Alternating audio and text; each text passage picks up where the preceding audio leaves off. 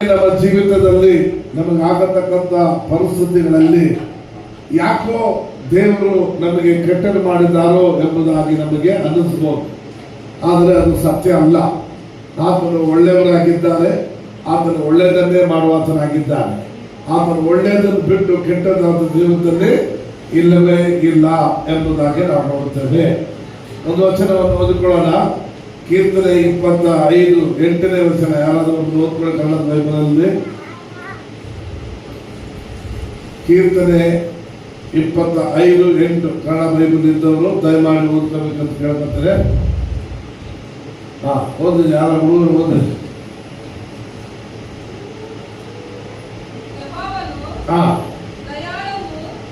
ಯೆಹೋವನು ದಯಾಳುವನು, ಸತ್ಯ ಸ್ವರೂಪನು ಆಗಿದ್ದಾನೆ.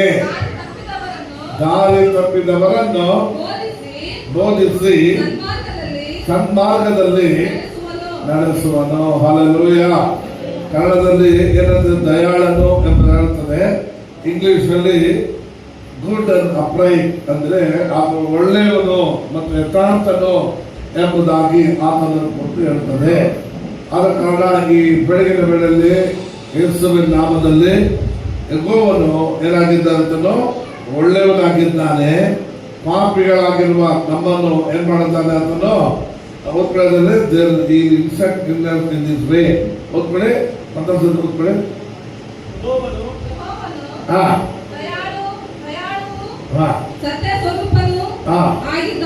ಆಗಿದ್ದಾನೆ. ದಾರಿ ತಪ್ಪಿದವರನ್ನು ಬೋಧಿಸಿ ಸನ್ಮಾರ್ಗದಲ್ಲಿ ನಡೆಸುವನು. ಹಲ್ಲೆಲೂಯಾ. ನೋಡಿ, ಯೆಹೋವನು ಒಳ್ಳೆಯವನು. ಆತನು ದಾರಿ ತಪ್ಪಿದವರನ್ನು ಸನ್ಮಾರ್ಗದಲ್ಲಿ ಏನ್ ಮಾಡ್ತಾನೆ ಆತನು ಬೋಧಿಸಿ ನಡೆಸುವಾತನಾಗಿದ್ದಾನೆ. ಈಗ ಕೆಲವರು ಒಳ್ಳೆಯವರಾಗಿ ಬಿಟ್ರೆ ದಾರಿ ತಪ್ಪಿದವ್ರನ್ನ ಯಾವಾಗಲೂ ತಪ್ಪು ಹೇಳ್ತಾ ಇರ್ತಾರೆ. ನಾನ್ ನೋಡಿ ಹೇಗಿದ್ದೀನಿ, ನೀನ್ ನೋಡಿ ಹೆಂಗಿದ್ಯಾ, ನೀನೇನ್ ಮಾಡ್ತಿದ್ಯಾ, ಹಂಗೆ ಹೀಗೆ ಅಂತ ಹೇಳ್ತಾರೆ. ಆತನು ಒಳ್ಳೆಯವರು.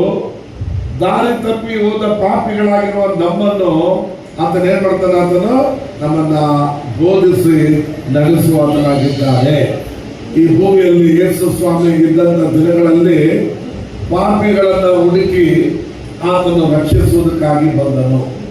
ಯೇಸು ಅಂದರೆ ತನ್ನ ಜನರನ್ನು ಅವರ ಪಾಪಗಳನ್ನ ಆತನು ಚುಚ್ಚಿ ಹೇಳುವನಲ್ಲ, ಪಾಪಗಳಿಂದ ಬಿಡಿಸಿ ಕಾಯುವಾತನಾಗಿದ್ದಾನೆ. ಮತ್ತೆ 1:21 ಹೇಳ್ತದೆ, ಯೇಸು ಅಂದರೆ ತನ್ನ ಜನರನ್ನು ಅವರ ಪಾಪದಿಂದ ಬಿಡಿಸಿ ಕಾಯುವಾತನಾಗಿದ್ದಾನೆ ಎಂಬುದಾಗಿ. ಹಾಗಾಗಿ ಯೇಸು ಸ್ವಾಮಿ ಹೆಸರಿನಲ್ಲಿ ನಿಮ್ಮಲ್ಲಿ ಯಾರಾದರೂ ನಾನು ಕೆಟ್ಟವರು ಎಂಬುದಾಗಿ ಹೇಳುವಾಗ ಆತನು ಒಳ್ಳೆಯವನಾಗಿದ್ದುಕೊಂಡು ಕೆಟ್ಟವರಾಗಿರುವ ನಮ್ಮನ್ನು ದಾರಿ ತಪ್ಪಿದವರನ್ನು ಆತನು ನಮ್ಮನ್ನು ಬೋಧಿಸಿ ನಮ್ಮನ್ನ ಮಾರ್ಗದಲ್ಲಿ ನಡೆಸುವಾತನಾಗಿದ್ದಾನೆ. ಯೇಸು ಹೇಳಿದ್ರು, ನಾನೇ ಮಾರ್ಗವು ಸತ್ಯವೂ ಜೀವವಾಗಿದ್ದೇನೆ. ಆದ ಕಾರಣ ಯೇಸು ಈ ಭೂಮಿಯಲ್ಲಿದ್ದಂಥ ದಿನಗಳಲ್ಲಿ ಪಾಪಿಗಳನ್ನ ಹುಡುಕಿ, ಪೊಲೀಸ್ನವ್ರು ಏನು ಮಾಡ್ತಾರೆ, ಪಾಪಿಗಳನ್ನು ಹುಡುಕಿ ಹೊಡಿತಾರೆ. ಯೇಸು ಸ್ವಾಮಿ ಪಾಪಿಗಳನ್ನು ಹುಡುಕಿ ರಕ್ಷಿಸುವಾತನಾಗಿದ್ದಾನೆ. ಆತನು ಪಾಪಿಗಳನ್ನು ಹುಡುಕಿ ಅವರನ್ನು ಕಾಪಾಡುವಾತನಾಗಿದ್ದಾನೆ, ರಕ್ಷಿಸುವಾತನಾಗಿದ್ದಾನೆ. ಮತ್ತು ಕೀರ್ತನೆ 86:5ನೇ ವಚನವನ್ನು ಓದಿಕೊಳ್ಳೋಣ. 86:5ನೇ ವಚನ.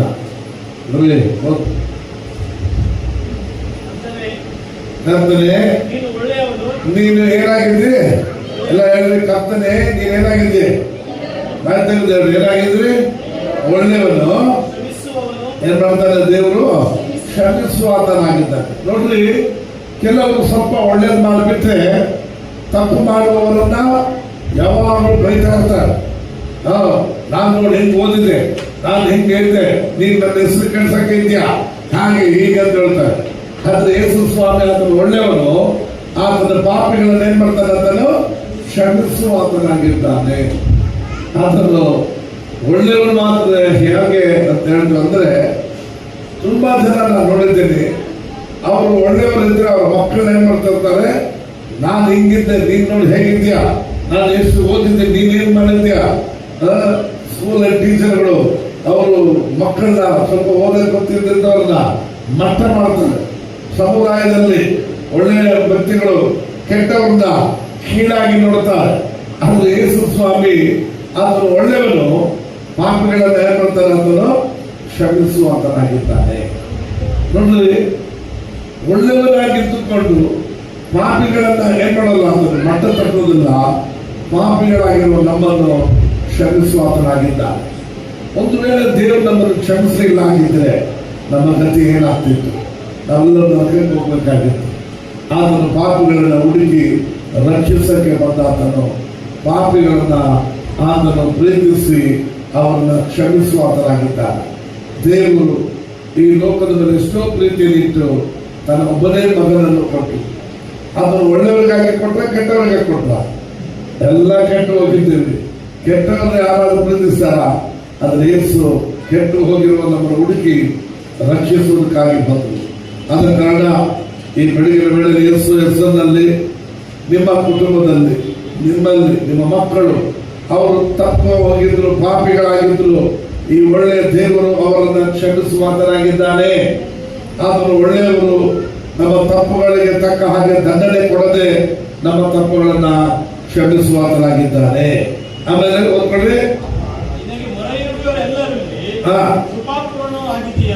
ಏನಾಗಿದೆ ಅಂತ, ನೀನು ಕೃಪಾಪೂರ್ಣನು ಆಗಿದೆಯಲ್ಲ. ಯೆಹೋವನು ನನ್ನ ಪ್ರಾರ್ಥನೆಗೆ ಕಿವಿಗೊಡು, ನನ್ನ ವಿಜ್ಞಾಪನೆಗಳನ್ನು. Hallelujah, praise the lord, hallelujah. ನೋಡ್ರಿ, ಆತನು ಎಷ್ಟು ಒಳ್ಳೆಯವನು ಅಂತಂದ್ರೆ ಪಾಪಿಗಳಾಗಿರುವ ನಮ್ಮನ್ನು ಕ್ಷಮಿಸ್ತಾನೆ. ನನ್ನ ಮೇಲೆ ಕೃಪಾಪೂರ್ಣನು ಆಗಿದ್ದಾನೆ ಮತ್ತು ಅವರ ಪ್ರಾರ್ಥನೆಗಳಿಗೆ ಏನ್ ಮಾಡ್ತಾನೆ, ಆತನು ಕಿವಿ ಕೊಡುವಾತನಾಗಿದ್ದಾನೆ. Praise the lord, hallelujah. ಆದ ಕಾರಣ ಎಷ್ಟು ಒಳ್ಳೆ ತಂದೆ ನಮಗಿದ್ದಾರೆ, ಎಷ್ಟು ಒಳ್ಳೆ ದೇವರು ನಮಗಿದ್ದಾರೆ. ನಾವು ತಪ್ಪು ಹೋಗಿದ್ರು, ನಮ್ಮ ಪಾಪದಲ್ಲಿ ನಾವು ಕೆಟ್ಟು ಹೋಗಿದ್ರು, ಛೀ ಅಂತ ನಮ್ಮನ್ನ ತಳ್ಳಿ ಬಿಡೋದಿಲ್ಲ. ಮನೆಯಲ್ಲಿ ಕೆಲವೊಮ್ಮೆ ಗಂಡ ಹೆಂಡತಿ ಮಧ್ಯದಲ್ಲಿ ಗಂಡ ಎಲ್ಲ ತಪ್ಪು ಮಾಡಿಬಿಟ್ರೆ, ಹೆಂಡತಿ ಎಲ್ಲ ತಪ್ಪು ಮಾಡಿಬಿಟ್ರೆ ಮುಖ ಮುನ್ನಿಟ್ಕೊಂಡು ಮಾತಾಡೋದೇ ಇಲ್ಲ. ಮಕ್ಕಳು ತಪ್ಪು ಮಾಡಿಬಿಟ್ರೆ ಕೋಪ ಬಂದ್ಬಿಟ್ಟು ಬಳ ಬಳ ಬಡ್ಬಿಡ್ತೀವಿ. ಆದ್ರೆ ನಮ್ಮ ದೇವರು ಅದನ್ನ ಎಷ್ಟು ಒಳ್ಳೆಯವರು ನೋಡ್ರಿ, ಕೆಟ್ಟು ಹೋಗಿರುವಾಗಿರೋ ನಮ್ಮನ್ನು ಅದನ್ನು ಕ್ಷಮಿಸುವಾತನಾಗಿದ್ದಾನೆ, ನಮ್ಮ ಪ್ರಾರ್ಥನೆಯನ್ನು ಕೇಳುವಾತನಾಗಿದ್ದಾನೆ. ನೀನು ಹೋಗೋದು ಮಾತಾಡಬೇಡ ಅಂದ್ಬಿಡ್ತೀವಿ ನಾವು ತಪ್ಪು ಮಾಡಿಬಿಟ್ರೆ. ಆದರೆ ದೇವರು ನಮ್ಮ ಪ್ರಾರ್ಥನೆಯನ್ನು ಏನ್ ಮಾಡ್ತಾರಂತೆ, ಕೇಳುವಾತನಾಗಿ ಇದ್ದಾನೆ. ಮತ್ತು 106 ಕೀರ್ತನೆ 1ನೇ ವಚನವನ್ನು ಓದಿಕೊಳ್ಳೋಣ. 106 ಕೀರ್ತನೆ 1ನೇ ವಚನವನ್ನ. ಯೆಹೋವನಿಗೆ ಸ್ತೋತ್ರ, ಯೆಹೋವನಿಗೆ ಸ್ತೋತ್ರ, ಯೆಹೋವನಿಗೆ ಕೃತಜ್ಞತಾ ಸ್ತುತಿ ಮಾಡಿರಿ, ಯೆಹೋವನಿಗೆ ಕೃತಜ್ಞತಾ ಸ್ತುತಿ ಮಾಡಿರಿ. ಆತನು ಒಳ್ಳೆಯವನು, ಆತನು ಏನಾಗಿದ್ದಾನೆ, ಒಳ್ಳೆಯ. ಎಲ್ಲರೂ ಬಾಯಿದಲ್ಲೂ ದೇವರಿಗೆ ಕೃತಜ್ಞತಾ ಸ್ತೋತ್ರ ಹೇಳಲ್ವ, ಎಲ್ಲರೂ ದೇವರಿಗೆ ಸ್ತೋತ್ರ ಹೇಳಲ್ವ. ಯಾಕೆ ಅಂತಂದ್ರೆ ಆತನು ಒಳ್ಳೆಯವನು ಆಗಿದ್ದಾನೆ. ಆತನಿಗೆ ಕೃತಜ್ಞತಾ ಸ್ತೋತ್ರವನ್ನು ನಾವು ಹೇಳತಕ್ಕಂಥವರಾಗಿದ್ದೇವೆ. ಕಾರಣ ಆತನು ಒಳ್ಳೆಯವನು ಆಗಿದ್ದಾನೆ. ಆತನು ಒಳ್ಳೆಯದು ಬಿಟ್ಟು ಆತನ ಹತ್ರ ಕೆಟ್ಟದ್ದು ಒಂದು ಇಲ್ಲ. ಒಂದು ಕಡೆ ಯೋಗ ಹೇಳ್ತಾನೆ, ಕರ್ತನು ಕೊಟ್ಟರು ಕರ್ತನು ತಗೊಂಡ್ರು ಎಂಬುದಾಗಿ ಹೇಳ್ತಾನೆ. ಇಲ್ಲ ಪ್ರಿಯರೇ, ದೇವರು ಯಾವತ್ತು ಕೊಡುವಾತನಾಗಿದ್ದಾನೆ, ತೆಗೆಯುವಾತನಲ್ಲವೇ ಅಲ್ಲ. ಆ ಯೋಗನ ಕುಟುಂಬದಲ್ಲಿ ಆದಂತ ಸಂಭವಕ್ಕೆ ಕಾರಣ ದೇವರಲ್ಲ, ಆ ಕಾರಣಕ್ಕೆ ಕಾರಣ ಸೈತಾನನಾಗಿದ್ದಾನೆ. ಆದರೆ ಯೋಗ ಪಾಪ ಗೊತ್ತಿಲ್ಲದೆ ದೇವರೇ ಕೊಟ್ಟರು ದೇವರೇ ತಗೊಂಡ್ರು ಅಂತ ಹೇಳ್ತಾನೆ. ದೇವರು ಯಾವತ್ತೂ ತಗೊಳ್ಳೋನಲ್ಲವೇ ಅಲ್ಲ.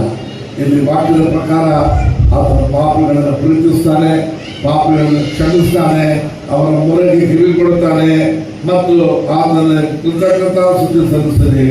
ಯಾಕಂದ್ರೆ ಆತನ ಏನಾಗಿದ್ದಾನೆ, ಒಳ್ಳೆಯವನಾಗಿದ್ದಾನೆ. ಆತನ ಪ್ರೀತಿ ಶಾಶ್ವತವಾದದ್ದಾಗಿದೆ. ಆತನ ಪ್ರೀತಿ ಏನಾಗಿದೆ, ಶಾಶ್ವತವಾದದ್ದು. ಕೆಲವರು ನೋಡ್ರೆ ಆರಂಭದಲ್ಲಿ ಚೆನ್ನಾಗಿ ಪ್ರೀತಿಸ್ತಾರೆ, ಹೋಗ್ತಾ ಹೋಗ್ತಾ ಹೋಗ್ತಾ ಹೋಗ್ತಾ ಆ ಪ್ರೀತಿ ತಣ್ಣಗಾಗ್ಬಿಡ್ತದೆ. ಆದರೆ ದೇವರು ಪ್ರೀತಿಯು ಶಾಶ್ವತವಾದದ್ದಾಗಿ ಇರ್ತದೆ. ಆರಂಭದಲ್ಲಿ ಮದುವೆ ಆದಾಗ ಏನ್ ಬಂಗಾರ, ಏನ್ ಚಿನ್ನು, ಏನ್ ಉಂಟಾಯ ಅಂತಾರೆ. ಆಮೇಲೆ ಹೇ ಬಾಯಲ್ಲಿ ಹೇ ಹೋಗಲ್ಲಿ ಅಂತಾರೆ. ಹೋಗ್ತಾ ಹೋಗ್ತಾ ಹಾಗೆ ಆಗ್ಬಿಡ್ತದೆ. ಅದು ಯೇಸುವಿನ ಪ್ರೀತಿ, ಆತನ ಕೃಪೆಯು ಶಾಶ್ವತವಾದದ್ದಾಗಿದೆ. ಆದಿಯಲ್ಲಿ ದೇವರು ನಮ್ಮನ್ನು ಹೇಗೆ ಪ್ರೀತಿಸಿದೋ ಅದೇ ಪ್ರೀತಿ ಕೊನೆಯ ತನಕ ಇರುವಂತನಾಗಿದ್ದಾನೆ. ಆದಾಮನು ಪಾಪ ಮಾಡಿ ಮುಂಚೆ ದೇವರು ಪ್ರೀತಿಸಿ ಅವನಿಗಾಗಿ ಜಗತ್ತನ್ನು ಸೃಷ್ಟಿ ಮಾಡಿ ಅವರ ಸಂತತಿಯಾಗಿರುವ ನಮ್ಮೆಲ್ಲರಿಗೂ ಕೂಡ ಸೂರ್ಯ, ಚಂದ್ರ, ಗಿಡ, ಮರ, ಪ್ರಾಣಿ, ಪಕ್ಷಿಗಳನ್ನೆಲ್ಲ ದೇವರು ಉಂಟು ಮಾಡಿದ್ರು. ಇವುಗಳೆಲ್ಲ ಉಂಟು ಮಾಡಿದ ಮನುಷ್ಯನು ಏನ್ ಮಾಡಿದ? ದೇವರ ವಿರೋಧವಾಗಿ ಪಾಪ ಮಾಡ. ಅವನು ಪಾಪ ಮಾಡಿದರೂ ಸಹ ದೇವರು ಅವನನ್ನು ಕ್ಷಮಿಸುವುದು. ಅವನು ಪಾಪ ಮಾಡಿದರೂ ಸಹ ಆ ಏದೇನು ತೋಟದೊಳಗೆ ಒಂದು ಕುರಿಯನ್ನು ಹೊಡೆದು ಅದರ ರಕ್ತವನ್ನು, ಯೇಸು ಕ್ರಿಸ್ತನ ರಕ್ತವನ್ನು ಸೂಚಿಸುವ ರಕ್ತವನ್ನು ಚೆಲ್ಲಿ ಅದರ ಚರ್ಮದಿಂದ ಅವನಿಗೆ ಬಟ್ಟೆ ಹಾಕಿ ಬದುಕಿಸುವುದು ಎಂಬುದಾಗಿ ನಾವು ನೋಡ್ತೇವೆ. ಅವನಾದರೂ ಎಲೆಯಲ್ಲಿ ಮಾಡ್ಕೊಂಡ, ಹೊಡ್ಬೋದು ಅಗೋಯ್ತದೆ. ಚಿಂದಿ ಬಟ್ಟೆ, ತನ್ನ ನೀತಿ ಚಿಂದಿ ಬಟ್ಟೆಯಿಂದ ಹಾಗೆ ಯೇಸು ತನ್ನ ಅಮೂಲ್ಯವಾದ ರಕ್ತಕ್ಕೆ ಸೂಚನೆಯನ್ನು ಸೂಚಿಸುವ ಆ ರಕ್ತವನ್ನು ಚೆಲ್ಲಿ ಆತನ ನಿತ್ಯವಾದ ರಕ್ಷಣೆ, ಎಂದಿಗೂ ಅರಿಯಲಾದಂತ ಚರ್ಮವನ್ನ ಅವನಿಗೆ ಒದಗಿಸುವುದು ಬಟ್ಟೆಯಾಗಿ ಎಂಬುದಾಗುತ್ತದೆ. ಇದು ದೇವರ ಪ್ರೀತಿ. ನಂತರ ದೇವರು ಈ ಪ್ರಪಂಚದಲ್ಲಿ ನೀನು ತಪ್ಪು ಮಾಡಿದೆ, ಅದಕ್ಕೋಸ್ಕರ ನಿನಗೆ ಗಿಡಗಳೆಲ್ಲ ಹಣ್ಣು ಕೊಡಲ್ಲ ಅಂತ ಮಾಡ್ಬಿಟ್ಟ? ಇಲ್ಲ. ಇವತ್ತಿವರೆಗೂ ಒಳ್ಳೆಯವರಿಗೂ ಕೆಟ್ಟವರಿಗೂ ಮಳೆ ಬಲೆ ಮಾಡುವಂತರಾಗಿದ್ದಾರೆ. ಅಲ್ಲೆಲ್ಲೂಯ್ಯ. ಇವತ್ತುವರೆಗೂ ಗಿಡಗಳು ಫಲವನ್ನು ಫಲಿಸ್ತದೆ. ಇವತ್ತು ಕೂಡ ಪಾಪಿಗಳ ಹೊಲದಲ್ಲೂ, ನೀತಿವಂತರ ಹೊಲದಲ್ಲೂ ಭತ್ತ ಹಾಕಿದ್ರೆ ಭತ್ತ ಬೆಳೀತದೆ. ಅಲ್ಲೆಲ್ಲೂಯ್ಯ. ಆತನು ಒಳ್ಳೆಯವನು ಆಗಿದ್ದಾನೆ. ಆತನ ಹಾಗೆ ಲೋಕದಲ್ಲಿ ಒಳ್ಳೆಯವರು ಯಾರು ಇಲ್ಲ. ಆತನ ಪ್ರೀತಿ ಶಾಶ್ವತವಾದದ್ದು. ಆತನು ನಮ್ಮನ್ನು ತಿಳಿದಿದ್ದಾನೆ, ಆತನು ನಮ್ಮನ್ನು ಅರಿತಿದ್ದಾನೆ. ಕಾಯಿನನು ತನ್ನ ಸಹೋದರನನ್ನು ತಂದು ಬಿಟ್ಟ. ಆಮೇಲೆ ನೀನಾಗಿದ್ರೆ ಏನ್ ಮಾಡ್ತಿದ್ವಿ? ಕೊಲೆ ಮಾಡಿದವರಿಗೆ ಏನ್ ಕೊಡ್ತಿದ್ವಿ? ದಂಡನೆ ಕೊಡ್ತಿದ್ವಿ, ಶಿಕ್ಷೆ ಕೊಡ್ತಿದ್ವಿ, ಅವನನ್ನ ಕೊಂದು ಬಿಡ್ತಿದ್ವಿ, ಗಲ್ಲು ಶಿಕ್ಷೆ ಕೊಟ್ಬಿಡ್ತಿದ್ವಿ. ಆದರೆ ದೇವರು ಏನ್ ಮಾಡೋದು ಗೊತ್ತಾ? ಕಾಯಿನನ್ನ ಮಾತಾಡಿಸೋದು. ನಾನೇನು ಕಾವಲಾಲಿಯ ಅಂತ ಹೇಳಿ ತನ್ನ ಸಹೋದರ ವಿಷಯ ಹೇಳ್ತಾರೆ. ದೇವರು ಹೇಳಿದ ಒಳ್ಳೇದು ಮಾಡಿದ್ರೆ ಹಿತವಲ್ಲವೋ ಎಂಬುದಾಗಿ. ಆದರೂ ಕಾಯಿನ ಕೇಳಿಲ್ಲ, ಸಹೋದರ ಕೊಂದಾಕ್ಬಿಟ್ಟಿದ್ದ. ಆಗ ದೇವರು ಅವನನ್ನ ದೇವರ ಸಮ್ಮುಖವನ್ನು ಬಿಟ್ಟು ಕಳಿಸುವಾಗ ಅವನಂತ, ಸ್ವಾಮಿ ನನ್ನ ನೋಡುವವರು ಯಾರಾದರೂ ಕೊಂದು ಬಿಟ್ಟರೆ ನಾನು ಏನ್ ಮಾಡೋದು? ಆಗ ದೇವರು ಒಂದು ಮುದ್ರೆ ಹಾಕ್ತಾರೆ, ನಿನ್ನನ್ನು ಕೊಲ್ಲುವವನಿಗೆ 7 ವರ್ಷ ದಂಡನೆ ಬರಲಿ ಅಂತೇಳಿ ಮುದ್ರೆ ಹಾಕುವಾಗ ನೋಡಿದ್ರೆ ಪಾಪ ಮಾಡಿದವರಿಗೆ ದೇವರು ಪ್ರೊಟೆಕ್ಷನ್ ಕೊಡ್ತಾರೆ. ಅದೇ ಆತ್ಮ ಒಳ್ಳೆಯವರು. ಅವತ್ತು ದೇವರು ಒಳ್ಳೇದು ಮಾಡಿದ್ರು, ಇವತ್ತು ಒಳ್ಳೇದು ಮಾಡಿದ್ದಾರೆ, ನಾಳೆನೂ ಒಳ್ಳೆಯದನ್ನೇ ಮಾಡುವಂತಾರೆ. ಆತನ ಒಳ್ಳೆತನವು ಶಾಶ್ವತವಾದದ್ದು. ಅದಕ್ಕನ್ನ ದಯಮಾಡಿ ಆತನ ಒಳ್ಳೆತನವನ್ನು ಯಾರು ಪರೀಕ್ಷೆ ಮಾಡಬೇಡಿ, ಸಂದೇಹ ಪಡಬೇಡಿ. ನಿನ್ನನ್ನು ಆರಂಭದಲ್ಲಿ ಹೇಗೆ ಪ್ರೀತಿಸಿದ್ರು, ಹೇಗೆ ನಿನಗೆ ಒಳ್ಳೇದು ಮಾಡಿದ್ರು, ಇವತ್ತು ಒಳ್ಳೇದು ಮಾಡುವಂತರಾಗಿದ್ದಾರೆ. ನಾ ರಕ್ಷಣೆ ಹೊಂದಿದಾಗ, ಹೊಸದಾಗಿ ಯೇಸು ಸ್ವಾಮಿ ಬಂದಾಗ ಹಳೆಯ ವಿಶ್ವಾಸಗಳೆಲ್ಲ ಹೇಳಿದ್ರು, ಅಯ್ಯೋ ಬ್ರದರ್, ನೀವು ಈಗ ಹೊಸದಾಗಿ ರಕ್ಷಣೆ ಹೊಂದ್ಬಿಟ್ಟಿದ್ದೀರಲ್ಲ, ನಿಮ್ ಪ್ರಾರ್ಥನೆ ದೇವರು ಚೆನ್ನಾಗಿ ಕೇಳ್ತಾರೆ, ನನಗೋಸ್ಕರ ಕೂಡ ಪ್ರಾರ್ಥನೆ ಮಾಡ್ರಿ. ಈಗ ದೇವರು ನಿಮ್ಗೆ ಏನ್ ಕೇಳಿದ್ರು ಕೊಟ್ಟು ಬಿಡ್ತಾರೆ. ಹೋಗ್ತಾ ಹೋಗ್ತಾ ಹೋಗ್ತಾ ನಂತರ ಹಳೆಯ ವಿಶ್ವಾಸ ಆಗ್ಬಿಟ್ರೆ ಬಹಳ ಕಷ್ಟ. ಆಮೇಲೆ ದೇವರ ಹತ್ರ ಪ್ರಾರ್ಥನೆ ಮಾಡಿ ತಗೊಳ್ಳೋದು ಬಹಳ ಕಷ್ಟ ಇದೆ. ಅದು ನನಗೆ ಭಯ ಆಗ್ಬಿಡ್ತು. ಇದೇನಪ್ಪ ಈ ರೀತಿಯಲ್ಲಿ ಯೇಸು ಸ್ವಾಮಿ ಮೋಸ ಮಾಡ್ತಾರ?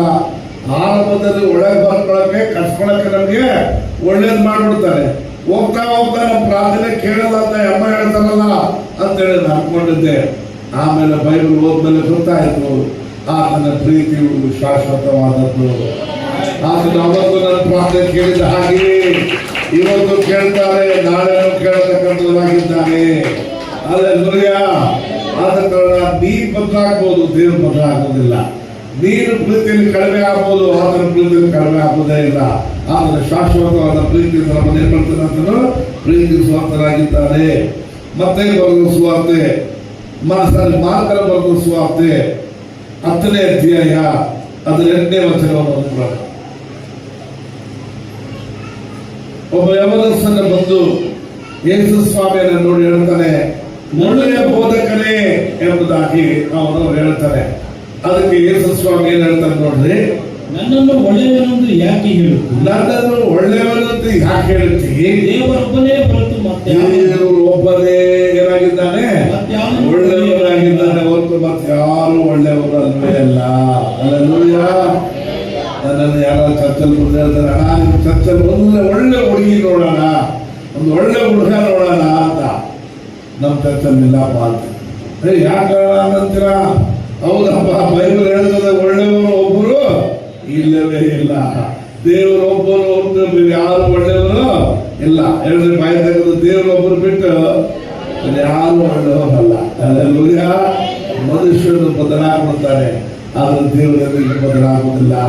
ಆದ ಕಾರಣ ಈ ಮಧ್ಯಾಹ್ನ ವೇಳೆಲ್ಲ ಯೇಸುವಿನ ನಾಮದಲ್ಲಿ ಹೇಳ್ತಾನೆ, ನೀವು ನಂಬಿರುವ ದೇವರು, ನಾನು ನಂಬಿರುವ ದೇವರು ಒಳ್ಳೆಯವನಾಗಿದ್ದಾರಪ್ಪ.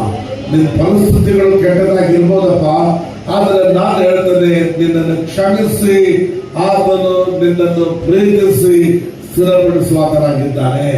ವಾಗ್ದಾನ ಮಾಡಿದಾತನು ನಂಬಲು ಯೋಗ್ಯನಾಗಿದ್ದಾನೆ. ನಾವು ಅಪನಂಬಿಕಸ್ಥರಾಗಿದ್ರು, ದೇವರು ನಂಬಿಕಸ್ಥರಾಗಿದ್ದಾನೆ. ಅವನು ಒಳ್ಳೆಯವರ ಮೇಲೂ ಕೆಟ್ಟವರ ಮೇಲೆ ಮಳೆಯನ್ನು ಬರಮಾಡುವಾತನಾಗಿದ್ದಾನೆ.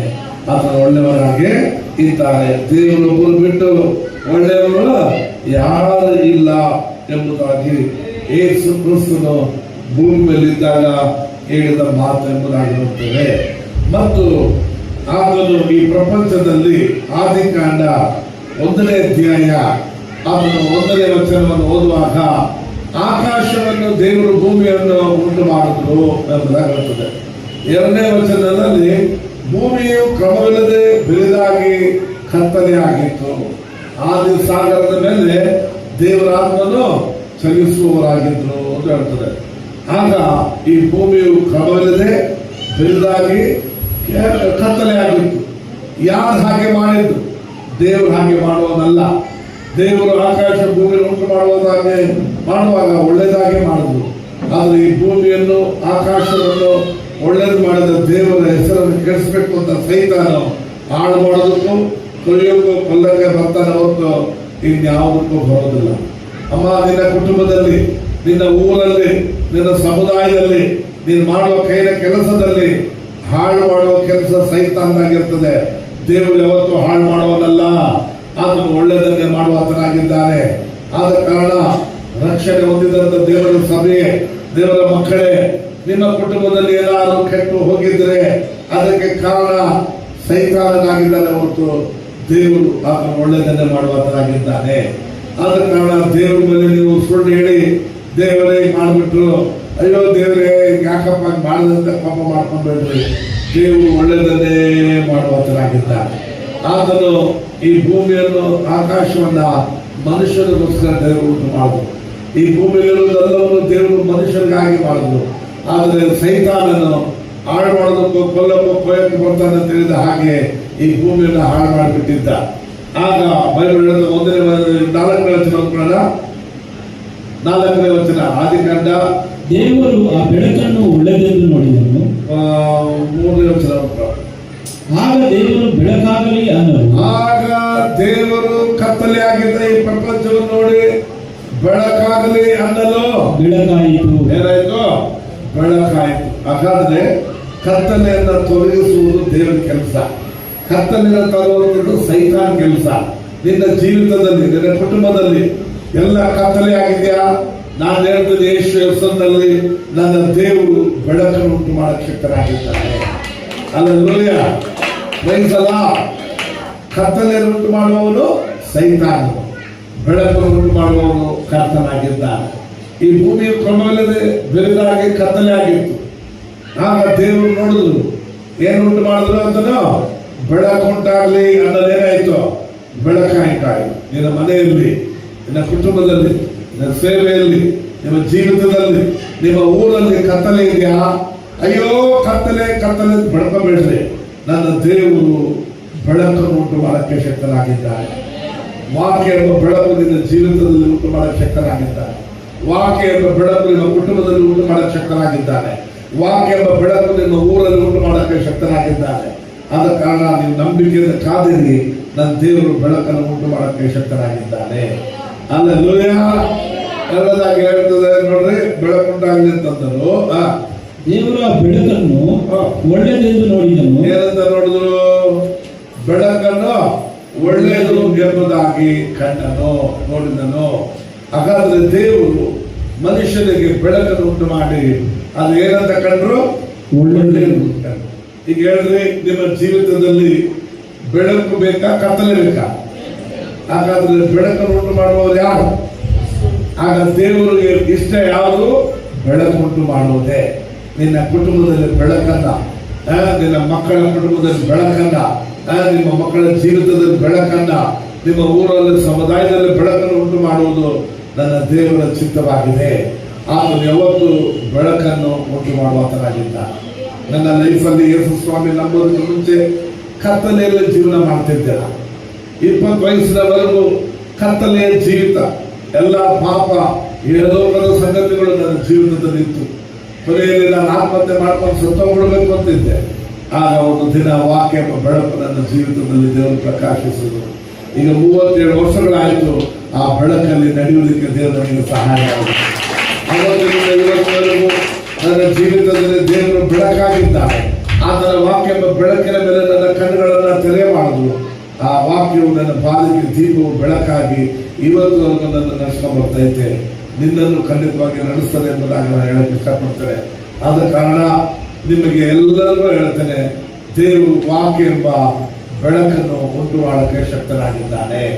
ನಿನ್ನ ಜೀವಿತದಲ್ಲಿ ವಾಕ್ಯ ಎಂಬ ಬೆಳಕು ಬಂದ್ರೆ ಎಲ್ಲವೂ ಖಂಡಿತವಾಗಿ ಕತ್ತಲೆ ಸಂಬಂಧಪಟ್ಟ ಕಾರ್ಯಗಳೆಲ್ಲ ಹೋಗ್ಬಿಡ್ತದೆ. ಅನೇಕರ ಜೀವಿತದಲ್ಲಿ ವಾಕ್ಯದ ಬೆಳಕು ಇಲ್ಲದ ಕಾರಣ ಅವರು ಇನ್ನೂ ಯೇಸುಸ್ವಾಮಿ ನಂಬಿ ಕೂಡ ಕತ್ತಲೆಯಲ್ಲಿ ಜೀವಿಸುವ ಹಾಗೆ ಜೀವಿಸ್ತಿದ್ದಾರೆ. ದೇವರೇ ನನಗೆ ಅದು ಮಾಡಪ್ಪ, ಓ ದೇವರೇ ನನಗೆ ಇದು ಮಾಡಪ್ಪ, ಅಪ್ಪ ನೀನು ನನಗೆ ಒಳ್ಳೇದು ಮಾಡಪ್ಪ ಅಂತ ಕಾಯ್ತಾ ಇದ್ದಾರೆ. ದೇವರು ಒಳ್ಳೇದು ಮಾಡಿ ಸುಮಾರು ವರ್ಷಗಳಾಯಿತು ಮನುಷ್ಯನಿಗೋಸ್ಕರ. ಆಮೇಲೆ ಈ ಲೋಕದಲ್ಲಿ ದೇವರು ಉಂಟು ಮಾಡಿದ್ದೇ ಆ ಒಂದು ಬೆಳಕನ್ನು ಉಂಟು ಮಾಡಿ ಒಳ್ಳೆಯದು ಎಂಬುದಾಗಿ ಕಂಡರು. ಹಾಗಾದ್ರೆ ನಮ್ಮೆಲ್ಲರಿಗೂ ದೇವರು ಈ ಜಗತ್ತಲ್ಲ ಆರಂಭದಲ್ಲೇ ಒಳ್ಳೆಯದು ಮಾಡಿದ್ದಾರ, ಮಾಡಬೇಕಾ?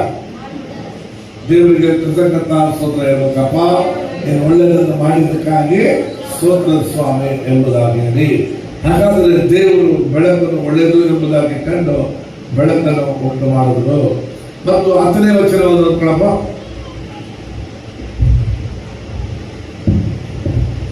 ದೇವರು ಒಣನೆಲಕ್ಕೆ ಭೂಮಿಯೆಂದು, ಒಣನೆಲಕ್ಕೆ ಭೂಮಿಯೆಂದು, ಜಲಸಮೂಹಕ್ಕೆ ಸಮುದ್ರವೆಂದು, ಜಲಸಮೂಹಕ್ಕೆ ಸಮುದ್ರವೆಂದು ಹೆಸರಿಟ್ಟನು. ಮತ್ತು ಆತನು ಅದನ್ನು ಒಳ್ಳೆಯದೆಂದು ನೋಡಿದನು. ಅದನ್ನು ಏನಂತ ಕಂಡನಂತೆ? ಒಳ್ಳೆಯದು ಎಂಬುದಾಗಿ ಕಂಡನು. 9ನೇ ವಚನವನ್ನು ಸಹ. ಅನಂತರ ದೇವರು ಆಕಾಶದ ಕೆಳಗಿರುವ ನೀರೆಲ್ಲ ಒಂದೇ ಸ್ಥಳದಲ್ಲಿ ಕೂಡಿಕೊಳ್ಳಲಿ, ಒಣನೆಲವು ಕಾಣಿಸಲಿ ಅಂದನು. ಅಂದ್ರೆ ಎಲ್ಲ ಗಮನ ಕೇಳಿ, ಈ ಭೂಮಿ ಇತ್ತಲ್ಲ, ಈ ಭೂಮಿಯು ಕ್ರಮವಿಲ್ಲದೆ ಇತ್ತು, ಬೆರಿದಾಗಿತ್ತು, ಕತ್ತಲೆ ಆಗಿತ್ತು. ದೇವರು ಮೊದಲು ಬೆಳಕುಂಟು ಮಾಡಿದ್ರು. ಎರಡನೇದಾಗಿ ನಾವು ನೋಡ್ತೇವೆ, ಈ ಭೂಮಿ ಎಲ್ಲ ನೀರಿನಲ್ಲಿ ಮುಳುಗೋಗ್ಬಿಟ್ಟಿತ್ತು ನೀರೊಳಗೆ. ಆಗ ದೇವರು ನೋಡುವಾಗ ಬರೀ ಸಾಗರ ಮಾತ್ರ ಇತ್ತು. ಆಗ ದೇವರು ನೋಡಿ ಹೇಳಿದ್ರು, ನೀರೆಲ್ಲವೂ ಒಂದು ಕಡೆ ಏನಾಗಲಿ, ಕೂಡಿಕೊಳ್ಳಲಿ. ಆಕಾಶದಲ್ಲಿ ನೀರನ್ನು ಉಂಟು ಮಾಡೋದು, ಭೂಮಿಯ ಸೈಡಲ್ಲಿ ಒಂದು ಕಡೆ ಸಮುದ್ರವನ್ನು ಮಾಡೋದು, ಒಣನೆಲವು ಕಾಣಿಸಿಕೊಳ್ಳಲಿ ಎಂಬುದಾಗಿ ಹೇಳುವಾಗ ಈಗ ಭೂಮಿ ಮೇಲೆ ನಾವು ನೋಡ್ತೀವಿ, 4 ಭಾಗದಲ್ಲಿ 3 ಭಾಗ ನೀರು, 1 ಭಾಗ ಭೂಮಿ. ಈಗ ಈ ಒಣನೆಲವನ್ನು ಯಾರು ಮಾಡಿದ್ದು? ಮನುಷ್ಯನಿಗೋಸ್ಕರ ಈ ಒಣನೆಲವನ್ನು ಕಾಣಿಸಿಕೊಳ್ಳಲಿ ಎಂಬುದಾಗಿ ದೇವರು ಮಾಡ್ತಾರೆ. ಹಲ್ಲೆಲೂಯಾ. ಅಮ್ಮ, ನಿನ್ನ ಕುಟುಂಬ ಕ್ರಮವಿಲ್ಲದಿದೆಯಾ, ಮುಳುಗೋಗ್ಬಿಟ್ಟಿದ್ದೆ ತಿಳ್ಕೊಂಡಿದ್ಯಾ? ನನ್ನ ದೇವರು ಅದನ್ನು ಕ್ರಮಪಡಿಸುವುದು ಅದರ ಕೆಲಸ. ಹಲ್ಲೆಲೂಯಾ. ನಿನ್ನ ಕುಟುಂಬ, ನಿನ್ನ ಮಗ ಕೆಟ್ಟೋಗಿದ್ದಾನೆ, ನನ್ನ ಗಂಡ ಕೆಟ್ಟೋಗಿದ್ದಾನೆ, ಹೋಯ್ತು, ಮುಳುಗೋಯ್ತು, ಪಾಪದಲ್ಲಿ ಮುಳುಗೋಗ್ಬಿಟ್ಟಾರೆ, ಮರಣದಲ್ಲಿ ಮುಳುಗೋಗ್ಬಿಟ್ಟಿದ್ದಾರೆ ನೆನೆಸ್ತೀಯಾ? ನಾನು ಹೇಳ್ತಿದ್ದೆ ಸತ್ಯವಾಗಿ, ನನ್ನ ದೇವರು ಎಲ್ಲವನ್ನು ಕ್ರಮಪಡಿಸುವುದಕ್ಕೆ ಶಕ್ತನಾಗಿದ್ದಾನೆ. ಭೂಮಿ ಒಣನೆಲವು ಕಾಣಿಸಿಕೊಳ್ಳಲಿ ಅಂದ್ರು, ನೀರೆಲ್ಲ ಒಂದು ಕಡೆ ಸೇರಲಿ ಅಂತಂದ್ರು, ಸಮುದ್ರ ಎಲ್ಲ ಒಂದು ಕಡೆ ಆಯ್ತು, ಆಕಾಶದಲ್ಲಿ ನೀರಾಯ್ತು. ಆಗ ಭೂಮಿ ಒಣನೆಲವು ಕಾಣಿಸಿಕೊಳ್ಳುತ್ತೆ. ಹಾಗೆ ನಿನ್ನ ಕುಟುಂಬದಲ್ಲಿ ಎಲ್ಲ ಮುಳುಗಾಯಿತು, ಇನ್ನೇನಿಲ್ಲ, ಮುಗಿದಾಯಿತು ಎಂಬುದಾಗಿ ತಿಳ್ಕೊಂಡಿರ್ಬೋದು. ನಮ್ಮ ಮಾಮ ನಮ್ಮ ಅಮ್ಮನ ಕೇಳಿದ್ರು, ಎಲ್ಲಿದ್ದಾನೆ ನಿನ್ನ ಮಗ? ಇಂಥ ಊರಿಗೆ ಹೋಗಿದ್ದಾನೆ. ಆಗ ನಮ್ಮ ಮಾವ ಹೇಳಿದ್ರು, ಮುಗಿದಾಯ್ತು, ಆ ಗೋವಾಗೆ ಹೋದ್ರೆ ಅಷ್ಟೇ ಅವನು ಹಿಂತಿರುಗಿ ಬರಲ್ಲ. ಅವನು ಕುಡ್ಕಳ ಆಗ್ಬಿಡ್ತಾನೆ, ವ್ಯಭಿಚಾರ ಆಗ್ಬಿಡ್ತಾನೆ, ಕೆಟ್ಟ ಹೋಗ್ಬಿಡ್ತಾನೆ, ಅವನು ಹಾಳಾಗೋಗ್ಬಿಡ್ತಾನೆ. ಅಲ್ಲಿಂದ ಯಾರು ಸರಿಯಾಗಿ ಬರೋಕ್ಕಾಗೋದಿಲ್ಲ. ಅದು ದೇವರು ನನ್ನನ್ನು ಅಲ್ಲೇ ಬಿಟ್ಟಿದ್ದು. ಅಲ್ಲಿಂದ ಬರುವಾಗ ನಾನು ಯೇಸು ಸ್ವಾಮಿ ಸ್ವಂತ ರಕ್ಷಕರಾಗಿ ಸ್ವೀಕರಿಸಿಕೊಂಡು ಇವತ್ತು 37 ವರ್ಷಗಳಾಯಿತು. ಕೆಲವೊಮ್ಮೆ ನನ್ನ ಮಾವ ತಲೆ ಬಾಗಿ ನನ್ನ ಹತ್ರ ಪ್ರಾರ್ಥನೆ ಮಾಡಿಕೊಡ್ತಾರೆ, ಪ್ರಾರ್ಥನೆ ಮಾಡಪ್ಪ ಅಂತ. ಅಲ್ಲ, ಈ ಲೋಕದ ರೀತಿಯಲ್ಲಿ ಆಗೋದಿಲ್ಲ, ಆದರೆ ನನ್ನ ದೇವರಿಗೆಲ್ಲವೂ ಸಾಧ್ಯ. ಆತನು ಕ್ರಮವಿಲ್ಲದನ್ನ ಕ್ರಮಪಡಿಸಿದವನಾಗಿದ್ದಾನೆ. ಕ್ರಮವಿಲ್ಲದಿರೋದನ್ನ ಕ್ರಮಪಡಿಸ್ತಾನೆ. ನಿನ್ನ ಮಕ್ಕಳು, ನಿನ್ನ ವ್ಯವಸಾಯ, ನಿನ್ನ ಕೆಲಸ, ನಿನ್ನ ಕುಟುಂಬ ಕ್ರಮವಿಲ್ಲದೆ ಇದೆಯಾ? ಡೋಂಟ್ ವರಿ, ಕ್ರಮಪಡಿಸುವಾತನು ಒಬ್ಬನಿದ್ದಾನೆ. ಆತನ ಹೆಸರು ಯೇಸು. ಆತನು ಒಳ್ಳೆಯವನಾಗಿದ್ದಾನೆ. ಹಲ್ಲೆಲೂಯಾ. ನಂಬಿಕೆ ಇಡ್ರಿ, ಭರವಸೆ ಇಡಿ, ಆತನು ಒಳ್ಳೆಯದನ್ನು ಮಾಡ್ತಾನೆ. ನಮ್ಮ ಊರಲ್ಲೆಲ್ಲ ಜನ ಹೇಳಿದ್ರು, ನಿನ್ನ ಮಗ ಮುಗಿದೋಗಿ ಕಥೆ ಐತೆ. ನಮ್ಮ ಸಮುದಾಯ, ಪೊಲೀಸರು ಎಲ್ಲ ಹೇಳಿದ್ರು, ಮುಗಿದೋಯ್ತು ನಿನ್ನ ಮಗನ ಕಥೆ ಅಂತ. ನನ್ನ ದೇವರು ಕ್ರಮವಿಲ್ಲದ ನನ್ನ ಜೀವಿತವನ್ನು ಕ್ರಮಪಡಿಸಿ ಇವತ್ತು ದೇವರೊಬ್ಬ ಸೇವಕನಾಗಿ ನನ್ನನ್ನು ನಿಲ್ಲಿಸಿದವನಾಗಿದ್ದಾನೆ. ಹಲ್ಲೆಲೂಯಾ. ಆದ ಕಾರಣ ದೇವರು ಕ್ರಮವಿಲ್ಲದ ಈ ಜಗತ್ತನ್ನ ಕ್ರಮಪಡಿಸಿದ ಹಾಗೆ ನಿನ್ನನ್ನು ನನ್ನನ್ನು ಕ್ರಮಪಡಿಸಕ್ಕೆ ಶಕ್ತರಾಗಿದ್ದಾರೆ. ನನಗೆ ವಿದ್ಯಾಭ್ಯಾಸ ಹತ್ತೋದೇ ಇಲ್ಲ, ನನಗೇನು ಅರ್ಥ ಆಗುವುದಿಲ್ಲ, ನನಗೆ ಬುದ್ಧಿ ಇಲ್ಲ ಎಂಬುದಾಗಿ ಹೇಳ್ತೀಯ, ದೇವರು ಅದನ್ನು ಕ್ರಮಪಡಿಸಕ್ಕೆ ಶಕ್ತರಾಗಿದ್ದಾರೆ. Praise God. ಹಲ್ಲೆಲೂಯಾ.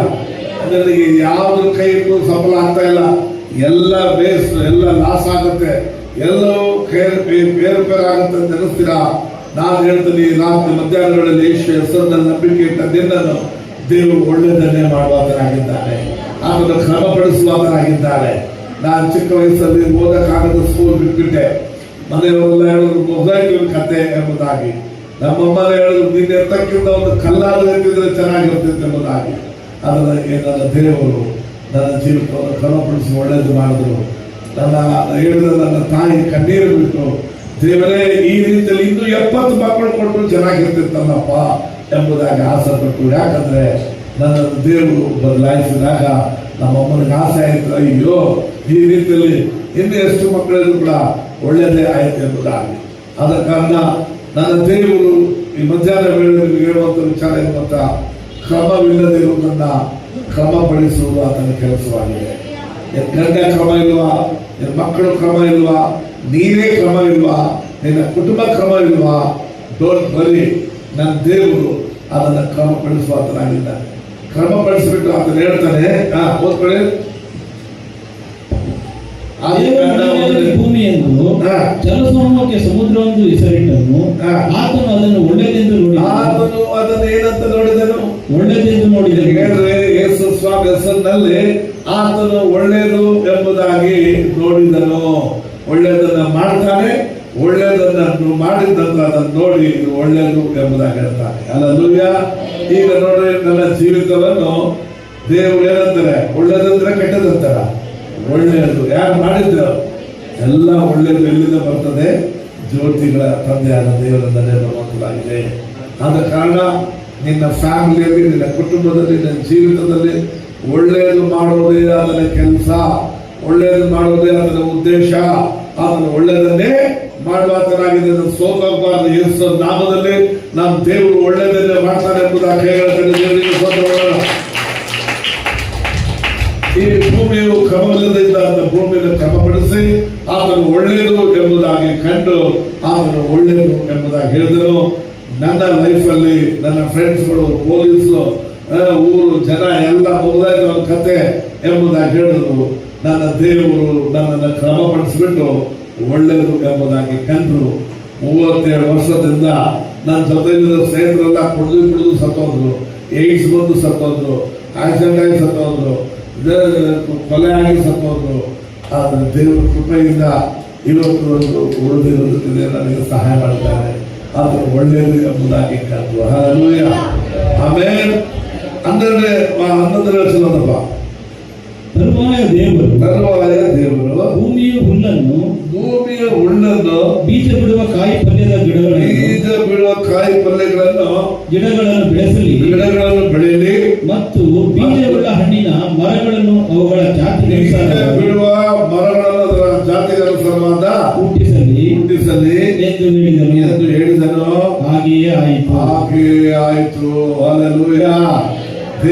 ಆಮೇಲೆ ಏನ್ ಮಾಡಿದ್ರು, ಭೂಮಿ ಖಾಲಿ ಆಗಿತ್ತಲ್ಲ, ಶೂನ್ಯವಾಗಿತ್ತು. ಮೊದಲು ಏನಾಗಿತ್ತು, ಕತ್ತಲೆ ಇತ್ತು. ದೇವರು ಕತ್ತಲೆ ತೊಲಗಿಸಿ ಬೆಳಕುಂಟು ಮಾಡಿದ್ರು. ಭೂಮಿ ಕ್ರಮವಿಲ್ಲದೆ ಇತ್ತು, ದೇವರು ಕ್ರಮ ಪಡಿಸಿದ್ರು. ಈಗ ಏನಾಗಿದೆ, ಶೂನ್ಯವಾಗಿ ಖಾಲಿಯಾಗಿದೆ, ಎಲ್ಲ ಬೆಳೆದಾಗಿದೆ, ಶೂನ್ಯವಾಗಿದ್ರೆ ಹಿಂಗಿರ್ತದೆ. ಯೋಚನೆ ಮಾಡ್ರಿ, ನಿಮ್ಮ ಮನೆಗೆ ಒಂದು ಕಬೋರ್ಡ್ ಇಲ್ಲ, ಒಂದು ಚೇರ್ ಇಲ್ಲ, ಒಂದು ಚಾಪೆ ಇಲ್ಲ, ಒಂದು ಯಾವುದೇ ಕ್ಯಾಲೆಂಡರ್ ಇಲ್ಲ, ಖಾಲಿ ಮನೆ ಹೆಂಗಿರ್ತದೆ, ಭೂತ್ ಮಗಳಿರ್ತದೆ, ಹೌದಲ್ರಿ? ಹಾಗೆ ಈ ಭೂಮಿ ಪೂರ್ತಿ ಖಾಲಿ ಹೊಡಿತೈತೆ. ದೇವರು ನೋಡಿದ್ರು, ಅಯ್ಯೋ ಇದೇನಪ್ಪ ಭೂಮಿ ಖಾಲಿ ಹೊಡಿತೈತೆ ಎಂಬುದಾಗಿ ನೋಡಿ, ಎಲ್ಲವೂ ಹುಲ್ಲುಗಳು ಬರಲಿ, ಗಿಡಗಳು ಬರಲಿ, ಅದರ ಬೀಜಕ್ಕೆ ತಕ್ಕಂತ ಮರಗಳು ಬರಲಿ, ಹಣ್ಣುಗಳು ಬಿಡಲಿ ಎಂಬುದಾಗಿ ಹೇಳಿ ಆತನು ಹೇಳಿದ ತಕ್ಷಣವೇ ಅದು ಹಾಗೇ ಆಯಿತು. ಆಮೇಲೆ ನಿನ್ನ ಜೀವಿತದಲ್ಲಿ ಖಾಲಿ ಇದೆಯಾ?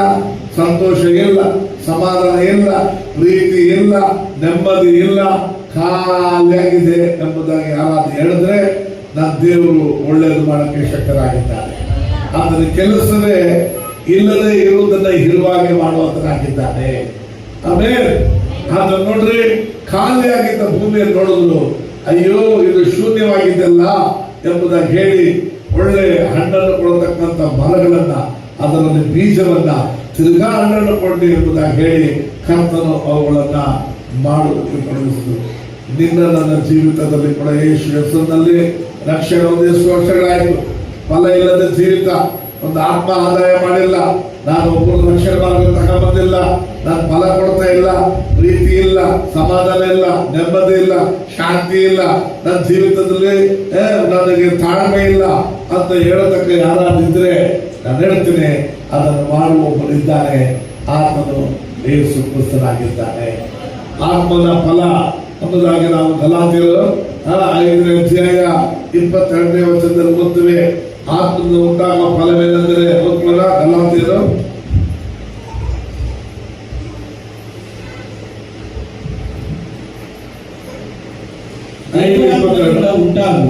ದೇವರ ಆತ್ಮದಿಂದ ಉಂಟಾಗುವ ಫಲವೇನೆಂದರೆ ಪ್ರೀತಿ, ಸಂತೋಷ, ಸಮಾಧಾನ, ದೀರ್ಘ ಶಾಂತಿ, ದಯೆ, ಉಪಕಾರ, ನಂಬಿಕೆ, ಸಾಧುತ್ವ, ಕ್ಷಮೆದಮೆ, ಇಂಥವುಗಳೇ. ಯಾರಿಂದ ಉಂಟಾಗುವಂತದ್ದಪ್ಪ ಇದು? ಓದು 22ನೇ ವಚನ. ದೇವರ ಆತ್ಮದಿಂದ ಉಂಟಾಗುವ ಫಲವೇನೆಂದರೆ, ಆಮೇಲೆ ಅರ್ಥ ಆಯ್ತಲ್ಲಪ್ಪ? ಯಾರಿಂದ ಉಂಟಾಗುವ ಫಲ? ದೇವರ ಆತ್ಮದಿಂದ ಉಂಟಾಗುವ ಫಲವೇನೆಂದರೆ, ಈ 9 ವಿಧವಾದ ಫಲವನ್ನ ದೇವರು ನಮ್ಮಲ್ಲಿ ಉಂಟು ಮಾಡಕ್ಕೆ ಶಕ್ತರಾಗಿದ್ದಾನೆ.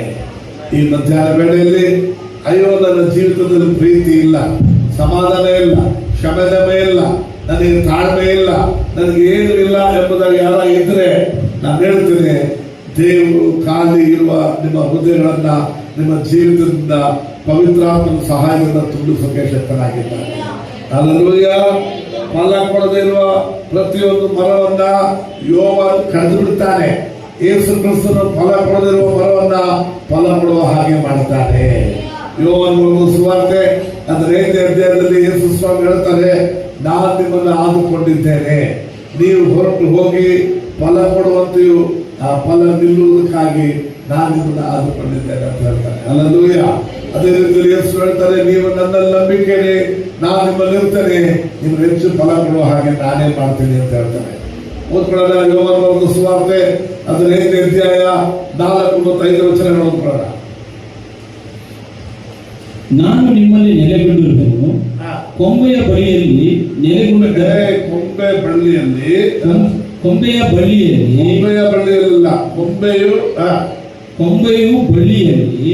ನೆಲೆಗೊಂಡಿಲ್ಲದಿದ್ದರೆ ಹೇಗೆ ತನ್ನಷ್ಟಕ್ಕೆ ತಾನೇ ಫಲ ಕೊಡಲಾರದು, ಹಾಗೆಯೇ ನೀವು ನನ್ನಲ್ಲಿ ನೆಲೆಗೊಂಡಿರುತ್ತೀರಿ, ನಂಬಿಕೆಯಾಗಿ ಇಲ್ಲದಿದ್ದರೆ ಫಲ ಕೊಡಲಾರಿರಿ. ಫಲ ಕೊಡಕ್ಕಾಗಲ್ಲ. ನೋಡೋಣ. ಈಗ ಅದು ಕೆಳಗೆ ಹೇಳ್ತದೆ ನೋಡ್ರಿ, ನಾನು ದ್ರಾಕ್ಷ ಬಳ್ಳಿ, ನೀವು ಕೊಂಬೆಗಳು, ಒಬ್ಬನು ನನ್ನಲ್ಲಿಯೂ. ಈಗ ನಾವೆಲ್ಲ ಯಾರಲ್ಲಿದ್ದೇವೆ? ಹೇಳ್ತೇವೆ, ನಾವು ಯಾರಲ್ಲಿದ್ದೇವೆ? ದೇವರಲ್ಲಿದ್ದೀರಾ? ಯೇಸು ಸ್ವಾಮಿಲಿದ್ದೀರಿ ಅಂತ ಹೇಳೋದಲ್ಲೇ ಹೇಳ್ರಿ. ಯೇಸು ಎಲ್ಲಿದ್ದಾರೆ?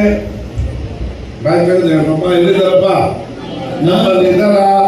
ಆಗ ಯೇಸು ನನ್ನಲ್ಲಿಯೂ ನಾನು ಯೇಸುವಲ್ಲಿ ಇರೋದ್ರಿಂದ ನಾನು ಅವರಲ್ಲಿಯೂ ನೆಲೆಗೊಂಡಿದ್ದರೆ ಅವನೇ ಎಷ್ಟು ಫಲ ಕೊಡ್ತಾನೆ? ದೇವರಿಗೆ ಸ್ತೋತ್ರ ಮಾಡೋಣ. ಈಗ ಹೇಳಿದ್ರೆ ಯೇಸು ಸ್ವಾಮಿ ಎಲ್ಲಿದ್ದಾರೆ? ಜೋರಾಗಿ ಹೇಳ್ಬೇಕು, ಬಾಯಿ ತೆಗೆದು. ಯೇಸು ಸ್ವಾಮಿ ಎಲ್ಲಿದ್ದಾರೆ? ಜೋರಾಗಿ ಹೇಳಪ್ಪ. ಯೇಸು ಸ್ವಾಮಿ ಎಲ್ಲಿದ್ದಾರಪ್ಪ? ನಾವೆಲ್ಲಿದ್ದೇವೆ? ನಾನು ಯೇಸುವಲ್ಲಿ, ಯೇಸು ನನ್ನಲ್ಲಿದ್ರೆ ಏನ್ ಕೊಡ್ತೀವಿ ನಾವು? ಫಲ ಅಲ್ಲ, ಬಹಳ ಫಲ ಕೊಡ್ತೀವಿ. ಬಹಳ ಫಲ ಕೊಡ್ತೇವೆ. ಎಷ್ಟು ಕೊಡ್ತೇವೆ ಫಲ? ಬಹಳ ಫಲ ಕೊಡುವನು. ಹಾಗಾದ್ರೆ ನೀನ್ ಫಲ ಕೊಡುವುದು ಅಂದ್ರೆ ಹೇಗೆ ಕೊಡ್ತೀಯ ಅಂದ್ರೆ ಯೇಸು ನನ್ನಲ್ಲಿ ಇರೋದ್ರಿಂದಲೋ ನಾನು ಯೇಸುವಲ್ಲಿ ಇರೋದ್ರಿಂದ ಆತ ನನ್ನ ಹೆಚ್ಚು ಫಲ ಕೊಡುವ ಹಾಗೆ, ಬಹಳ ಫಲ ಕೊಡುವ ಹಾಗೆ ಮಾಡ್ತಾನೆ. ಕೈಗಳ ಅದು ಹೇಳ್ತದೆ, ನಾನಿಲ್ಲದೆ ನೀವು ಏನು ಮಾಡಲಾರ್ರಿ. ಯಾರು ನನ್ನಲ್ಲಿ ನೆಲೆಗೊಂಡಿರೋದಿಲ್ವೋ, ನಂಬಿಕೆಯಲ್ಲಿಲ್ವೋ, ಅವನು ಆ ಗೊಂಬೆಯಂತೆ ಹೊರಕ್ಕೆ ಬಿಸಾಡಲ್ಪಟ್ಟು ಒಳಗೋಗ್ತಾರೆ. ಯಾರು ಯೇಸು ಸ್ವಾಮಿಯಲ್ಲಿ ನಂಬಿಕೆ ಇಡಲ್ವೋ ಅವ್ರು ಒಳಗೋಗ್ಬಿಡ್ತಾರೆ. ಯಾರು ಯೇಸು ಸ್ವಾಮಿಯಲ್ಲಿ ನಂಬಿಕೆ ಇಟ್ಟಿರ್ತಾರೋ ಅವರು ಬಹಳ ಫಲ ಕೊಡುವಂತೆ ದೇವ ಮಾತನಾಡಿದ್ದಾರೆ. ಆಮೇಲೆ ಈ ಮಧ್ಯಾಹ್ನ ವೇಳೆಲ್ಲ ನಂಬಿಕೆ ಇಟ್ಟಿದ್ದೀನಿ ಅಂತ ಹೇಳಲ್ಲ, ಕೈ ಎತ್ತುವುದೆಲ್ಲ ಹೇಳ್ರಿ. ಬಹಳ ಫಲ ಕೊಡುವ ದೇವರೇ ಮಾಡ್ತಾರೆ. ಆಮೇಲೆ ನಮ್ಮ ಹತ್ರ ಒಳ್ಳೇದು ಇಲ್ಲ, ಆದ್ರೆ ಒಳ್ಳೇದೆಲ್ಲ ಎಲ್ಲಿಂದ ಬರ್ತದೆ? ಪರಿಶುದ್ಧಾತ್ಮನ ಸಹಾಯದಿಂದ ಮೇಲಿಂದ ನಮಗೆ ಬರುವಂತದ್ದಾಗಿದೆ. ಆದ ಕಾರಣ ನಿನ್ನ ಕುಟುಂಬದಲ್ಲಿ ನೀನು ಫಲ ಕೊಡದೆ ಒಬ್ಬ ವಿಶ್ವಾಸಿಯಾಗಿದ್ರೆ, ನೀನು ದೇವರ ಮೇಲೆ ನಂಬಿಕೆ ಇಟ್ಟಿದ್ರೆ ಸಾಕು, ದೇವರು ನಿನ್ನ ಬಹಳ ಫಲ ಕೊಡುವ ಹಾಗೆ ಮಾಡ್ತಾನೆ. ಹಲ್ಲೆಲೂಯಾ. ಮತ್ತು 12ನೇ ವಚನ ಮಕ್ಕಳನ್ನ ಆದಿಕಾಂಡ 1ನೇ ಅಧ್ಯಾಯ 12ನೇ ವಚನ.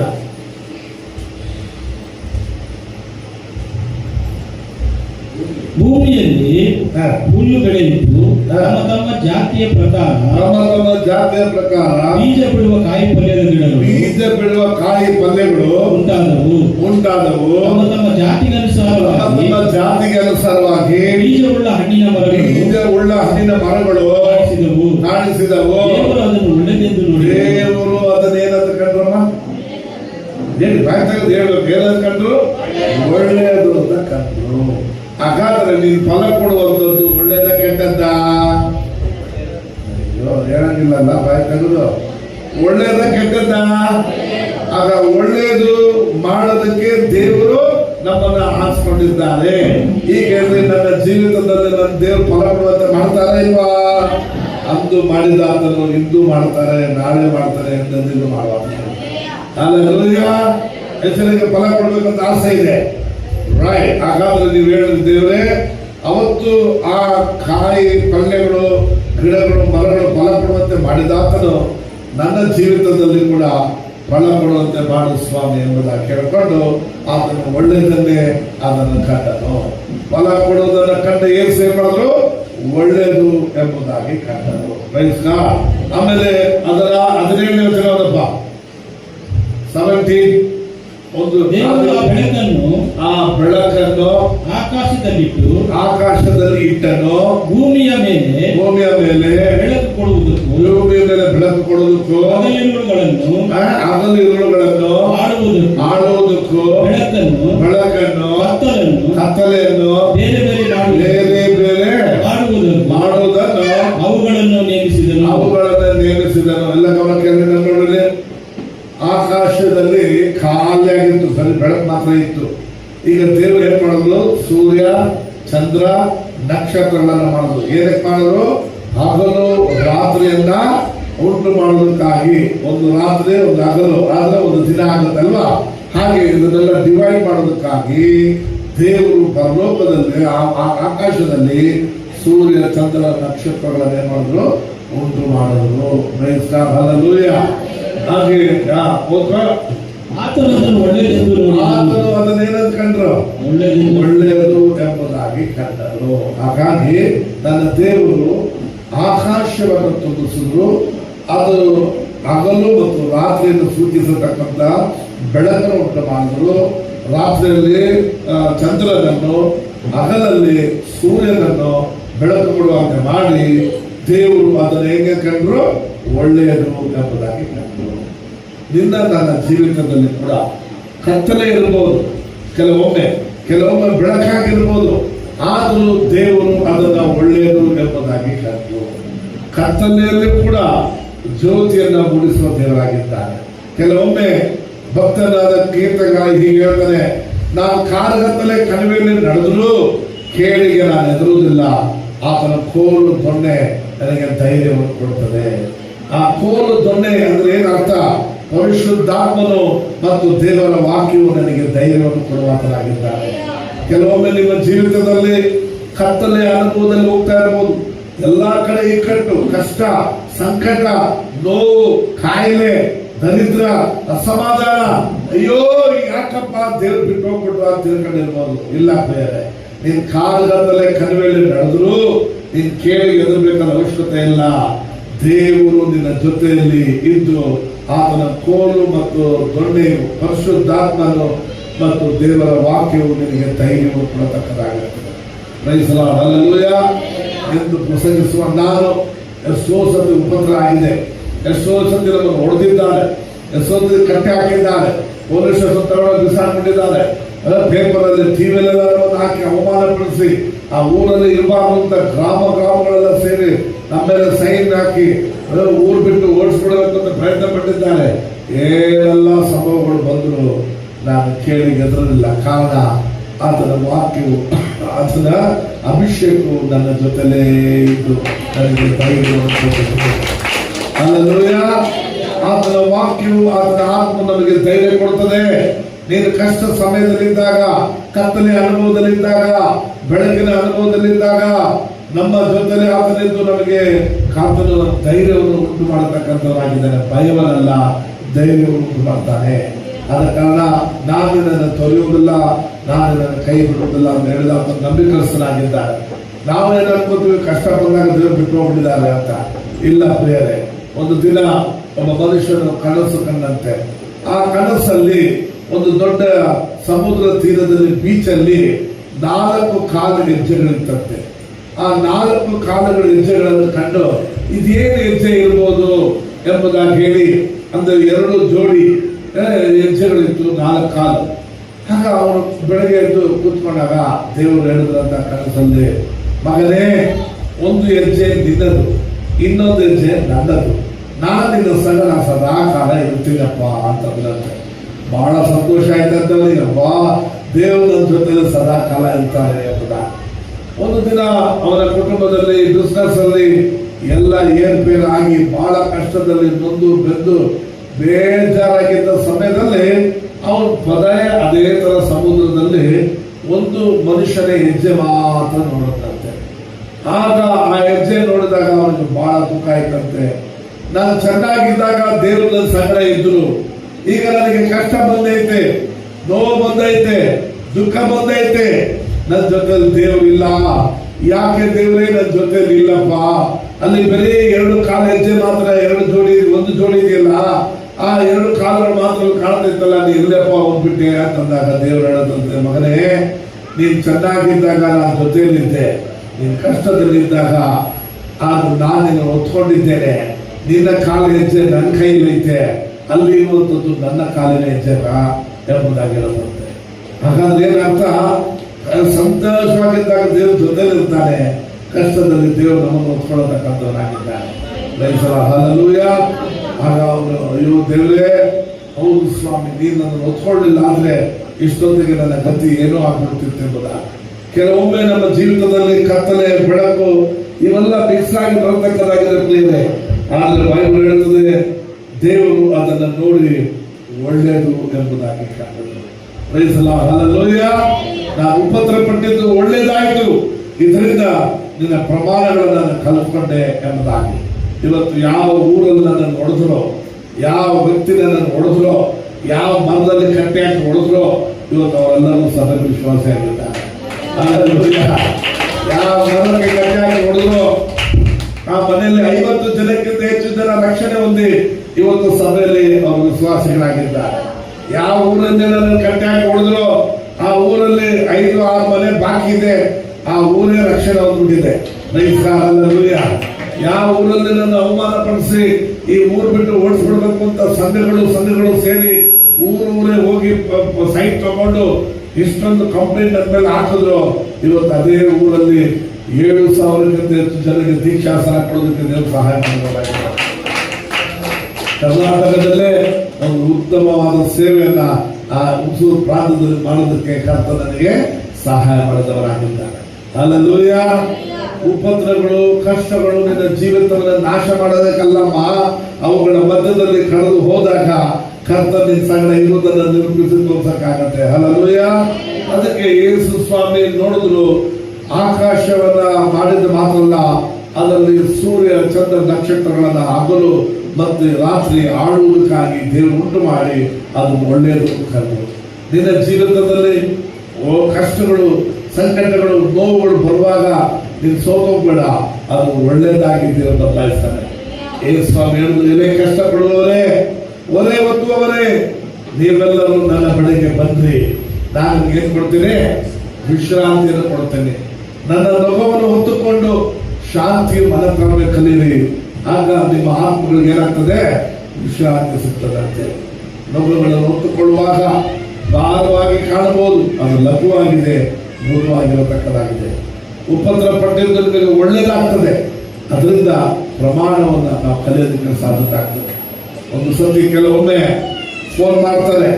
ಒಂದು ಸತಿ ನಾನು ಮೊದಲು ನಾನು ಯವನಸ್ಥರಾಗಿದ್ದಾಗ ಒಂದು ಫೋನ್ ಮಾಡಿದ್ರು, ಪಾಸ್ಟರ್ ಡೆಲಿವರಿ ಸಮಯ ಆಯಿತು, ಹಾಸ್ಪಿಟಲ್ ಬಂದಿದ್ದೇವೆ, ನೋವು ಬರ್ತಾ ಇಲ್ಲ, ಪ್ರಾರ್ಥನೆ ಮಾಡಿ ನೋವು ಬರೋದಕ್ಕೆ ಅಂದ್ರು. ಇದೇನಪ್ಪ ಇದು? ನೋವು ಹೋಗ್ಬೇಕು ಅಂತ ಪ್ರಾರ್ಥನೆ ಮಾಡಿದ್ದೇನೆ, ನೋವು ಬರ್ಬೇಕು ಅಂತ ಪ್ರಾರ್ಥನೆ ಮಾಡ್ಬೇಕು ಅಂತ ಹೇಳ್ತಾರೆ. ಈಗ ಯಾವ ಭೂಮಿಗಳು ಅಂತ ಕಂಡಿದ್ದಾನ. ಆಮೇಲೆ ತಿರ್ಗಾ ಫೋನ್ ಮಾಡಿದ್ರು, ಪಾಸ್ಟರ್ ಪೇನ್ ನೋವು ಬರೋದಕ್ಕೆ ಇಂಜೆಕ್ಷನ್ ಹಾಕಿದ್ದಾರೆ, ಆದ್ರೂ ನೋವು ಬರ್ತಾ ಇಲ್ಲ, ನೀವು ಪ್ರಾರ್ಥನೆ ಮಾಡ್ರಿ ಅಂದ್ರು. ನನಗೆ ಅರ್ಥನೇ ಆಗಿಲ್ಲ. ನೋವು ಬರಬಾರ್ದು ಅಂತ ಪ್ರಾರ್ಥನೆ ಮಾಡ್ಬೋದು, ನೋವು ಬರಬೇಕು ಪ್ರಾರ್ಥನೆ ಮಾಡ್ಬೇಕಂತ ಅವತ್ತೇ ಗೊತ್ತಾಯಿತು. ನಾನು ಹೇಳ್ತೇನೆ, ದೇವರೇ ಇವರಿಗೆ ನೋವು ಬರ್ಬೇಕಂತ ನೋವು ಬರಲಿ ಅಂತೆ. ನೋವು ಬಂದ್ಬಿಡ್ತು, ಮಗು ಡೆಲಿವರಿ ಆಗ್ಬಿಡ್ತು. ಕೆಲವೊಮ್ಮೆ ನೋವು ಬಂದ್ರೆ ಮಗು ಡೆಲಿವರಿ ಆಗೋದಕ್ಕೆ ಸಾಧ್ಯತೆ ಆಗುತ್ತೆ. ಹೌದಲ್ಲ? ನಮ್ಮ ಜೀವಿತದಲ್ಲಿ ನೋವು ಬಂದ್ರೇನೆ ನಾವು ಸುಖವನ್ನು ಅನುಭವಿಸುವಂತೆ ಮಾಡ್ತಾರೆ ದೇವರು. ಹಲ್ಲೆಲೂಯ. ಅರ್ಥ ಆಯ್ತು ನಾ ಹೇಳುವಂಥದ್ದು? ಒಂದು ಕಾಲದಲ್ಲಿ ನಡ್ಕೊಂಡು ಬೀದಿಗಳಲ್ಲಿ 20 ಕಿಲೋಮೀಟರ್ ನಡ್ಕೊಂಡು, ಸೈಕಲಲ್ಲಿ 60 ಕಿಲೋಮೀಟರ್ ಸೈಕಲ್ ಹೊಡ್ಕೊಂಡು, 40 ಕಿಲೋಮೀಟರ್ ಸೈಕಲ್ ಹೊಡ್ಕೊಂಡು ತಿರುಗಾಡ್ತಿದ್ರು. ಆದ್ರೆ ಇವತ್ತು ಸುಖವಾಗಿ ಗಾಡಿಯಲ್ಲಿ ಹೋಗೋದಕ್ಕೆ ದೇವರು ಮಾಡಿದ್ದಾರೆ, ಅದ್ಭುತ ಮಾಡಿದ್ದಾರೆ. ಹಾಗೆ ಕೆಲವೊಮ್ಮೆ ಪ್ರಿಯರೇ, ನಮ್ಮ ಜೀವಿತದಲ್ಲಿ ಬರತಕ್ಕ ಕಷ್ಟಗಳನ್ನು ನಾವು ನಾಶ ಮಾಡೋದಕ್ಕಾಗಲ್ಲ, ಅವುಗಳೆಲ್ಲವೂ ಒಳ್ಳೆಯದಾಗಿ ಬದಲಾಗತಕ್ಕದಾಗಿದೆ. ಯಾವ ಮರದಲ್ಲಿ ಕಟ್ಟಿ ಹಾಕಿ ಹೊಡೆದ್ರೋ ಆ ಮನೆಯಲ್ಲಿ 50 ಜನ ರಕ್ಷಣೆ ಹೊಂದಬೇಕು ಅಂತಂದ್ರೆ ಇವತ್ತು ನನಗೆ ಆಸೆ ಆಗತ್ತೆ, ಎಲ್ಲಾ ಮರದಲ್ಲಿ ಕಟ್ಟಿ ಹಾಕಿ ಹೊಡೆದಿದ್ರೆ ಎಲ್ಲಾ ಮನೆಯಲ್ಲಿ 55 ಜನ ರಕ್ಷಣೆ ಹೊಂದಿದ್ರೆ ಎಷ್ಟು ಚೆನ್ನಾಗಿರ್ತಿತ್ತಪ್ಪ ಅಂತ. ಯಾರು ಹೊಡೆಯೋದು ಈಗ? ಅವಾಗ ಊರಲ್ಲಿ ಯಾವ ಊರಲ್ಲಿ ನಮ್ಮನ್ನ ಅವಮಾನ ಪಡಿಸಿ ಪೊಲೀಸ್ ಸ್ಟೇಷನ್ ಹಾಕಿ ನಮ್ಮನ್ನ ಆ ಊರು ಬಿಟ್ಟು ಓಡಬೇಕು ಅಂತ ಮಾಡಿದ್ರು, ಆ ಊರಲ್ಲಿ ಇವತ್ತು ಆ ಊರೇ ರಕ್ಷಣೆ ಹೊಂದ್ಬಿಡ್ಬೇಕು. ಈಗ 5 ಮನೆ ಬಿಟ್ಟು ಇಡೀ ಗ್ರಾಮವೇ ರಕ್ಷಣೆ ಹೊಂದ್ಬಿಟ್ಟಿದೆ. ಈಗ ನಮ್ಗೆ ಆಸೆ ಆಗತ್ತೆ, ಅಯ್ಯೋ ನಮಗೆ ಗೊತ್ತಿಲ್ಲಲ್ಲಪ್ಪ ಈ ತರ ಆಗ್ತದ ಅಂತ ಹೇಳಿ. ಹಾಗಾದ್ರೆ ಕಷ್ಟಪಡೋದು ಕೆಲವೊಮ್ಮೆ ಒಳ್ಳೇದಮ್ಮ, ಅದರಿಂದ ನಿನಗೆ ಈ ತರ ಉಂಟು. ಹಲ್ಲೆಲೂಯ. ಆದ ಕಾರಣ ಹುಣಸೂರು ತಾಲೂಕಲ್ಲಿ ನಾನು ಇರಬಾರ್ದು ಅಂತೇಳಿ 5 ಸಂಘಗಳು ಆ ಊರಲ್ಲಿ ಏನ್ ಮಾಡ್ತಿತ್ತು, ನನ್ನನ್ನು ಆ ಊರು ಬಿಟ್ಟೆ ಓಡಿಸ್ಬಿಡ್ಬೇಕು ಅಂತೇಳಿ ಅವಾಗ ಕಂಪ್ಲೇಂಟ್ ಬರೆಯೋದು, ಗ್ರಾಮದಲ್ಲಿರೋ ಎಲ್ಲರೂ ಕಂಪ್ಲೇಂಟ್ ಬರ್ಸ್ಕೊಳ್ಳೋದು, ತಗೊಂಡೋಗಿ ಕೊಡೋದು. ಇವನ್ನ ಗಡಿ ಪಾರ್ ಮಾಡಿಸಿ, ಇವ್ನು ಕಿಡ್ನಾಪ್ ಮಾಡ್ತಾನೆ, ಹೆಣ್ಮಕ್ಳನ್ನ ತಗೊಂಡೋಗಿ ಮಾರ್ತಾನೆ, ಕಿಡ್ನಿ ಮಾರ್ಬಿಡ್ತಾನಂತ ಸುಳ್ಳು ಕಂಪ್ಲೇಂಟ್ ಕೊಟ್ಟು ಮನೆಯೊಳಗೆ ದುಡ್ಡು ಕೊಡ್ತಾನೆ, ಇವನು ಮತಾಂತರ ಮಾಡ್ತಾನೆ ಅಂತೇಳಿ ನನ್ನ ಸುಳ್ಳು ಕೊಟ್ಟು 430 ದಿನ ಮನೆಯಲ್ಲಿ ಸುತ್ತಾದಲ್ಲಿ ಅಲ್ಲಿ ಇಲ್ಲಿ ಮಲ್ಕೊಂಡು ಆ ಥರ ಎಲ್ಲ ನನ್ನನ್ನು ಅವಮಾನ ಪಡಿಸೋಕೆ ಪ್ರಯತ್ನ ಪಟ್ಟು ಅದೇ ಊರಿನಲ್ಲಿ ಇವತ್ತು ದೇವರ ಕೃಪೆಯಿಂದ ನಾನು ಮಾಡಲ್ಲ, MLA ನನಗೆ ಫೋನ್ ಮಾಡ್ತಾರೆ. ಅವ್ರು ನನಗೆ ಫೋನ್ ಮಾಡಿ, ಈ ಥರ ಮದುವೆ ಇದೆ, ನೀವು ಬಂದು ಬ್ಲಸ್ ಮಾಡಬೇಕು. ಫಾದರ್, ಎಲೆಕ್ಷನ್ ಇದೆ, ನಿಮ್ಮ ಆಶೀರ್ವಾದ ನಮ್ಮ ಮೇಲೆ ಇರಬೇಕು ಫಾದರ್ ಅಂತ ಅವರೇ ಫೋನ್ ಮಾಡಿ ಪಬ್ಲಿಕ್ ಆಗಿ ಹೇಳ್ತಾರೆ, ಇವರು ನಮ್ಮ ನಾಯಕರು, ಇವರೇ ನನಗೆ ಬುದ್ಧಿವಾದ ಹೇಳೋರು, ಇವರೇ ನಮಗಾಗಿ ಪ್ರಾರ್ಥನೆ ಮಾಡೋರು ಅಂತ ಪಬ್ಲಿಕ್ ಆಗಿ ಇವತ್ತು ಹೇಳ್ತಾರೆ. ಇವಾಗ ಯೋಚನೆ ಮಾಡಲಿ, ಅಕಸ್ಮಾತ್ ನಮ್ಮ ಹುಡುಗರು ಫೋನ್ ಮಾಡಿದ್ರೆ ಹೆಂಗಲ್ಲಿ ತೆಗೆಯೋದಿಲ್ಲ, ಏನಾದ್ರು ಬಿಸಿ ಇರ್ತಾರೆ, ಆಗ ಅವ್ರು ಹೇಳ್ತಾರೆ, ಅಣ್ಣ ಒಂದೇ ಒಂದು ಫೋನ್ ಮಾಡೋಣ ನಿಮ್ಮ ಫೋನ್ ಇಲ್ಲ ಅಂತಾರೆ. ಸುಮ್ಮನೆ ಟಕ್ಕನ್ ಹೊಡೆದ್ರೆ ಪಾರ್ಲಿಮೆಂಟ್ ಅಲ್ಲಿ ಒಳಗೆ ವಿಧಾನಸೌಧದಲ್ಲಿ ಕೂತಿದ್ರು ಕೂಡ ಆಚೆ ಬಂದ್ಬಿಡ್ತಾರೆ. ಫಾದರ್ ಹೇಳಿ ಏನು ವಿಷಯ? ಇಲ್ಲ ಸರ್, ನಮ್ಮ ಹುಡುಗ ಮಾತಾಡ್ಬೇಕಂತ ಹೇಳಿ ಫಾದರ್ ಕೊಡಿ ಅಂತ ಹೇಳ್ತಾರೆ. ಏನ ನಾವೆಲ್ಲ ಫೋನ್ ತೆಗೆದ್ರೆ ಕಾರ್ಯಕರ್ತರುಗಳು ನಮ್ಮ ಫೋನ್ ತೆಗೆಯೋದಿಲ್ಲ, ಫಾದರ್ ಫೋನ್ ಅದ್ರ ತೆಗೆದ್ಬಿಡ್ತಿರಲ್ಲ ಅಂತ ಹುಡುಗರು ಕೋಪ ಮಾಡ್ಕೊಂತಾರೆ. ಹಾಗಾಗಿ ಕೆಲವೊಮ್ಮೆ ದೇವರು ಯಾವ ಊರಲ್ಲಿ ನಮ್ಮನ್ನು ಬೇಡ ಅಂತ ಹೇಳಿದ್ರು ಆ ಊರಿಗೆಲ್ಲ ಇವತ್ತು ನಮ್ಮನ್ನು ಬೇಕು ಅಂತ ದೇವರು ಮಾಡಿದ್ದಾರೆ. ಹಲ್ಲೆಲೂಯಾ. ಎಷ್ಟೋ ಕುಟುಂಬಗಳು ಅಲ್ಲಿ ಬದುಕಿ ಬಾಳ್ತಾ ಇದೆ. ಭಿಕ್ಷೆ ಬೆಳೆದಿದ್ದಂಥ ಕುಟುಂಬಗಳೆಲ್ಲ ಕ್ರೋರ್ಪತಿಗಳಾಗಿದ್ದಾರೆ, ಶ್ರೀಮಂತರಾಗಿದ್ದಾರೆ. ಮನೆ ಇಲ್ಲದಿದ್ದವರೆಲ್ಲ 100 ಕೋಟಿಗೆ ಮನೆ ಕಟ್ಕೊಂಡಿದ್ದಾರೆ. ನಡ್ಕೊಂಡು ಟ್ರೈನಲ್ಲಿ ಟಿಕೆಟ್ ಪಡೆದೆ ಕಳ್ಳತನ ಟ್ರೈನ್ ಮಾಡ್ತಿದ್ದ ವಿಶ್ವಾಸಿಗಳೆಲ್ಲ ಇವತ್ತು 50 ಲಕ್ಷ ರೂಪಾಯಿ ಕಾರು, ನಾನು ಇಲ್ಲಿಂದ ಬರುವಾಗ ಕೂಡ 50 ಲಕ್ಷ ರೂಪಾಯಿ ಕಾರು, ಎಲ್ಲ ಮನೆಗಳಲ್ಲೂ ಕಾರು, 2 ಕಾರು, ಒಂದೊಂದು ಕಾರು ಬರುವಂತೆ ಮಾಡಿದ್ದಾರೆ. ನೀವೆಲ್ಲ ಚಿನ್ನ ತಗೊಂಡ್ರೆ ಗ್ರಾಮ್ ಲೆಕ್ಕದಲ್ಲಿ ತಗೊಂಡಿದ್ದೀರಾ, ಅವರು KG ಗಟ್ಟಲೆ ತಗೊಂಡಿದ್ದಾರೆ ವಿಶ್ವಾಸಿಗಳೆಲ್ಲ. ಅಕ್ಕಿ ಪಿಕ್ಕಿ ಟೆಂಟಲ್ಲಿ ಬೀದಿ ಮೇಲೆ ಅಲ್ಲಿ ವಾಸ ಮಾಡ್ತಿದ್ದವರು ಇವತ್ತು ದೇವರು ಆ ರೀತಿಯಲ್ಲಿ ಮಾಡುತ್ತಾರೆ. ಅಮ್ಮ, ನಿನ್ನ ನನ್ನ ದೈವತ್ವದಲ್ಲಿ ಕಷ್ಟ ಬರ್ಬೋದು, ನಷ್ಟಗಳು ಬರ್ಬೋದು, ಕತ್ತಲೆ ಅನುಭವ ಬರ್ಬೋದು, ಹಗಲು ರಾತ್ರಿ ಅನ್ನುವ 2 ತರ ಸೀಸನ್ ಇರ್ಬೋದು. ಆದರೆ ಅವೆಲ್ಲವೂ ಒಳ್ಳೆಯದಕ್ಕಾಗಿ ದೇವರು ಮಾಡ್ತಾರೆ. ಹಲ್ಲೆಲೂಯಾ. ಉಪದ್ರ ಪಟ್ಟಿದ್ದು ಒಳ್ಳೆಯದು, ಇದರಿಂದ ನಿನ್ನ ವಾಕ್ಯವನ್ನ ನಾನು ಕಲಿಯುವಂತೆ ಆಯಿತು. ಸಲ ನನಗೆ ಉಪದ್ರ ಬಂದಿದ್ದೇನಾಯ್ತು, ಈಗ ಒಳ್ಳೆಯದಾಗಿ ಬದಲಾಗ್ಬಿಡ್ತು. ಯಾವ ಜನರ ಮಧ್ಯದಲ್ಲಿ ನಾವು ಇರಬಾರ್ದು ಅಂತಂದ್ರು ಅದೇ ಜನರ ಮಧ್ಯದಲ್ಲಿ ಕರ್ತನು ಈಗ ನಮ್ಮನ್ನು ಇರುವಂತೆ ಮಾಡಿದ್ದಾರೆ. ಹಲ್ಲೆಲೂಯಾ. ಯಾವ ಬೀದಿಯಲ್ಲಿ ನಾನು ನಡೆಯಕ್ಕಾಗ್ತಲ್ವೋ ಆ ಬೀದಿಯಲ್ಲಿ ಇವತ್ತು ದೇವರ ಕೃಪೆಯಿಂದ 100 ಕೋಟಿ ರೂಪಾಯಿ ಕಾರು ಹೋಗೋದಕ್ಕೆ ದೇವರು ಸಹಾಯ ಮಾಡಿದವರಾಗಿದ್ದಾರೆ. ಹಲ್ಲೆಲೂಯಾ. ಯಾರು ನನ್ನನ್ನು ಊರಲ್ಲಿ ಇರಿಸಬಾರ್ದು ಅಂತಂದ್ರು ಅವರೆಲ್ಲ ಊರು ಬಿಟ್ಟು ಹೋಗ್ಬಿಟ್ಟು ಸತ್ತೋಗ್ಬಿಟ್ರು. ಅದೇ ಊರಲ್ಲಿ ಇವತ್ತು ನಾನೇ ದೇವರ ಕೃಪೆಯಿಂದ ದೊಡ್ಡ ಸಭೆಯನ್ನೇ ಪಾಸ್ಟಾಗಿ ಮಾಡ್ತಿದ್ದೇನೆ. ಹಲ್ಲೆಲೂಯಾ. ಆದ ಕಾರಣ ನಾನು ಹೇಳುವಂಥದ್ದು, ನಿನ್ನ ಜೀವಿತದಲ್ಲಿ ಕತ್ತಲೆ ಇರ್ಬೋದು, ಹಗಲನ್ನು ಆಳತಕ್ಕಂಥ ಒಂದು ಸೀಸನ್ ಇದ್ರೆ ರಾತ್ರಿನ ಆಳತಕ್ಕಂಥದ್ದೇ 12 ಅವರ್ ಇರ್ತದೆ. ಆದ್ರೆ ನಾನು ಹೇಳ್ತೇನೆ ಅವೆಲ್ಲವೂ ಒಳ್ಳೆದಕ್ಕೆ ಆಗುತ್ತೆ. ಹಲ್ಲೆಲೂಯಾ. ದೇವರು ಅದನ್ನೇನಂತ ಕಂಡ್ರಪ್ಪ, ಒಳ್ಳೆಯದು ಎಂಬುದಾಗಿ ಕಂಡ್ರು. ಆಮೇಲೆ ಮತ್ತು 19-20 ವಚನ, ತರುವಾಯ ದೇವರು ಗುಂಪು ಗುಂಪಾಗಿ ಚಲಿಸುವ ಜಲಜಂತುಗಳನ್ನು ನೀರಿನಲ್ಲಿ ನೀರಿನಲ್ಲೇ ತುಂಬಿಕೊಳ್ಳಲಿ. ಪಕ್ಷಿಗಳು ಭೂಮಿಯ ಮೇಲೆ ಅಂತರಿಕ್ಷದೊಳಗೆ ಹಾರಾಡಲಿ ಎಂದು ಹೇಳಿದನು. ಹೀಗೆ ದೇವರು ಮಹಾಜಲಚರಗಳನ್ನು ನೀರಿನಲ್ಲಿ ತುಂಬಿರುವ ಹಾಗೆ ಸಕಲ ವಿಧವಾದ ಜೀವಿಗಳನ್ನು ರೆಕ್ಕೆಗಳುಳ್ಳ ಸಕಲ ವಿಧವಾದ ಪಕ್ಷಿಗಳು ಅವುಗಳ ಜಾತಿಗನುಸಾರವಾಗಿ ಉಂಟು ಮಾಡಿದನು. ಹಲ್ಲೆಲೂಯಾ. ಎಲ್ಲ ಗೌರವ ಕೇಳಿ. ಈಗ ನೋಡ್ರಿ, ಆಕಾಶದಲ್ಲಿ ಸೂರ್ಯ, ಚಂದ್ರ, ನಕ್ಷತ್ರ ಉಂಟು ಮಾಡಿದ್ರ, ಮತ್ತು ಸಮುದ್ರದಲ್ಲಿ ಏನ್ ಮಾಡಿದ್ರು ಈಗ ದೇವರು ಎಲ್ಲಾ ತರ ಜಂತು ಜಲಗಳ ಮೀನುಗಳು, ವಿಧವಿಧವಾಗಿರತಕ್ಕಂಥ ನೀರಲ್ಲಿರತಕ್ಕಂಥ ಕಾರ್ಯಗಳನ್ನೆಲ್ಲ ದೇವರು ಮಾಡಿದ್ರ, ಮತ್ತು ಭೂಮಿ ಮೇಲೆ ಹಾರಾಡತಕ್ಕಂಥ ಪಕ್ಷಿಗಳನ್ನೆಲ್ಲ ದೇವರು ಉಂಟು ಮಾಡಿದ್ರು. ಈಗ ಯೋಚನೆ ಮಾಡಿದ್ರೆ, ಆಕಾಶ, ಭೂಮಿಯು, ಸಮುದ್ರ, ಆತ್ಮ, ಪ್ರಾಣ, ಶರೀರ, ನಿನ್ನ ಆತ್ಮ ಬಾಳುವ ಹಾಗೆ ಎಲ್ಲರಲ್ಲಿ ಬಾಳು ಸುಖವಾಗಿರುವ ಹಾಗೆ ಮಾಡುವಂತಾಗಿದ್ದಾನೆ. ಹಲ್ಲೆಲೂಯಾ. ನಿನ್ನ ಆತ್ಮ ಪರಿಶುದ್ಧ ಆತ್ಮ ತುಂಬಿರುವುದಕ್ಕಾಗಿ, ನಿನ್ನ ಪ್ರಾಣ ದೇವರ ವಾಕ್ಯದಿಂದ ತುಂಬಿರುವುದಕ್ಕಾಗಿ, ನಿನ್ನ ಶರೀರವು ಆರೋಗ್ಯದಿಂದ, ಸಮಾಧಾನದಿಂದ, ಐಶ್ವರ್ಯದಿಂದ ತುಂಬಿರುವಂತೆ ಮಾಡೋದಕ್ಕೆ ದೇವರು ಶಕ್ತನಾಗಿದ್ದಾನೆ. ಕೈಗಳಲ್ಲಿ ದೇವರಿಗೆ ಸ್ತೋತ್ರ ಮಾಡೋಣ. ಯೋವಾನ್ ಹೇಳ್ತಾನೆ, ನಿನ್ನ ಆತ್ಮ ಬಾಳುವ ಹಾಗೆ ಎಲ್ಲದರಲ್ಲೂ ಏನಾಗಿದೆ, ಬಾಳಿ ಸುಖವಾಗಿ ಇರು ಅಂತ ಹೇಳ್ತಾನೆ. ಹಲ್ಲೆಲೂಯಾ. ಬರೀ ಆತ್ಮಿಕವಾದ ಆಶೀರ್ವಾದ ಅಲ್ಲ, ಆತ್ಮಿಕವಾಗಿಯೂ, ಭೌತಿಕವಾಗಿಯೂ, ಆರ್ಥಿಕವಾಗಿ ನಮ್ಮನ್ನು ತುಂಬಿಸುವ ಆತನು ದೇವರಾಗಿದ್ದಾನೆ. ಹಲ್ಲೆಲೂಯಾ. ಸಮುದ್ರ ಇತ್ತು, ಸಮುದ್ರ ಖಾಲಿ ಉಳ್ಕೊಂಡಿತ್ತು. ಜಲಗಳಿತ್ತು, ಜಲಚರಗಳಿತ್ತು, ಖಾಲಿ ಇತ್ತು. ಈಗ ದೇವರು ಅದನ್ನೆಲ್ಲ ತುಂಬಿಸುವುದು. ಹಾಗೆ ನಿನ್ನ ಆತ್ಮ, ಪ್ರಾಣ, ಶರೀರವನ್ನ ದೇವರು ತುಂಬಿಸುವ ಆತನಾಗಿದ್ದಾನೆ. ಆತನು ಹೇಳ್ತಾನೆ, ಆಕಾಶ ದ್ವಾರಗಳು ತೆಗೆದು ಜಾಗ ಕೊಳ್ಳಲಾರದಂತೆ ನಾನು ನಿನ್ನನ್ನು ಆಶೀರ್ವದಿಸಿರೋ ಇಲ್ಲ ಅಂತೇಳಿ ಪರೀಕ್ಷಿಸಿ ನೋಡು ಎಂಬುದಾಗಿ ದೇವರು ಹೇಳ್ತಾರೆ. ದೇವರು, ನಮ್ಮ ದೇವರು ಆಕಾಶದ ದ್ವಾರಗಳನ್ನು ತೆಗೆದು ನಮ್ಮ ಕುಟುಂಬವನ್ನ, ನಮ್ಮ ಶರೀರವನ್ನ, ನಮ್ಮ ಆರ್ಥಿಕವಾದ ಎಲ್ಲ ವಿಷಯವನ್ನ ಆತನು ತುಂಬಿಸಕ್ಕೆ ಶಕ್ತನಾಗಿದ್ದಾನೆ. 5 ರೊಟ್ಟಿ 2 ಮೀನು ಯೇಸು ಸ್ವಾಮಿ ಕೈ ಹೋಯಿತು. ಎಷ್ಟು ಸಾವಿರ ಜನ ತಿಂದ್ರು? 5,000 ಜನ ತಿಂದ್ರು. ಮತ್ತೆ ಎಷ್ಟು ಕುಕ್ಕೆ ಬಿತ್ತು? 12 ಕುಕ್ಕೆ ಬೇಕು ಅಂತ ಮಾಡಿದ ದೇವರು ನಮ್ಮ ದೇವರಾಗಿದ್ದಾರೆ. ಇವತ್ತು ನಿನ್ ಮನಸ್ಸು ಖಾಲಿಯಾಗಿದೆ, ನಿನ್ ಮನೆ ಖಾಲಿಯಾಗಿದೆ, ನಿನ್ ಪಾಕೆಟ್ ಖಾಲಿಯಾಗಿದೆ, ನಿನ್ ಹೃದಯ ಖಾಲಿಯಾಗಿದೆಯಾ? ಅದನ್ನು ತುಂಬಿಸುವ ಆತನು ಬಂದಿದ್ದಾನೆ. ಆತನು ಯೇಸು ಕ್ರಿಸ್ತನಾಗಿದ್ದಾನೆ. ಹಲ್ಲೆಲೂಯಾ. ಖಾಲಿಯಾಗಿರುವುದನ್ನ ಇಲ್ಲದೆ ಇರುವುದನ್ನ ಇರುವಾಗೆ ಕರೆಯುವಾತನು ನಮ್ಮ ದೇವರಾಗಿದ್ದಾನೆ. ನಾನು ಹುಣಸೂರು ಹೋದಾಗ ನಾನು ಬರೀ ಕೈಯಿಂದ ಹೋದೆ.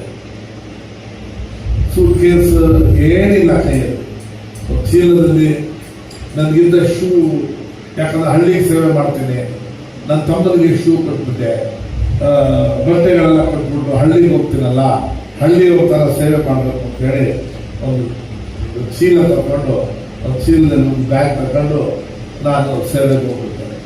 ಅಲ್ಲಿ ಹೋದ್ಮೇಲೆ ಮನೆ ಒಂದು ಬಾಡಿಗೆ ತಗೊಂಡು, ಮನೆಯಲ್ಲಿ ಒಂದು ಪಾತ್ರೆ ಇಲ್ಲ, ಚಾಪೆ ಇಲ್ಲ, ಬಕೆಟ್ ಇಲ್ಲ, ಏನಿಲ್ಲ.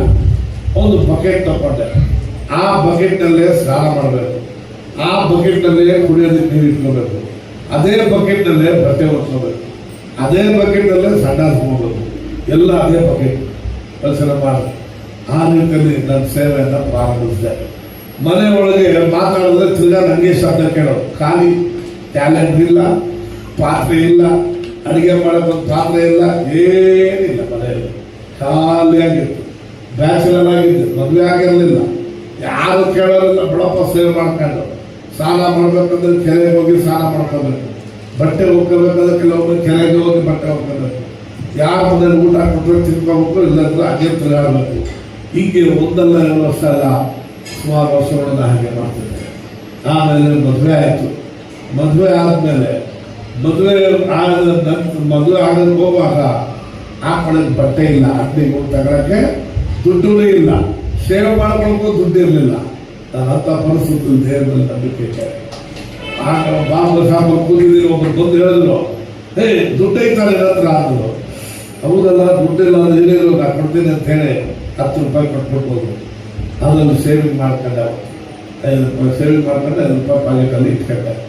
ಆಮೇಲೆ ನಾನು ಇದು ನೋಟಿಸ್ ಹೊಡೆಯೋದಕ್ಕೆ ಕಾಸಿಲ್ಲ, ಮದುವೆ ನೋಟಿಸ್ ಹೊಡೆಯೋದಕ್ಕೆ.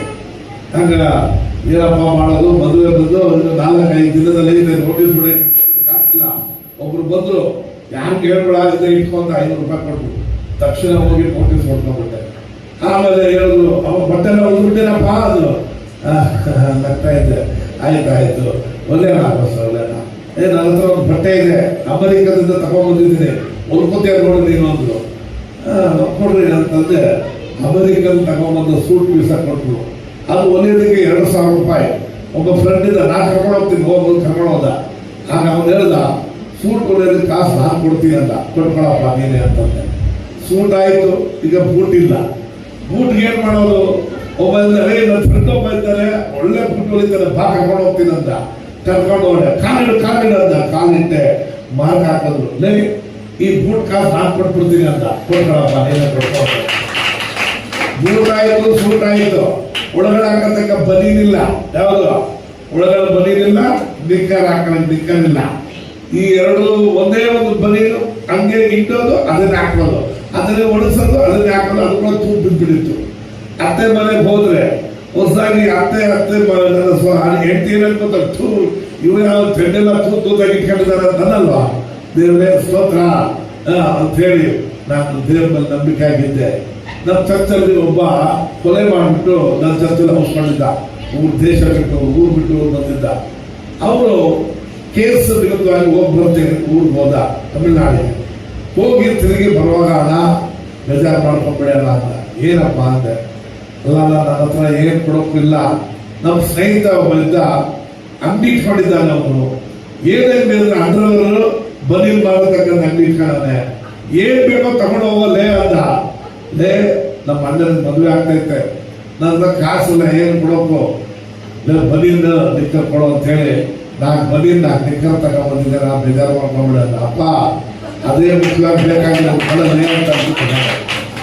ಎಲ್ಲ ಆಯ್ತು, ಒಳಗಡೆ ಹಾಕೊಳ್ಳೋಕೆ ಶಕ್ತಿ ಇಲ್ಲ. ಮದುವೆಗೆ ರೆಡಿ ಆಗ್ತಾ ಇದ್ವಿ, ರೆಡಿ ಆಗ್ತಿದ್ವಿ.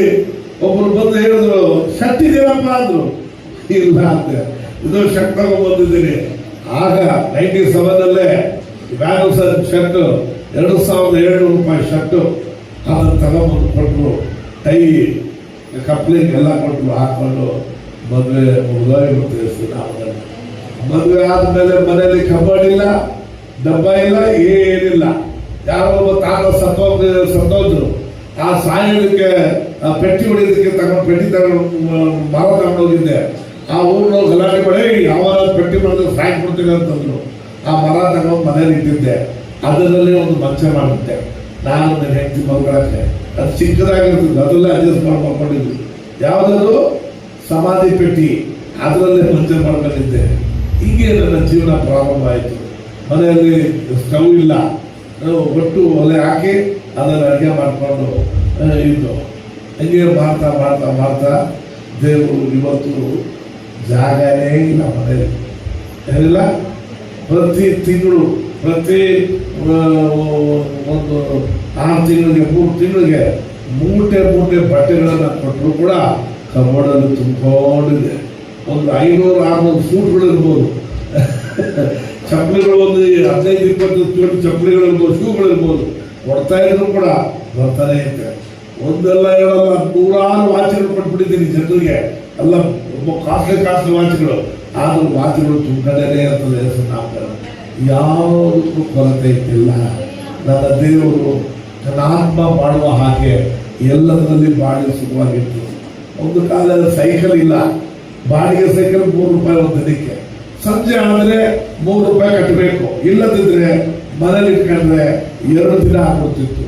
ಆ 3 ರೂಪಾಯಿ ಇಲ್ಲ ಅಂತೇಳಿ 2 ದಿನ 6 ರೂಪಾಯಿ ಆಯಿತು. ಮುಂದೊಂದು ದಿನ 9 ರೂಪಾಯಿ ಆಯಿತು. ಭಾನುವಾರ ಕಾಣಿಕೆ ಬರ್ತದೆ. ಕಾಣಿಕೆ ನೋಡಿದ್ರೆ 7 ರೂಪಾಯಿ ಕಾಣಿಕೆ ಕೊಡಬೇಕಾಗಿದ್ದು 9 ರೂಪಾಯಿ. ಕಾಣಿಕೆ ಎಷ್ಟೈತೆ? 7 ರೂಪಾಯಿ. ಈ ರೀತಿಯಲ್ಲಿ ಒಂದು ಕಾಲದಲ್ಲಿ ಕಷ್ಟಪಟ್ವಿ. ಆದರೆ ಇವತ್ತು ದೇವರ ಕೃಪೆಯಿಂದ 10 ಜನ ಎಣಿಸ್ಬೇಕು ದುಡ್ಡ. ಜನ 10 ಜನ ಎಣಿಸ್ತಾರೆ ದುಡ್ಡುಗಳನ್ನ. ಎಣಿಸ್ಬಿಟ್ಟು ನನ್ನ ಖಜಾನದಲ್ಲಿ ಹಾಕೊಳ್ಳ, ಸೇವೆಗೆ ಕೊಟ್ಬಿಡ್ತೀರಲ್ಲ. ಪ್ರೈಸಲ್ಲ. ಹಲ್ಲೆಲೂಯಾ. ನೀವೆಲ್ಲ ದಸಂಭಾಗ ಎಷ್ಟು ಕೊಡ್ತೀರಾ? ಕೊಡ್ತೀರಲ್ಲ? ಕೊಡ್ಬೇಕು ದಸಂಭಾಗ. 10ರಲ್ಲಿ 1 ಭಾಗ ಕೊಡ್ಬೇಕು ದಸಮ ಭಾಗ. ನಾನು 10ರಲ್ಲಿ 1 ಭಾಗ ಕೊಡ್ತಿದ್ದೆ. ಆಮೇಲೆ 20% ಕೊಡಕ್ಕಾಗ. ಈಗ 10% ಕೂಡ ನಾನು ತಗೊಳ್ಳಲ್ಲ. ಎಲ್ಲ ದೇವರ ರಾಜ್ಯಕ್ಕೆಂದು ಎಲ್ಲ ಕೊಂಡ್ಕೊಡ್ತೇನೆ. ಆದರೂ ನನಗೆ ಕೊರತೆ ಇಲ್ಲ. ಹಲ್ಲೆಲೂಯಾ. ಅರ್ಥ ಆಯ್ತು ಹೇಳುವಂಥದ್ದು. ನನ್ನ ದೇವರು ಆಶೀರ್ವದಿಸುವಾಗ ಆತನ ಎಲ್ಲವನ್ನೂ ಆಶೀರ್ವದಿಸ್ತಾನೆ. ನನ್ನ ಆತ್ಮ ಬಾಳುವ ಹಾಗೆ ನಾನೆಲ್ಲದರಲ್ಲಿ ಬಾಳು ಸುಖವಾಗಿರೋದಕ್ಕೆ ದೇವರು ಸಹಾಯ ಮಾಡಿದ್ದಾನೆ. ಹಲ್ಲೆಲೂಯಾ. Praise the Lord. ಆದ ಕಾರಣ ಸಭೆ 1 ಚರ್ಚ್ ಕಟ್ಟಿದೆ, 2 ಚರ್ಚ್ ಕಟ್ಟಿದೆ, 3, 4 ಈಗ ಗಂಟೆ ಎಕ್ಸ್ಟೆಂಡ್ ಮಾಡಿ ಅದು ತುಂಬಿಸ್ಬಿಟ್ಟು ಈಗ 3 ಎಕರೆ ಜಾಗ ತಗೊಂಡಿದ್ವಿ. 13 ವರ್ಷ ಕೇಸ್ ನಡೀತಿತ್ತು.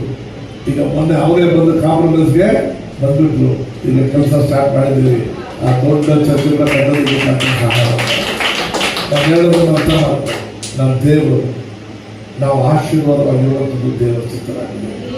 ಆಮೇಲೆ ನಿನ್ನ ಮನಸ್ಸು, ನಿನ್ನ ಪ್ರಾಣ, ನಿನ್ನ ಶರೀರ ಎಲ್ಲವೂ ತುಂಬಿ ತುಳುಕಿರ್ಬೇಕು ಅನ್ನೋದು ದೇವರ ಚಿತ್ತ. ಜನ ಆಮೇಲೆ ಅಂತ ಹೇಳ್ತೀರಾ? ಅಯ್ಯೋ ನಮ್ಮ ಕಷ್ಟ ನನಗೆ ಸ್ವಾಮಿ ಅಂದರೆ ಇದು ಹಂಗೇ ಹೋಗುತ್ತೆ. ನಾನು ದೇವರು ನನ್ನ ಆತ್ಮ, ಪ್ರಾಣ, ಶರೀರ ಎಲ್ಲವನ್ನೂ ಆಶೀರ್ವದಿಸಕ್ಕೆ ಶಕ್ತರಾಗಿದ್ದಾರೆ. ಆಮೇಲೆ ಅಲ್ಲಿ ಹೇಳ್ತದೆ, ಮೇಲೆ ಆಕಾಶದಲ್ಲಿ ಸೂರ್ಯ, ಚಂದ್ರ, ನಕ್ಷತ್ರಗಳು, ಮಧ್ಯದಲ್ಲಿ ಪಕ್ಷಿಗಳು, ಸಮುದ್ರದಲ್ಲಿ ಏನೈತೆ ಎಲ್ಲಾ ತರ ಜಂತುಗಳನ್ನ ದೇವರು ಏನ್ ಮಾಡಿದ್ರು? 10 ಜಂತುಗಳನ್ನ ಉಂಟು ಮಾಡಿದ್ರು. ಅದನ್ನ ದೇವರು ಒಳ್ಳೆಯದು ಓದ್ಕೊ ಪದ 21 ಓದ್ಕೊ.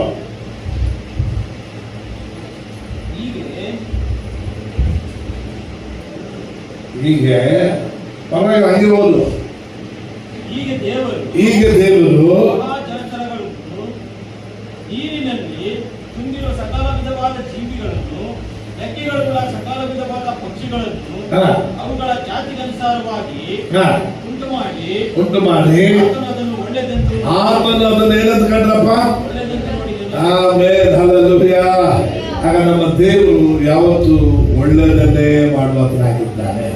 ಈಗ ಹೇಳಿದ್ರಿ, ಈಗ ನಾನು ಆಶೀರ್ವಾದವಾಗಿರೋದು ಒಳ್ಳೆಯದ ಕೆಟ್ಟದ? ಒಳ್ಳೆಯದು.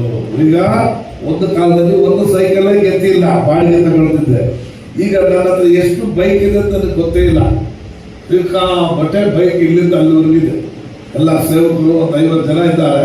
ಅದರಲ್ಲಿ 23 ಜನ ಗಂಡಸರು. ಅವರೆಲ್ಲರೂ ಒಂದೊಂದು ಸೈಕಲ್ ತಗೊಂಡು ಒಂದೊಂದು ಬೈಕ್ ತಗೊಂಡು ಹೋಗ್ತಾರೆ. ಅಷ್ಟೊಂದು ಬೈಕ್ಗಳಿದೆ. ಕಾರುಗಳು 1, 2, 3, 4, 5, 6 ಕಾರುಗಳಿದೆ. ಹೋಗ್ತಾರೆ ಮಲ್ಲೆಲ್ಲೂರಿಗೆ.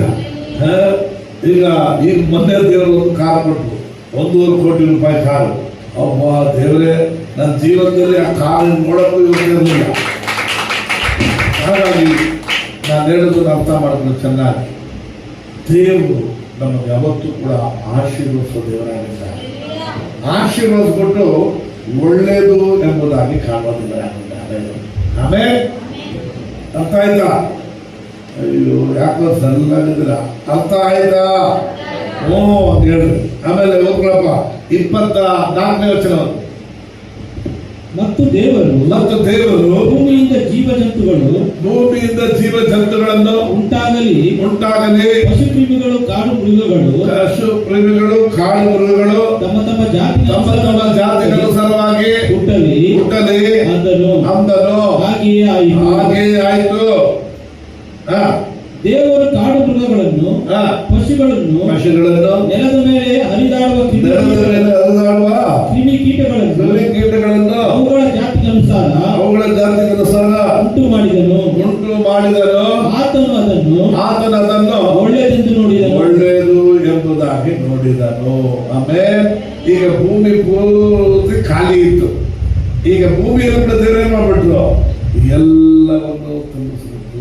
ಪ್ರಾಣಿಗಳನ್ನ, ಪಶುಗಳನ್ನ ತುಂಬಿಸ್ಬೇಕು. ಅದಾಗಿ ನಿನ್ನ ಕುಟುಂಬದಲ್ಲಿ, ನಿನ್ನ ಜೀವಿತದಲ್ಲಿ ಯಾವ್ದಾದ್ರು ಖಾಲಿ ಇದೆಯಾ? ನನ್ನ ದೇವರು ಅದನ್ನು ತುಂಬಿಸಕ್ಕೆ ಶಕ್ತರಾಗಿದ್ದಾರೆ.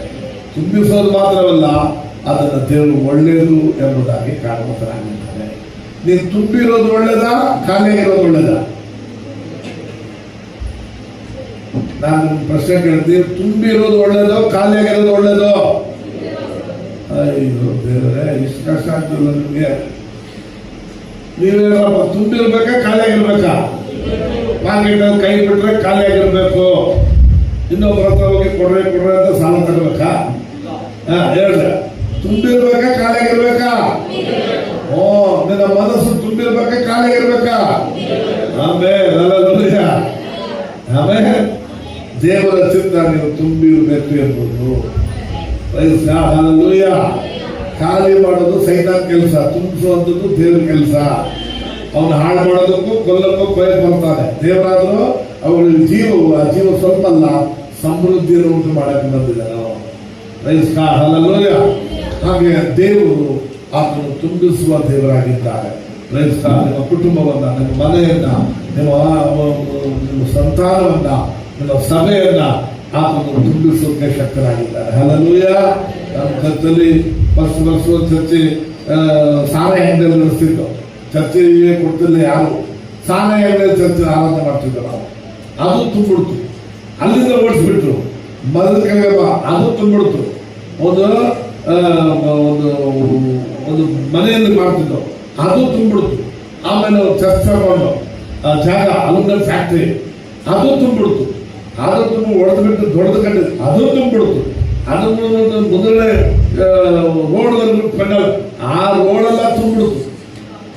ಅಯ್ಯೋ, ಈಗ ಏನಪ್ಪ ಮಾಡೋದು? ಒಂದು ಜಾಗ ತಗೊಂಡ್ವಿ 5 ಲಕ್ಷಕ್ಕೆ. ಆವತ್ತಿನ ಕಾಲದಲ್ಲಿ 150 ಅಡಿ ಉದ್ದ, 90 ಅಡಿ ಅಗಲ, ಅದು ತುಂಬಿಡ್ತು.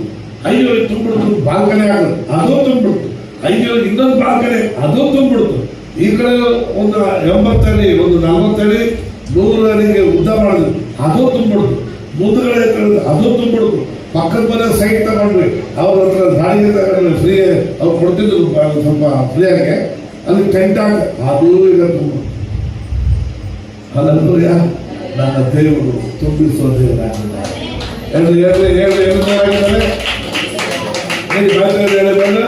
ತುಂಬಿಸುವ ದೇವರಾಗಿದ್ದಾರೆ. ಅಲ್ಲೂಯ ಅಮುಕಿ ಕುರುಕಿ ಹೊರ ಚೆಲ್ಲುವ ಹಾಗೆ ನಮ್ಮನ್ನು ಆಶೀರ್ವದಿಸುವ ದೇವರಾಗಲಿ. ಹಾಗಾಗಿ ಕೊಡಿರಿ, ಆಗ ನಿಮ್ಗೆ ಏನಾಗ್ತದೆ, ಕೊಡಲಾಗುತ್ತೆ. ಏನು ಕೊಡ್ತಾರೆ? ಅಮುಕಿ ಕುರಿ. ಕೆಲವರು ದಶಮ ಭಾಗವೇ ಕೊಡೋದಿಲ್ಲ, ಕಾಣಿಕೆ ಕೊಡೋದೇ ಇಲ್ಲ. ನೀನು ದಶಮ ಭಾಗ ಕಾಣಿಕೆ ಕೊಡದಿದ್ರೆ ಕಳ್ಳಿಯಾಗಿರ್ತೀನಿ, ಕಳ್ಳನಾಗಿರ್ತಿ. ಸ್ವಾಮಿ ಯಾವಾಗ ಕರ್ಕೊಂಡು ಹೋದ್ರೆ ದಶಮ ಭಾಗ ನನಗಾಗಿ ಪ್ರತ್ಯೇಕಿಸಬೇಕಾಗಿದ್ದ ಪದಾರ್ಥ ನೀವೇನ್ ಮಾಡ್ತೀರಿ, ಅದನ್ನ ಕಳ್ಳತನ ಮಾಡತಕ್ಕಂಥವರಾಗಿದ್ದೀರಿ. ಅದಕ್ಕೆ ನೀವು ಆಹಾರ ಶೂನ್ಯ ಉಂಟಾಗದಂತೆ, ವಾಕ್ಯದ ಪರಿಜ್ಞಾನ ಉಂಟಾಗದಂತೆ ನೀವು ದಶಮ ಭಾಗಗಳ ಕಾಣಿಕೆಗಳಲ್ಲಿ ತಗೊಂಡ್ಬರ್ಬೇಕು. ಭಂಡಾರಕ್ಕೆ ಸಭೆಗೆ ತಗೊಂಡ್ಬಂದು ಕೊಡ್ರಿ. ಅದನ್ನು ಪ್ರತ್ಯೇಕಿಸಬೇಕಾದ ಪದಾರ್ಥ. ನಾವೇನ್ ಮಾಡ್ತೀವಿ ಅಂದ್ರೆ, ಮೊದಲು ಸಂಬಳ ಬಂದಾಗ, ದುಡ್ಡು ಬಂದಾಗ ಸಾಲದವರಿಗೆ, ಮನೆ ಬಾಡಿಗೆ ಅವರಿಗೆ, ಹಾಲದವರಿಗೆ, ಅಲ್ಲಿಗೆ ಇಲ್ಲಿ ಕೊಟ್ಟಿದ್ದೇವೆ. ಕಾಲು ಈತ ನಾನು ಏನ್ ಮಾಡಿ ಇಲ್ಲಿಗೆ ಗೊತ್ತಲ್ಲ ಅಂದ್ಬಿಡ್ತೀವಿ ಕಳ್ಳರುಗಳು. ಬೈಬಲ್ ಹೇಳ್ತದೆ, ದಶಮ ಭಾಗ ಮೊದಲು ಪ್ರತ್ಯೇಕಿಸಬೇಕಾದ ಪದಾರ್ಥ. 100 ರೂಪಾಯಿ ಬಂತ, 10 ರೂಪಾಯಿ ಮೊದಲು ತೆಗೆದುಬಿಡು. ಆ 90 ರೂಪಾಯಿನಲ್ಲಿ ಅದು ನಿಂತು ದುಡ್ಡು, 90 ರೂಪಾಯಿನಲ್ಲಿ ಬಾಡಿಗೆ ಕೊಡು, 90 ರೂಪಾಯಿ ಹಾಲಿನವ್ರು ಕೊಡು. ಆಗ ಇದು ಜಾಸ್ತಿ ಆಗ್ತಾ ಬರ್ತದೆ. ನಾವೇನ್ ಮಾಡ್ತೀವಿ, ದಶಮ ಭಾಗ ಸೇರಿಸಿ ಕೊಡ್ತೀವಲ್ಲ, ಇರೋದೆಲ್ಲ ಖಾಲಿ ಹಾಕ್ಬಿಟ್ಟು ನಾಮ ಹಾಕೊಂಡು ಕೂತಿರ್ತೀವಿ. ಫಸ್ಟ್ ದಶಮ ಭಾಗ ಪ್ರತ್ಯೇಕ ಮಾಡಬೇಕು. ಅಲ್ಲೂಯ ಅದನ್ನ ತೆಗೆದುಬಿಡ್ರಿ. ಇದು ಉಕ್ಕುವಂತೆ ದೇವ್ರು ಮಾಡ್ತಾರೆ, ಜಾಗ ಕೊಳ್ಳಲಾಗುವಂತೆ ದೇವರ ಆಶೀರ್ವಾದ ಮಾಡತಕ್ಕಂಥವರಾಗಿದ್ದಾನೆ. ಆಮೇಲೆ ಪ್ರೈಸ್ ದಿ ಲಾರ್ಡ್. ಹಾಗಾಗಿ ನನ್ನ ದೇವರು ನಮ್ಮನ್ನು ತುಂಬಿಸುವುದು ದೇವರ ಚಿತ್ತವಾಗಿದೆ. ನಮ್ಮನ್ನು ತುಂಬಿ ಆಶೀರ್ವಾದವಾಗಿರುವಂಥದ್ದು ದೇವರ ಚಿತ್ತ, ಒಳ್ಳೆಯದು ಎಂಬುದಾಗಿ ಕಂಡು. 31ನೇ ವಚನ ಹೌದಪ್ಪ.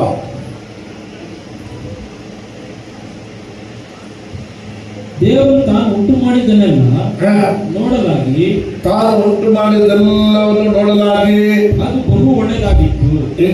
ಎಷ್ಟು ಒಳ್ಳೆದಾಗಿತ್ತಂತೆ? ಬಹು ಒಳ್ಳೆಯದಾಗಿತ್ತು. ಉಂಟು ಮಾಡಿದ್ದೆಲ್ಲವನ್ನು ನೋಡಿದಾಗ ಎಷ್ಟು ಒಳ್ಳೆದಾಗಿತ್ತದು? ಈಗ ಹೇಳ್ರಿ, ಈ ಎಲ್ಲ ಉಂಟು ಮಾಡೋದ್ರಲ್ಲ, ಯಾರಿಗಾಗಿ ಉಂಟು ಮಾಡಿದ್ರು? ಸೂರ್ಯ, ಚಂದ್ರ, ಗಿಡ, ಮರ, ಪ್ರಾಣಿ, ಪಕ್ಷಿ, ಇದೆಲ್ಲ ಯಾರಿಗಾಗಿ ಉಂಟು ಮಾಡಿದ್ರು? ಬಾಯಿ ತೆಗೆದು ಹೇಳಿದ್ರು, ಯಾರಿಗಾಗಿ? ನಮಗಾಗಿ ಉಂಟು ಮಾಡಿದ್ರು. ಆಮೇಲೆ ಆಗ ನಮಗಾಗಿ ಉಂಟು ಮಾಡಿ ಏನಂದ್ರು ದೇವರದನ್ನ ನೋಡ್ಬಿಟ್ಟು, ಅದು ಬಹು ಒಳ್ಳೆಯದಾಗಿತ್ತು. ಸ್ವಲ್ಪ ಒಳ್ಳೆದ, ಬಹು ಒಳ್ಳೆದ? ಆಮೇಲೆ ಬಹು ಒಳ್ಳೆಯದಾಯಿತು ಎಂಬುದಾಗಿ ಕಂಡರು. ಹಾಗಾದ್ರೆ ಯೋಚನೆ ಮಾಡ್ರಿ, ಈ ಭೂಮಿ ಮೇಲಿರುವ ಎಲ್ಲವನ್ನು ಯಾರಿಗಾಗಿ ಮಾಡಿದ್ರು? ಮನುಷ್ಯರಿಗಾಗಿ ಮಾಡಿದ್ರು, ಪ್ರಾಣಿಗಳಿಗಾಗಿ ಮಾಡಿದ್ರು? ಬಾಯಿ ತೆಗೆದು ಹೇಳಬೇಕು. ಆಗ ಈ ಎಲ್ಲ ಮಾಡಿದ್ದು ಒಳ್ಳೇದ, ಬಹು ಒಳ್ಳೇದ? ಯಾರಿಗೆ ಒಳ್ಳೇದು? ದೇವರಿಗ, ನಮಗ? ನಮಗೆ ಒಳ್ಳೇದು ಎಂಬುದಾಗಿ ದೇವರು ಕಂಡರು. ಕೈಗಳಲ್ಲಿ ದೇವರಿಗೆ ಸ್ತೋತ್ರ ಮಾಡೋಣ. ಆಮೇಲೆ ಈಗ ನೋಡ್ರಿ, 1ನೇ ಅಧ್ಯಾಯ 28ನೇ ವಚನ. ಇದಲ್ಲದೆ ದೇವರು ಅವರನ್ನು ಆಶೀರ್ವದಿಸಿ, ಅವರನ್ನು, ಯಾರು ಗಂಡು ಹೆಣ್ಣನ್ನು ನಿರ್ಮಿಸಿದ್ರಲ್ಲ ದೇವರು, ಅವರನ್ನ ದೇವರು ಏನ್ ಮಾಡಿದ್ರು? ಆಶೀರ್ವದಿಸಿದ್ರು. ಬಾಯಿ ತೆಗೆದು ಹೇಳ್ಬೇಕು. ಮನ್ಸ್ಕೊಳ್ಬೇಕು, ಕೂತ್ಕೊಂಡ್ರೆ ಪ್ರಸಾದ ಮಾಡೋ ಮನ್ಸು ಬರ್ತಾರ? ನನಗೂ ಆಸೆ ಇದೆ ಮನೆಗೆ ಹೋಗ್ಬಿಡ್ಬೇಕು ಅಂತ. ಇಂಥ ಮೂತಿಗಳು ನೋಡಿದ್ರೆ ಬರದೇ ಬೇಡ, ಬೆಡ್ಡೋದ್ರಿಂದ ಆಗ್ಬಿಡ್ತು. ಬಾಯಿ ತೆಗೆದು ಮಾತಾಡಬೇಕು. ಇರೋದೇ ಸ್ವಲ್ಪ ಜನ ಅಂತ ಕೂತ್ಕೊಂಡಿದ್ರೆ ಬಾಯಿ ಇಲ್ವಾ? ಮನೇಲಿ ಹೇಳ್ದ ಗಂಡನ್ನ ಮಾತಾಡಲ್ಲ ನೀವು, ಹೇಳಿ ಮಾತಾಡಲ್ಲ ನೀವು, ಬಾಯಿ ತೆಗೆದು ಮಾತಾಡಬೇಕು. ಕೂತ್ಕೊಳ್ಳಿ. ಇದಲ್ಲದೆ ದೇವರು ಅವರನ್ನು ಆಶೀರ್ವದಿಸಿ, ಅವರನ್ನು ಏನ್ ಮಾಡಿ? ಆಮೇಲೆ ದೇವರ ಚಿತ್ತ ನೀವೇನಾಗಿರ್ಬೇಕು ಅಂತ, ಆಶೀರ್ವಾದವಾಗಿರ್ಬೇಕು ಅಂತ. ಜೀವ ಮರಣ ಯಾವ್ದಾಗಿದೆ? ನಮ್ಮನ್ನಾಗಿ. ಬಾಯಿ ಬಿಟ್ಟು ಮಾತಾಡಬೇಕು. ಗೊತ್ತಾಯ್ತಾ? ಪ್ರಸಾರ ಮಾಡುವವರಿಗೆ ಉತ್ತರ ಕೊಡ್ಬೇಕು. ನಿಮ್ಗೇನು ಪ್ರಶ್ನೆ ಕೇಳಿ ನಿಮ್ಗೇನು ತುಂಬಾ ಕಷ್ಟ ಕೊಡ್ತಾ ಇಲ್ಲ. ನೀವು ವಾಕ್ಯಗಳನ್ನ ಬಾಯಿ ತೆಗೆದು ಹೇಳುವಾಗ ಅದನ್ನು ತಿರುಗಿಸಿ ಹೇಳಕ್ ಕಷ್ಟ ನಿಮ್ಗೆ, ರೈಟ್? ಅವನನ್ನು ದೇವರು ಏನ್ ಮಾಡಿದ್ರಂತೆ? ಆಶೀರ್ವದಿಸಿದ್ರು. ಎಲ್ಲ ಹೇಳಿದ್ರೆ ಏನ್ ಮಾಡಿದ್ರು? ಈಗ ನೀವು ಆಶೀರ್ವಾದವಾಗಿರೋದು ಒಳ್ಳೇದು, ಶಾಪಗ್ರಸ್ತರಾಗಿರೋದು ಒಳ್ಳೇದು? ಅದನ್ನ ಮಾತಾಡಿ, ಬಾಯಿ ತೆಗೆದು ಯೇಸು ನಾಮದಲ್ಲಿ ಬಾಯಿ ತೆಗೆದ್ರೆ ಆಗ ಹಾಗೆ ಆಗ್ತದೆ. ಬೈಬಲ್ ಹೇಳುತ್ತದೆ, ಹೃದಯದಲ್ಲಿ ನಂಬಿಕೆ ಇಟ್ಟು ಬಾಯಿ ಅರಿಕೆ ಮಾಡಿದ್ರೆ ಏನಾಗ್ತದೆ? ರಕ್ಷಣೆ ಉಂಟಾಗ್ತದೆ. ಅರ್ಥ ಆಯ್ತಾ? ನೀನು ಹೃದಯದಲ್ಲಿ ನಂಬಿದ್ದನ್ನ ಬಾಯಲ್ಲಿ ಹೇಳುವಾಗ ಹಾಗೆ ನಿನಗೆ ಉಂಟಾಗುತ್ತೆ. ಆಮೇಲೆ ಪ್ರೈಸ್ ದಿ ಲಾರ್ಡ್. ರೈಟ್. ಆಗ ದೇವರು ಅವರನ್ನು ಆಶೀರ್ವದಿಸಿ, ಹಾಗಾದ್ರೆ ದೇವರ ಚಿತ್ತ ನಾವೆಲ್ಲರೂ ಆಶೀರ್ವಾದವಾಗಿರ್ಬೇಕು, ಶಾಪಗ್ರಸ್ತರಾಗಿರ್ಬೇಕಾ?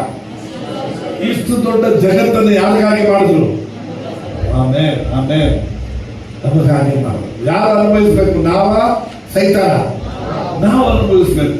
ಹಾಗಾದ್ರೆ ದೇವರ ಚಿತ್ತ ನಾವು ಆಶೀರ್ವಾದವಾಗಿರುವಂಥದ್ದು.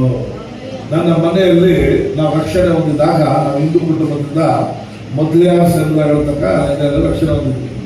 ಬಹಳ ದರಿದ್ರ ಅಂದ್ರೆ ಇದ್ದ ಸ್ವಂತ ಮನೆಗಳು ಮಾಡ್ಕೊಂಡ್ಬಿಟ್ರು ಬೆಂಗಳೂರಿನಲ್ಲಿ. ಮತ್ತು ಇದ್ದ ಬಂಗಾರ, ನಮಗಿದ್ದಂಥ ಆಸ್ತಿ ಎಲ್ಲ ಮಾಡ್ಕೊಂಡ್ಬಿಟ್ವಿ ದೇವಸ್ಥಾನಕ್ಕೆ. ಅಲ್ಲಿ ಇಲ್ಲಿ ಕಾಯಿಲೆ ಕಷ್ಟ, ಹಾಸ್ಪಿಟಲ್ ಎಲ್ಲ ಖರ್ಚಾಗಿ ಎಲ್ಲ ಖಾಲಿ ಆಗ್ಬಿಟ್ಟು ಕೊನೆಯಲ್ಲಿ ನಮ್ಮಪ್ಪ ಸಣ್ಣ ಮಂಡಳಿ ಕೆಲಸ ಮಾಡ್ತಿದ್ರು. ಬಡ್ಡಿಗೆ ಮೊದಲು ಒಂದು ಕಾಲದಲ್ಲಿ ಅವರೇ ವ್ಯವಹಾರ ಮಾಡ್ತಿದ್ರು. ಈಗ ಬಡ್ಡಿಗೆ ಅವರೇ ತಗೊಳ್ಳೋ ಥರ ಆಗ್ಬಿಟ್ಟು. ಆಗ 7 ಮಕ್ಕಳು ನಾವೆಲ್ಲ. ಭಾಳ ದರಿದ್ರ ಅಂದರೆ ದರಿದ್ರ. ಅಪ್ಪತ್ತಿಗೆ 1 kg ಅಕ್ಕಿ ತಗೊಂಡ್ಬರ್ಬೇಕು, ತಿನ್ಬೇಕು. 1 kg ತಗೊಂಡ್ಬರ್ಬೇಕು, ಮನೆಗೆ ಅಡುಗೆ ಮಾಡಬೇಕು, ತಿನ್ಬೇಕು. ಹಾಗೆ ಒಂದೊಂದು ಹೊತ್ತು ಹಂಗೆ ತಗೊಂಡ್ಬರೋದು. 3 ತಿಂಗಳು 4 ತಿಂಗಳು ಮನೆ ಬಾಡಿಗೆ ಕಟ್ಟಕ್ಕೆ ಆಗ್ತಾ ಇರಲಿಲ್ಲ. ಕರೆಂಟ್ ಬಿಲ್ಲು 3 ತಿಂಗಳು 4 ಬಿಲ್ ಕಟ್ಟಕ್ಕೆ ಆಗ್ತಾ ಇರಲಿಲ್ಲ. ಆ ಟೈಮಲ್ಲಿ ಯೇಸು ಸ್ವಾಮಿಯನ್ನ ಕಂಡುಕೊಳ್ಳೋದಕ್ಕೆ ದೇವರು ನನಗೆ ಸಹಾಯ ಮಾಡೋದು. ಆಗ ರಕ್ಷಣೆ ಹೊಂದಿದ್ರು ನಮ್ಮ ತಾಯಿ ತಂದೆ ಎಲ್ಲ. ರಕ್ಷಣೆ ಹೊಂದಿದ್ರು ಕೂಡ ನಮ್ಮ ಮನೆಯಲ್ಲಿ ದರಿದ್ರ ತಪ್ಪೇ ಇರಲಿಲ್ಲ. ನಮ್ಗೆ ಏನು ಅರ್ಥ ಆಗಿಲ್ಲ. ಯೇಸು ಸ್ವಾಮಿಗೆ ಸೇರ್ಕೊಂಡ್ರೆ ಆಶೀರ್ವಾದ ಬರ್ತದೆ ಅಂತಾರಲ್ಲ, ಯಾಕೆ ಬಂದಿಲ್ಲ ಕೊನೆಯಲ್ಲಿ ನಾನು ರಕ್ಷಣೆ ಹೊಂದಿದೆ. ನಾನು ಪ್ರಶ್ನೆ ಕೇಳೋದು, ದೇವರೇ, ನಮ್ಮ ಚಿಕ್ಕಮ್ಮನಿಗೆ ಸುವಾರ್ಥ ಸಾವಾಗ ನಮ್ಮ ಚಿಕ್ಕಮ್ಮ ಹೇಳಿದ್ರು, ನಿಮ್ಮ ಯೇಸು ಕಣ್ಣು ಕೊಡ್ತಾನೆ, ಕಿವಿ ಕೊಡ್ತಾನೆ, ಕಾಲು ಕೊಡ್ತಾನೆ, ನಾನು ನಂಬ್ತೀನಪ್ಪ. ನಿಮ್ಮಪ್ಪ ನಿನ್ನೆ ಬಂದು ನನ್ನ ಹತ್ರ 100 ರೂಪಾಯಿ ತಗೊಂಡು ಹೋದ್ರಲ್ಲ, ಎಲ್ಲಿ ಹೋಗಿದ್ದ ನೀನು ಯೇಸು? ಸಾಲ ತಗೊಂಡೋದಲ್ಲ ನಿಮ್ಮಪ್ಪ. ನಿಮ್ ಯೇಸು ಯಾಕೆ ಕೊಡಬಾರ್ದು 100 ರೂಪಾಯಿ? ನಿಮ್ಮ ಅಪ್ಪನ ಗೆದ್ದಿಲ್ಲ ಯೇಸು ಕೊಡಕ್ಕೆ. ನನಗೆ ಬಹಳ ನೋವಾಯಿತು. ನಾನು ಚಿಕ್ಕಮ್ಮ ಇದಕ್ಕೆ ಉತ್ತರ ನಾನು ಅತಿ ಶೀಘ್ರದಲ್ಲಿ ಹೇಳ್ತೇನೆ. ನಾನು ಇವತ್ತನೇ ಯೇಸು ನಂಬಿದ್ದೇನೆ, ನಾನು ಬಂದು ಹೇಳ್ತೀನಿ ಅಂತ ಹೇಳಿ ಚರ್ಚಿಗೆ ಹೋಗ್ಬಿಟ್ಟು ನಾನು ಚರ್ಚಲ್ಲಿ ಕೂತ್ಕೊಂಡು ಕಣ್ಣೀರು ಪ್ರಾರ್ಥನೆ ಮಾಡೋದು. ದೇವರೇ, ನಮ್ಮ ಚಿಕ್ಕಮ್ಮ ಕೇಳೋದಕ್ಕೆ ಅರ್ಥ ಇದೆ. ಯೇಸು ಒಳ್ಳೆಯವರು, ಕಣ್ಣು ಕೊಡ್ತಾರೆ, ಕಿವಿ ಕೊಡ್ತಾರೆ, ಕಾಲು ಕೊಡ್ತಾರೆ, ಅದ್ಭುತ ಮಾಡ್ತಾರೆ, ಶಾಂತಿ ಕೊಡ್ತಾರೆ, ಸಮಾಧಾನ ಕೊಡ್ತಾರೆ ಅಂತ ಹೇಳ್ದಲ್ಲ. ಆ ಅಮ್ಮ ತಿರುಗಿ ಒಂದು ಮಾತು ಕೇಳೋದು, ನಿಮ್ಮ ಅಪ್ಪನಿಗೆ 100 ರೂಪಾಯಿ ಗತಿ ಇಲ್ಲ, ನನ್ನ ಹತ್ರ ಬಂದು ಕೇಳಿದ್ರಲ್ಲ, ಎಲ್ಲಿ ಹೋಗಿದ್ದ ನೀನು ಯೇಸು ಅಂತ ಕೇಳಿದ್ರಲ್ಲ, ಇದಕ್ಕೆ ನಾನು ಏನು ಉತ್ತರ ಕೊಡಲಿ ಅಂತ ಹೇಳಿ ನಾನು ದೇವರ ಹತ್ರ ಪ್ರಾರ್ಥನೆ ಮಾಡಿದೆ. ಆಗ ದೇವರು ವಾಕ್ಯಗಳನ್ನು ನೋಡೋದಕ್ಕೆ ನನಗೆ ಸಹಾಯ ಮಾಡಿದೆ. ಅಂತಿನಿಂದ ನಾನು ತೀರ್ಮಾನ ಮಾಡಿದೆ, ಯೇಸುವಿನ ನಾಮದಲ್ಲಿ ದೇವರು ನಮ್ಮನ್ನು ಆಶೀರ್ವದಿಸುವ ದೇವರು. ಆತನು ನಮ್ಮ ಬಾಯಲ್ಲಿ ಜೀವ ಮರಣ ಇಟ್ಟಿದ್ದಾನೆ. ನೀತಿವಂತನ ಬದುಕೋದು ಯಾವುದರಿಂದ? ನಂಬಿಕೆಯಿಂದ. ನಾನು ಅವತ್ತಿನಿಂದ ಪ್ರಾರ್ಥನೆ ಮಾಡಿ ಅರಿಕೆ ಮಾಡ್ತಾ ಮಾಡ್ತಾ ಮಾಡ್ತಾ ಮಾಡ್ತಾ ದೇವರು ನಮಗಾಗಿ ಡೋರ್ ಓಪನ್ ಮಾಡೋದು. ನನಗೆ ಕೆಲಸ ಸಿಕ್ತು. ಬೇರೆ ಕೆಲಸ ಮಾಡ್ತಿದ್ದೆ, ಮೇಸ್ತ್ರಿ ಆಗಿದ್ದೆ, ಕಂಟ್ರಾಕ್ಟ್ ಆದೆ. ದೊಡ್ಡ ಕಂಟ್ರಾಕ್ಟ್ ಆಗಿ 23 ಜನ ಕೆಲಸ ಕೊಟ್ಕೊಂಡು ಕಂತೆ ದುಡ್ಡು ಸಂಪಾದನೆ ಮಾಡುವಂತೆ ದೇವರು ಮಾಡಿದ್ರು. ಆಗ ದೇವರು ಹೇಳಿದ್ರು, ಸಾಕ ಬೇಕಾದ್ರು. ಅವರು ಸ್ವಾಮಿ, ನನ್ನ ದೇವರು ಧೂಳಲ್ಲಿದ್ದವನ ಮೇಲೆ ರಕ್ಷಕರಾಗಿದೆ ಅಂದಾಗ ದೇವರು ಹೇಳಿದ್ರು, ನೀವು ಪೂರ್ಣ ಸೇವೆ ಬರಬೇಕು ಅಂತ. ನಾನಂದ್ರೆ, ದೇವರೇ, ಪೂರ್ಣ ಸೇವೆ ಮಾಡೋದಕ್ಕಿಂತ ಜಾಸ್ತಿ ಸೇವೆ ಮಾಡ್ತಾ ಇದ್ದೇನೆ, ದುಡ್ಡು ಕೊಟ್ಟು ಸೇವೆ ಮಾಡ್ತಿದ್ದೀನಿ. ನಾನೀಗ ನಾನು ಸೇವೆ ಬರಲ್ಲಪ್ಪ, ಕೆಲಸ ಮಾಡೋದಿಲ್ಲ. ಕಲ್ಲಾತ ನಂಬಿಕಸ್ಥರಾಗಿದ್ದಾನೆ ಅಂತ ಹೇಳಿ ಕರೆದ್ರು. ಹುಣಸೂರಿಗೆ ಸೇವೆಗೆ ಹೋದೆ. ನಾನು ಹೇಳುದಲ್ಲ, ಮನೆ ಖಾಲಿ, ಎಲ್ಲ ಖಾಲಿ ಅಂತ ಪರಿಸ್ಥಿತಿಯಲ್ಲಿ ಇವತ್ತು ದೇವರ ಕೃಪೆಯಲ್ಲಿ ದೇವರು ಜಾಗ ಕೊಡಲ್ಲ ಅನ್ನೋದಕ್ಕಂಥ ನಮ್ಮನ್ನು ಆಶೀರ್ವದಿಸಿದವರಾಗಿದೆ. ಇಲ್ಲಿವರೆಗೂ ಯಾರ ಹತ್ರ ಹೋಗಿ ಕೈ ಚಾಚದಂತೆ ಕರ್ತನು ಅನೇಕರಿಗೆ ಆಶೀರ್ವಾದವಾಗಿರುವ ಹಾಗೆ ದೇವರು ಮಾಡಿದವರಾಗಿದ್ದಾರೆ. ಇದು ಹೇಗೆ ಆಗ್ತದೆ ಅಂದರೆ, ಬೈಬಲ್ ಹೇಳುತ್ತದೆ, ನೀತಿವಂತನು ಹೇಗೆ ಬದುಕ್ತಾನೆ? ನಂಬಿಕೆಯಿಂದ ಬದುಕ್ತಾನೆ. ದೇವರು ನಮ್ಮನ್ನು ಆಶೀರ್ವದಿಸಿದ್ದಾರ, ಆಶೀರ್ವದಿಸಬೇಕಾ? ಜೋರಾಗಿ ಹೇಳಬೇಕು. ಹೌದಲ್ವಾ? ಆಗ ನಮ್ಮ ಹತ್ರ ಈಗ ಇಲ್ಲ, ಏನ್ ಹೇಳ್ಬೇಕು? ಅಯ್ಯೋ ಇಲ್ಲ ಅಂತ ಹೇಳ್ಬೇಕು, ನನ್ನ ಆಶೀರ್ವದಿಸಿದ ದೇವರಿಗೆ ಸ್ತೋತ್ರ ಅಂತ ಹೇಳ್ಬೇಕು. ಸ್ತೋತ್ರ ಬಾಯಿ ತೆಗೆದು ಹೇಳ್ಬೇಕು. ಬಾಯಿ ತೆಗೆದು ಯೇಸು ನಾಮದಲ್ಲಿ ಬಾಯಿ ತೆಗೆದು ನನ್ನನ್ನು ಆಶೀರ್ವದಿಸಿದ ದೇವರಿಗೆ ಸ್ತೋತ್ರ. ಆಮೇಲೆ ನಂಗೆ ಹೇಳಿ ನೋಡಿ, ಯೇಸು ನಾಮದಲ್ಲಿ ಬರಲಿಲ್ಲ ಅಂದ್ರೆ ಕೇಳಿ ನಾನು ಹೇಳ್ತೀನಿ. ಯೇಸು ಜೀವ ಮತ್ತು ಮರಣ ಎಲ್ಲಿದೆಪ್ಪ? ನಮ್ಮ ನಾಲಿಗೆ ವಶದಲ್ಲಿ ಇದೆ. ನಿಮ್ಗೆ ಯಾವ್ದು ಬೇಕು? ಮರಣ ಬೇಕಾ, ಜೀವ ಬೇಕಾ? ಮಾತಾಡಬೇಕು. ಮಾತಾಡಿದ್ರೆ ಜೀವವೇ ಉಂಟಾಗುತ್ತೆ. ಮೌನವಾಗಿದ್ರೆ ಮರಣ ಶಾಪನೇ ನಿಮ್ಮ ತಲೆ ಮೇಲೆ ಇರ್ತದೆ. ಯಾವ್ದು ಬೇಕು ನಿಮಗೆ? ಆಶೀರ್ವಾದ ಬೇಕಾ? ಮಾತಾಡಿ ಬಾಯಿ ತೆಗೆದು ಯೇಸುವಿನ ನಾಮದಲ್ಲಿ. ದೇವರು ಕ್ರಮವಿಲ್ಲದೆ ಈ ಪ್ರಪಂಚ ನೋಡಿ ಕ್ರಮವಾಗಲಿ ತಿಳಿದ್ರ ಹಾಗೆ ಮಾತಾಡಿದ್ರೆ ಆಗೋದು. ಮೌನ ಕೂತ್ಕೊಂಡ್ರೆ ದುಃಖ ಬಂದು ದುಃಖದಲ್ಲಿ ಮುಳುಗೋಗಿ ನಾಶ ಹೋಗ್ಬಿಡ್ತೀರಿ. ಬಾಯಿ ತೆಗೆದು ಮಾತಾಡಬೇಕು. ಯೇಸುವಿನ ನಾಮದಲ್ಲಿ ಬೆಳಕುಂಟಾಗ್ಲಿ, ಬೆಳಕುಂಟಾಯ್ತು. ಆಮೇಲೆ ಸೂರ್ಯ ಚಂದ್ರನ ಉಂಟಾಯ್ತು. ಆಗ ದೇವರು ಆ ಸಿಸ್ಟಮ್ ಅನ್ನ ಇಟ್ಟಿದ್ದಾರೆ. ನಾವು ಇಲ್ಲದೆ ಇರುವುದನ್ನ ಇರುವಾಗೆ ಕಲಿಯುವ ದೇವರ ಮಕ್ಕಳಾಗಿದ್ದೇವೆ. ನಮ್ಮ ಹತ್ರ ಇಲ್ವಾ ಇಲ್ಲ ಅಂತ ಹೇಳಂಗಿಲ್ಲ. ಅವುಗಳನ್ನು ಉಂಟು ಮಾಡತಕ್ಕ ಶಕ್ತಿಯನ್ನ ನಮ್ಮ ನಾಲ್ಗೆ ವರ್ಷದಲ್ಲಿ ದೇವರು ಇಟ್ಟಿದ್ದಾರೆ. ಆಮೇಲೆ ಹಾಗೆ ದೇವರು ಇದೆಲ್ಲ ಉಂಟು ಮಾಡಿ ಮನುಷ್ಯನನ್ನು ಆಶೀರ್ವದಿಸುವುದು. ಏನ್ ಮಾಡೋದು? ದೇವರು ಆಶೀರ್ವದಿಸುವುದು. ಮೊದಲು ಮನುಷ್ಯನನ್ನ ದೇವರು ತನ್ನ ಬಾಯಿಂದ ಹೇಳಿದ್ರು, ಅವರನ್ನು ಆಶೀರ್ವದಿಸಿ. ಇವತ್ತು ಇಡೀ ಜಗತ್ತಲ್ಲಿರುವ ಎಲ್ಲರೂ ಆಶೀರ್ವಾದವಾಗಿದ್ದಾರೆ ಇಲ್ವಾ? ಇದ್ದಾರ ಇಲ್ವಾ? ಆಗ ಲೋಕದವರು ಕೂಡ ದೇವರು ಸೃಷ್ಟಿ ಮಾಡಿದಾಗ ಆಶೀರ್ವಾದವಾಗಿರ್ಲಿ ಅಂತ ಅವ್ರು ಹೇಳಿದ್ದು ಅವರಿಗೆ ಫಲಿಸ್ತದೆ. ಆದ್ರೆ ದೇವ್ರ ಮಕ್ಕಳಿಗೆ ಫಲಿಸ್ಬೇಕ ಬೇಡ? ನಮಗೆ ಹೆಚ್ಚು ಫಲಿಸ್ಬೇಕು ಅವ್ರಿಗಿಂತ. ಎರಡನೇದಾಗಿ ದೇವರು ಹೇಳೋದು ನೋಡ್ರಿ, ನೀವು ಬಹು ಸಂತಾನವುಳ್ಳವರಾಗಿ. ನೀವು ಏನು ಸಂತಾನವುಳ್ಳವರಾಗಬೇಕು? ಹೇಳಿ, ಏನಾಗಬೇಕಂದ್ರೆ ಬಹು ಸಂತಾನವುಳ್ಳವರಾಗಿ ಹೆಚ್ಚಿರಿ.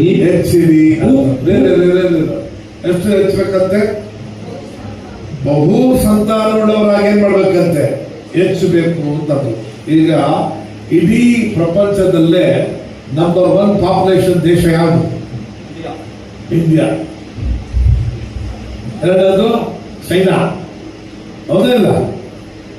ಈಗ ನಮ್ಮ ಬೋರ್ಡ್ಗಳಲ್ಲಿ ಹಾಕಿದ್ದಾರೆ, ನಾವಿಬ್ರು ನಮಗಿಬ್ರು ಅಂತ ಮೊದಲು ಹಾಕ್ತಿದ್ರು. ಈಗ ಏನಾಗ್ತಾರೆ? ನಾವಿಬ್ರು ನಮಗೆ ಒಬ್ಬರೇ ಸಾಕು ಅಂತಾರೆ. ಇನ್ನು ಸ್ವಲ್ಪ ದಿನ ಬರ್ತಾರೆ, ನಾವಿಬ್ರು ನಮ್ಗೆ ಯಾಕೆ ಇನ್ನೊಬ್ರು ಬರ್ಬೋದು. ಯಾಕೆ? ಇವ್ರು ಹಿಂಗೆ ಬಿಟ್ರೆ ಮಕ್ಕಳು ಎತ್ತಿ ಜಾಗ ಇಲ್ಲ ಆಗ್ಬಿಡ್ತದಪ್ಪ, ಸ್ಟಾಪ್ ಅಂತ ಗೌರ್ಮೆಂಟ್ ಏನ್ ಮಾಡ್ಬಿಟ್ಟಿದೆ? ಆಜ್ಞೆ ಕೊಟ್ಬಿಟ್ಟಿದ್ದಾರೆ. ಅರ್ಥ ಆಯ್ತಾ? ಆಗ ದೇವರು ಹೇಳಿದ್ರು, ಬಹು ಸಂತಾನವಾಗಿ ಏನ್ ಮಾಡಿದ್ರಿ ನೀವು? ಹೆಚ್ಚುವಿರಿ. ಆಗ ದೇವರ ವಾಕ್ಯವು ಈ ಪ್ರಪಂಚದಲ್ಲಿ ಅನ್ಯರಿಗಾದರೂ ನೆರವೇರ್ತದೆ ಇಲ್ವಾ? ಆಗ ನಮಗೆ ಖಂಡಿತವಾಗಿ ನೆರವೇರುವುದು ಖಚಿತ. ಮೂರನೇದಾಗಿ ಹೇಳಿದ್ರಲ್ವಾ, ಭೂಮಿಯಲ್ಲಿ ತುಂಬಿಕೊಂಡು ಅದನ್ನು ವಶ ಮಾಡಿಕೊಳ್ಳಿರಿ. ಅದನ್ನ ಏನ್ ಮಾಡ್ಕೊಂಡ್ರಿ? ವಶ ಮಾಡಿಕೊಳ್ಳ್ರಿ. ಎಲ್ಲ ಕೇಳಿ ನೋಡಿ. ಈ ಬಳ್ಳಾರಿ ಎಲ್ಲಾದ್ರೂ ಸರಿ, ಕರ್ನಾಟಕದಲ್ಲಾದ್ರೂ ಸರಿ, ಎಲ್ಲಾರು ಹೋಗಿ ಒಂದು 10 ಜಾಗ ಎಲ್ಲ ಹಿಡ್ಕತ್ತೀರಾ? ಹಿಡ್ಕೊಳಕ್ ಆಗತ್ತಾ? ಯಾಕೆ? ಭೂಮಿಯನ್ನು ಜನ ವಶ ಪಡಿಸ್ಕೊಂಡ್ಬಿಟ್ರು. ಫಾರೆಸ್ಟ್ ಡಿಪಾರ್ಟ್ಮೆಂಟ್ ಫಾರೆಸ್ಟ್ ಎಲ್ಲ ವಶ ಮಾಡ್ಕೊಂಡ್ಬಿಟ್ಟ. ಕಾರ್ಪೊರೇಷನ್ ವಶ ಮಾಡ್ಕೊಂಡ್ಬಿಟ್ರು. ಹೊಲ ಜಮೀನೆಲ್ಲ ಮನುಷ್ಯ ವಶ ಮಾಡಿಸ್ಕೊಂಡ. ಎಲ್ಲಿ ಹೋಗಿ 10 ಟೆಂಟ್ ಹಾಕಿ ಮೂಡರ ಕಟ್ಟದಾದ್ರೆ ಬರ್ತಾರೆ, ಯಾವಳವನು ಅಂತ ಬರ್ತಾರೆ. ಹೌದಲ್ಲ? ಹಾಗಾದ್ರೆ ಭೂಮಿಯನ್ನು ಮನುಷ್ಯರು ವಶಪಡಿಸ್ಕೊಂಡ್ರ? ದೇವ್ರು ಹೇಳಿದ್ ನೆರವೇರ್ತಾ? ಹಾಗಾದ್ರೆ ಅನ್ಯ ಜನರಾದ್ರೂ ಕೂಡ ಈ ವಾಕ್ಯ ನೆರವೇರ್ತದೆ. ಅದ್ರ ನಿನಗೂ ನೆರವೇರ್ತದೆ ಇಲ್ವಾ? ಖಂಡಿತ ನೆರವೇರ್ತದೆ. ಆಮೇಲೆ ಸಮುದ್ರದಲ್ಲಿರುವ ಮೀನುಗಳ ಮೇಲೂ, ಆಕಾಶದಲ್ಲಿ ಇರುವ ಪಕ್ಷಿಗಳ ಮೇಲೂ, ಭೂಮಿಯಲ್ಲಿ ಚಲಿಸುವ ಎಲ್ಲಾ ಜೀವಿಗಳ ಮೇಲೆಯೂ ದುರತನ ಮಾಡಿರಿ. ಏನ್ ಮಾಡಿ ನೀವು? ದುರತನ ಮಾಡಿ. ಎಲ್ಲ ಗಮನಕ್ಕೆ, ಸಮುದ್ರದಲ್ಲಿ ಮೀನೆಲ್ಲ ಹಿಡಿದು ತಿಂದ್ರು ಕೂಡ ತಿಂತಾ ಇದ್ವಲ್ಲ. ಎಷ್ಟು ಕೋಳಿಗಳು, ಎಷ್ಟು ಕುರಿಗಳು, ಅಯ್ಯೋದ್ರೆ ಎಲ್ಲ ಖಾಲಿ ಮಾಡ್ತಾನೆ ಇದ್ದಾರೆ ಮನುಷ್ಯ. ಇವತ್ತಿನ ಮಕ್ಕಳಿಗೆ ಕಬಾಬ್ ಇಲ್ಲದ್ರೆ ಊಟನೇ ಇಲ್ಲ ಅಂದ್ರೆ ಎಲ್ಲವರು ಏನ್ ಮಾಡ್ತಿದ್ದಾರೆ, ದುರತನ ಮಾಡ್ತಿದ್ದಾರೆ ಅಲ್ವಾ? ದೊಡ್ಡ ದೊಡ್ಡ ಆನೆಗಳನ್ನ ಬೈಟ್ ಅಂತ ಕೂತ್ಕೊತಾರೆ, ನಿಂತ್ಕೋತಾರೆ. ದೊಡ್ಡ ದೊಡ್ಡ ಮೀನುಗಳನ್ನ ನೀರಿನಲ್ಲಿ ಪಲ್ಟಿ ಹೊಡಿಸ್ತಾರೆ, ಅದ್ರ ಮೇಲೆ ನಡೀತಾರೆ, ಕೂತ್ಕೊತಾರೆ, ಸವಾರಿ ಹೋಗ್ತಾರೆ. ಆಗ ಎಲ್ಲ ಜೀವಿಗಳ ಮೇಲೆ ಮನುಷ್ಯನು ದುರತನ ಮಾಡ್ತಿದ್ದಾನೆ. ಆಮೇಲೆ ಹಾಗಾದ್ರೆ ದೇವರು ಹೇಳಿದಂತ 4 ಆಶೀರ್ವದಿಸಿ ನೀವು ಫಲವಂತರಾಗಿ ಭೂಮಿ ಮೇಲೆ ಏನ್ ಮಾಡ್ರಿ, ಎಲ್ಲವನ್ನು ವಶಪಡಿಸಿಕೊಂಡು ಎಲ್ಲದರ ಮೇಲೆ ದುರತನ ಮಾಡ್ರಿ. ಆಕಾಶದಲ್ಲೂ, ಸಮುದ್ರದಲ್ಲೂ, ಭೂಮಿ ಮೇಲೆ 3 ತರದ ಜೀವಿಗಳ ಮೇಲೆ ಏನ್ ಮಾಡಿದ್ರಿ, ನೀವು ದುರತನ ಮಾಡಿದ್ರಿ.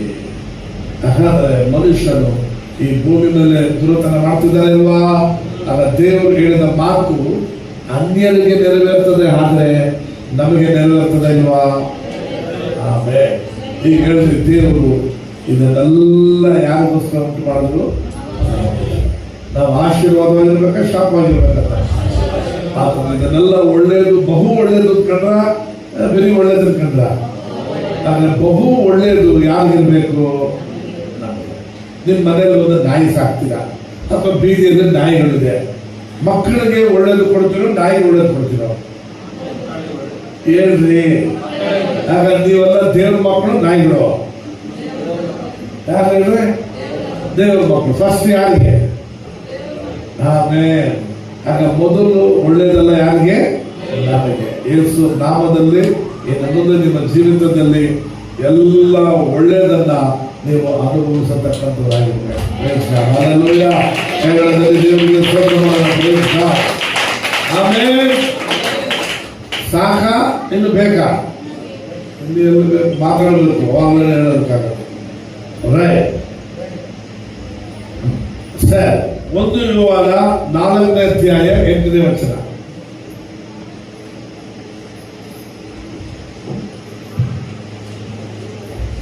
ಪ್ರೀತಿ ಇಲ್ಲದವನು ದೇವರನ್ನು ಬಲ್ಲವನಲ್ಲ. ಪ್ರೀತಿ ಇಲ್ಲದಿದ್ದವನು ದೇವರನ್ನು ಬಲ್ಲವನಲ್ಲ. ಯಾಕೆ ಅಂತಂದರೆ ದೇವರು ಪ್ರೀತಿ ಸ್ವರೂಪಿಯು. ದೇವರು ಏನಾಗಿದ್ದಾರಮ್ಮ? ಪ್ರೀತಿ ಸ್ವರೂಪಿಯಾಗಿದ್ದಾನೆ. God is love. ಕರೆಂಟ್ ಹೋಯ್ತು. ಅದೇ ಕೂತ್ಕೊಳ್ಳಿ, ಬರ್ತದೆ ಈಗ. ಪಾಪ ಕರೆಂಟ್ ಬೇರೆ ಬಿಟ್ಬಿಡು ಎಲ್ಲ ಗಮನಕ್ಕೆ. ದೇವರು ಏನಾಗಿದ್ದಾರಪ್ಪ? ಪ್ರೀತಿಯಾಗಿದ್ದಾರೆ. ಎಲ್ಲ ಹೇಳ್ರಿ, ಏನಾಗಿದ್ದಾರೆ? ಗಾಡ್ ಇಸ್ ಲವ್ ಅಂತ ಹೇಳ್ತಾರೆ. ದೇವರು ಪ್ರೀತಿ ಆಗಿದ್ದಾರೆ. ಬೈಬಲ್ ಹೇಳ್ತದೆ ದೇವರು ಪ್ರೀತಿಯಾಗಿದ್ದಾರೆ ಎಂಬುದಾಗಿ ಹೇಳುವಾಗ ಆತನೇ ಪ್ರೀತಿಯ ಮೂಲಕರ್ತನಾಗಿದ್ದ. ಪ್ರೀತಿ ಅಂದ್ರೆ ಏನರ್ಥ? ಈ ಲೋಕದಲ್ಲಿರುವ ಪ್ರೀತಿ ಅಲ್ಲ. ಕೊಟ್ರೆ ಸ್ತೋತ್ರ, ಕೊಡ್ಲಿಲ್ಲ ಅಂದ್ರೆ ಆತರ ಅಲ್ಲ. ಪ್ರೀತಿ ಎಂಬುದಾಗಿ ಹೇಳುವುದಾದ್ರೆ ಬೈಬಲ್ ಹೇಳುತ್ತದೆ ದೇವರು ಈ ಲೋಕದ ಮೇಲೆ ಎಷ್ಟೋ ಪ್ರೀತಿಯನ್ನಿಟ್ಟು ತನ್ನ ಒಬ್ಬನೇ ಮಗನನ್ನು ಕೊಟ್ಟರು. ಯಾವುದನ್ನು ಪ್ರೀತಿಸಿದ್ರು? ಲೋಕವನ್ನು ಪ್ರೀತಿಸಿ ಯಾವುದನ್ನು ಕೊಟ್ಟರು? ಒಬ್ಬನೇ ಮಗನನ್ನು ಕೊಟ್ಟರು.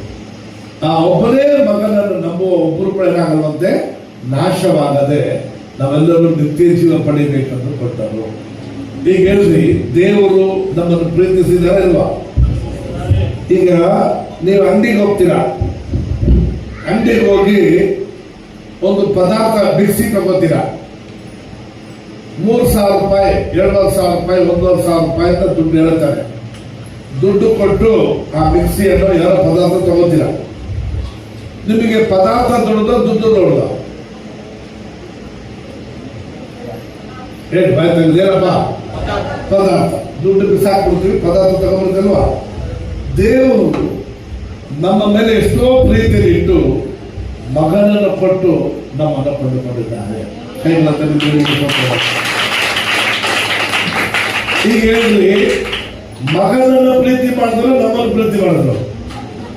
ಹೇಳಿ ಹೇಳಿ ಹೇಳಿ ಹೇಳಿ. ತನ್ನ ಮಗನಿಗಿಂತಲೂ ಹೆಚ್ಚಾಗಿ ನಮ್ಮನ್ನು ಪ್ರೀತಿ ಮಾಡಿದ್ದಾರೆ. ಹಲ್ಲೆಲೂಯಾ. ಸರಿ, ನಾವೆಲ್ಲ ಒಳ್ಳೆಯವರು ಅಂತ ದೇವರು ಪ್ರೀತಿಸಿದ್ರ? ಇಲ್ಲ. ನಾವಿನ್ನೂ ಕೆಟ್ಟವರಾಗಿದ್ದಾಗಲೇ ನಮ್ಮನ್ನು ದೇವರು ಪ್ರೀತಿಸಿದವರಾಗಿದ್ದಾನೆ. ಪ್ರೀತಿಸಿ ನಮಗಾಗಿ ನನ್ನ ಸ್ವಂತ ಮಗನನ್ನೇ ದೇವರು ಕೊಟ್ಟವರಾಗಿದ್ದಾನೆ. ಬೈಬಲ್ ಹೇಳುತ್ತದೆ ನೋಡ್ರಿ, ರೋಮರ್ ಬರೆದ ಪತ್ರಿಕೆ 8ನೇ ಅಧ್ಯಾಯ 5ನೇ ಅಧ್ಯಾಯ 8ನೇ ವಚನದಪ್ಪ.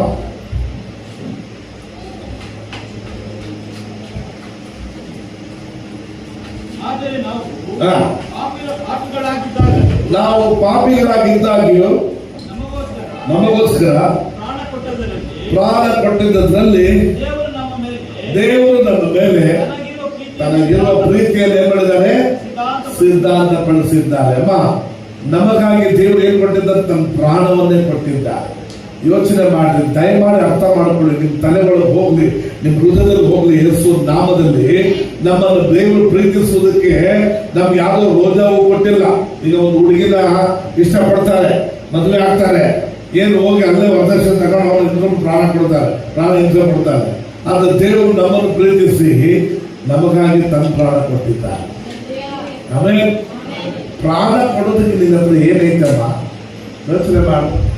4 ಕಾಸಿಗೆ ಯೋಗ್ಯತೆ ಇಲ್ಲದಿರುವ ನಮ್ಮನ್ನು ಪ್ರೀತಿಸಿ ನಮಗಾಗಿ ಪ್ರಾಣ ಕೊಟ್ಟಿದ್ದಾರೆ. ಹಲ್ಲೆಲೂಯಾ. ತನ್ನ ಪ್ರಾಣವನ್ನು ಕೊಟ್ಟಿದ್ರಲ್ಲಿ ಅದರ ಪ್ರೀತಿನ ಏನ್ ಮಾಡಿದಾರೆ? ಅದನ್ನ ಹೌದಪ್ಪ, ತನಗಿರುವ ಪ್ರೀತಿಯನ್ನು ಏನ್ ಮಾಡಿದಾರೆ? ಅದನ್ನು ಸಿದ್ಧಾಂತ ಪಡಿಸಿದ್ದಾನೆ. ನಮ್ಮನ್ನು ಪ್ರೀತಿಸ್ತಾನೆ ಅನ್ನೋದಕ್ಕೆ ಏನೇ ಆಧಾರ ಅಂತಂದ್ರೆ ತನ್ನ ಪ್ರಾಣವನ್ನೇ ಕೊಟ್ಟು ಅದನ್ನ ಸಿದ್ಧಾಂತ ಪಡಿಸಿದ್ದಾರೆ. ನಮ್ಮ ಪ್ರೀತಿಸಿದವರಾಗೆ ಸ್ವಂತ ಪ್ರಾಣವನ್ನೇ ಕೊಟ್ಟ ಅದನ್ನು ನಮಗೆ ಬೇರೆ ಯಾವುದು ಕೊಡಲ್ವಾ?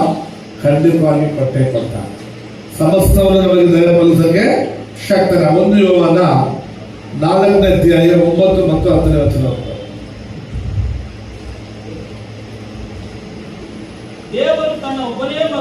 ದೇವರು ತನ್ನ ಒಬ್ಬನೇ ಮಗನನ್ನು ನಾವು ಆತನ ಮೂಲಕವಾಗಿ ಜೀವಿಸುವಂತೆ ಲೋಕಕ್ಕೆ ಕಳಿಸಿಕೊಟ್ಟನು. ದೇವರ ಪ್ರೀತಿಯು ನಮ್ಮಲ್ಲಿ ಪ್ರತ್ಯಕ್ಷವಾಯಿತು. ಆಮೇಲೆ ಕೆಳಗೆ, ನಾವು ದೇವರನ್ನ ಪ್ರೀತಿಸಿದ್ದಲ್ಲ, ಆತನು ನಮ್ಮನ್ನು ಪ್ರೀತಿಸಿದ್ರಲ್ಲಿ ನಮ್ಮ ಪಾಪ ನಿವಾರಣವಾಗಿ ತನ್ನ ಮಗನನ್ನು ಕಳಿಸಿಕೊಟ್ಟಿದ್ರಲ್ಲಿ ನಿಜವಾದ ಗುಣವು ಏನ್ ಬರ್ತದೆ ಅಂತ ತೋರಿ ಬರ್ತದೆ. ನಾವು ಆತನ ಪ್ರೀತಿಸಿದ್ವಿ, ಆತ ನಮ್ಮನ್ನು ಪ್ರೀತಿಸಿದ. ನಾವು ಸುಳ್ಳು ಹೇಳ್ತೀವಿ, ಪೂರ್ಣ ಹೃದಯದಿಂದ ಆರಾಧಿಸುವೆ, ಪೂರ್ಣ ಮನಸ್ಸಿಂದ ಅಂತ ಹೇಳ್ತೀವಿ. ಮನಸ್ಸೆಲ್ಲ ಬಿಟ್ಕೊಂಡಿರ್ತೀವಿ, ಕಣ್ಣು ಬಿಟ್ಕೊಂಡಿರ್ತೀವಿ, ಭೂಮಿಗಳ ತರ ಹೋ ಅಂತ ಸುಮ್ಮನೆ ಹೇಳ್ತಿರ್ತೀವಿ ಬಾಯಿಗೆ. ಪೂರ್ಣ ಹೃದಯದಿಂದ ಆರಾಧಿಸುವೆ, ಪೂರ್ಣ ಶಕ್ತಿ ಅದು. ಅಷ್ಟೇ ಶಕ್ತಿ ನಿಮ್ಗೆ ಇರೋದು. ಅರ್ಥ ಆಯ್ತಾ? ಸುಳ್ಳು ಅದು ದೇವರು ಸುಳ್ಳಲ್ಲ. ನಿಜವಾಗಿ ನಮ್ಮನ್ನು ಪ್ರೀತಿಸಿ ಪೂರ್ಣ ಶಕ್ತಿಯನ್ನೇ ನಮಗಾಗಿ ಕೊಟ್ಟು ಪ್ರಾಣ ಕೊಟ್ಟಿದ್ದಾರೆ. ಪೂರ್ಣ ಮನಸ್ಸನ್ನು ಕೊಟ್ಟು ದೇವರ ಪದವಿಯನ್ನ ಬಿಡಲಲ್ಲದು ಎಂಬುದಾಗಿ ವಶ ಮಾಡದೆ ಅವುಗಳನ್ನು ಬಿಟ್ಟು ತನ್ನನ್ನು ತಾನೇ ಬರೆದು ಮಾಡಿಕೊಂಡು ಭೂಮಿಗೆ ಮನುಷ್ಯನಾಗಿ ಬರ್ತಾರೆ. ಇದು ದೇವರು ನಮ್ಮ ಮೇಲೆ ಇಟ್ಟಿರುವಂತಹ ಪ್ರೀತಿ. Praise God, hallelujah, praise the lord. Right. ಎಫೆಸೀಯರು ಬರೆದ ಪತ್ರಿಕೆ 2ನೇ ಅಧ್ಯಾಯ 4ನೇ ವಚನ.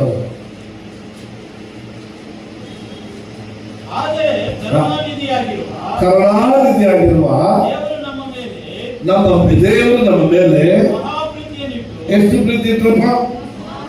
ಹೇಳ್ಬೇಕು, ಬಾಯಿ ತೆಗೆದು. ಮಹಾ ಪ್ರೀತಿಯನ್ನಿಟ್ಟು ಅಪರಾಧ ದೆಸೆಯಿಂದ ಸತ್ತವರಾಗಿದ್ದ ನಮ್ಮ ದೇವ. ಎಲ್ಲ ಅಂಗಡಿಗೆ ಹೋಗ್ತಿರಂತ, ನೀವೆಲ್ಲ ತರಕಾರಿ ತಗೊಂಡು ಹೋಗ್ತಿರಲ್ವ? ತರಕಾರಿ ತಗೊಳಕ್ಕೆ ಸಂತೆಗೆ ಹೋಗುವಾಗ ಬೆಳಿಗ್ಗೆ ಹೋಗ್ತಿರೋ ಸಂಜೆ ಹೋಗ್ತಿರೋ? ಬೆಳಿಗ್ಗೆ ಹೋಗ್ತೀರಾ?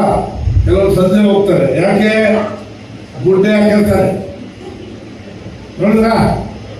ಗುಡ್ಡೆ ಹಾಕಿರ್ತಾನೆ. 10 ರೂಪಾಯಿ ಅಂತಾನೆ. ಆ 10 ರೂಪಾಯಿ ಗುಡ್ಡೆ ತೆಗೆಯೋದಕ್ಕೂ ಕಣ್ಣುಗಳು ಬಿಟ್ಕೊಂಡು 2 ಕಣ್ಣನ್ನು ನೋಡ್ತಿರ್ತೀವಿ, ಯಾವ ದೊಡ್ಡ ಗುಡ್ಡೆ ಐತೆ ಅಂತ. ಕೊಡೋದು 10 ರೂಪಾಯಿ, ಇನ್ನು 2 ಕಣ್ಣುಗಳನ್ನ ಬಿಟ್ಕೊಂಡು ನೋಡ್ತಿರ್ತೀವಿ, ಯಾವ್ದು ಒಳ್ಳೆ ಗುಡ್ಡೆ ಇದೆ ಅಂತೇಳಿ. ಆಮೇಲೆ ಹತ್ರ ಹೋಗಿ ದೊಡ್ಡದಾಗಿದ್ರೆ ಒಳಗೆ ಏನಾದ್ರು ಹೊಡೆದೋಗಿದ್ರೆ ಇಟ್ಟಿರ್ತಾನೆ ಅಂತ ಕೈಗೆ ಅಂತಾನು. ಆ ಉಪ್ಪಿನಕಾಯಿ ತೆಂಗಿನಕಾಯಿ ಹಾಕೊಂಡು ಉಗಿಸ್ಕೊಂಡು ಕೈಗೆ ಎತ್ತಿ ನೋಡ್ಬಿಟ್ಟು 10 ರೂಪಾಯಿ ಕೊಟ್ಟು ಒಳ್ಳೆ ಗುಡ್ಡೆ ನೋಡ್ಕೊಂಡ್ ಬರ್ತಿಲ್ಲ. ಹೌದಾ ಇಲ್ಲ? ಅದು ಹೇಳ್ರಿ, ಹೌದಾ ಇಲ್ಲ? ಓ, ನೀನ್ ಕೊಡೋದೇ 10 ರೂಪಾಯಿ, ಅದು ಒಳ್ಳೆ ಗುಡ್ಡೆ ಬೇಕು, ಜಾಸ್ತಿನೂ ಬೇಕು ಅಂತ ಕಂಡ್ಬಿಟ್ಕೊಂಡು ನೋಡಿ ತಗೊಂಡ್ಬರ್ತಿಲ್ಲ.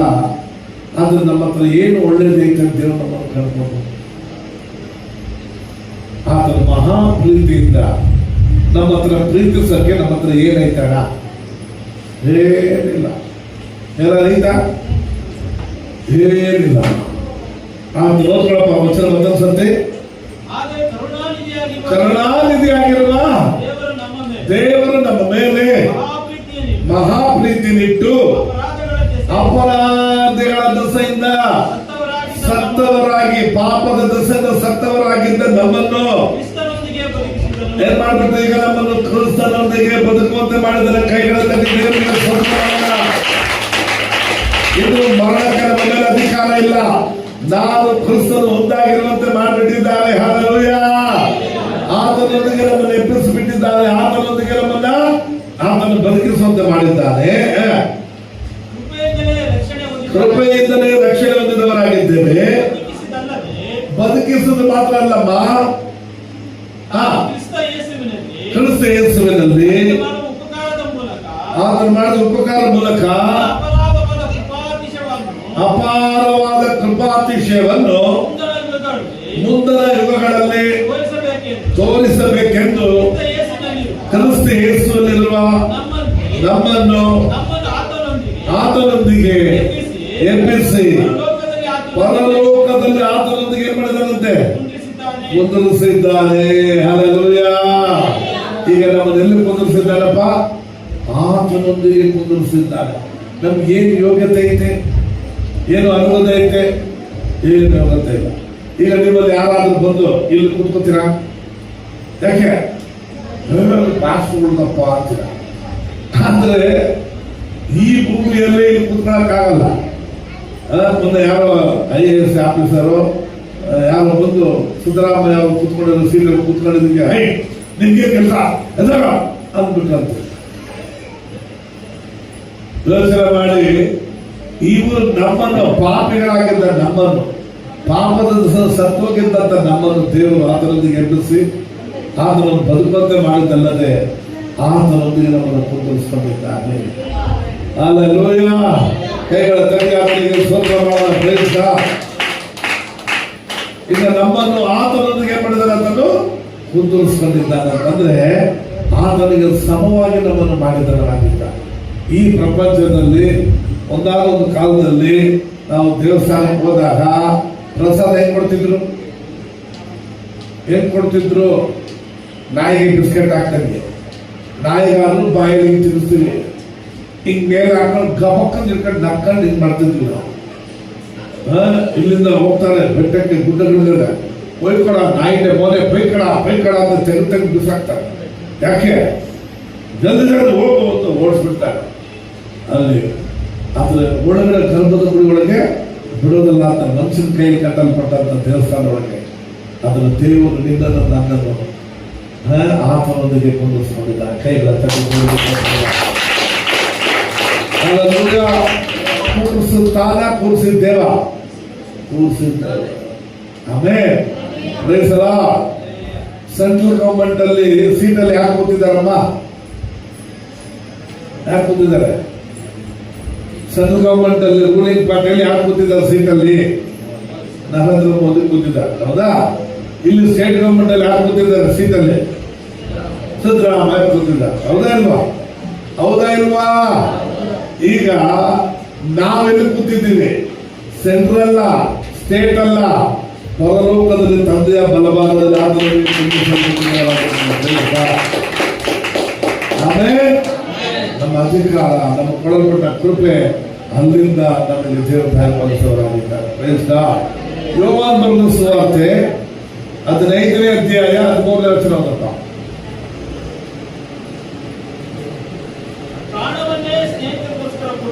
ಪ್ರಾಣವನ್ನು ಸ್ನೇಹಿತರಿಗೋಸ್ಕರ ಕೊಡುವ ಪ್ರೀತಿಗಿಂತ ಹೆಚ್ಚಿನ ಪ್ರೀತಿ ಯಾವುದಿಲ್ಲ. ಅಮ್ಮ ಎಲ್ಲ ಗಮನಕ್ಕೆ ನಿಮ್ಮ ಪಕ್ಕದ ಮನೆ ಸ್ನೇಹಿತರು ಇದ್ದಾರೆ, ಆ ಸ್ನೇಹಿತರಿಗಾಗಿ 2 ಕಿಡ್ನಿ ಹೋಗ್ಬಿಡ್ತಂತೆ, ಕೊಟ್ಬಿಡ್ತೀರಾ ನಿಮ್ಮ ಕಿಡ್ನಿನ? ಯಾಕೆ ಗಂಡನಿಗೆ ಕೊಡಲ್ಲ.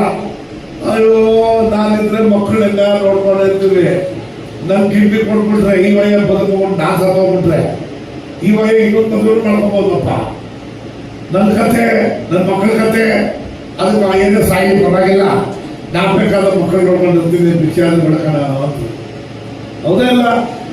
ಅಂತ ಒಂದು ಈ ಪ್ರಪಂಚದಲ್ಲಿ ಸ್ವಂತ ಗಂಡನಿಗೆ ನಿನ್ನ ಹಾಕಿ ಕೊಟ್ಬಿಡಮ್ಮ, ನೀನು ಸತ್ತೋಗ್ಬಿಡು, ನಿನ್ನ ಗಂಡ ಬದುಕೋದು ಬಿಡ್ತೀವ, ನಾ ಸತ್ಯ ವಯ ಬದುಕೋಬೇಕಾದ್ರೆ ಇನ್ನೊಂದು ಮದುವೆ ಮಾಡ್ಕೊತೇನೆ ನಾವು, ಅವ್ರು ಸಾಯಿ, ನಾನು ಬದುಕೊಂಡು ಮಕ್ಕಳು ಸಾಕ್ಬಿಡ್ತೀನಿ ಅಂತ.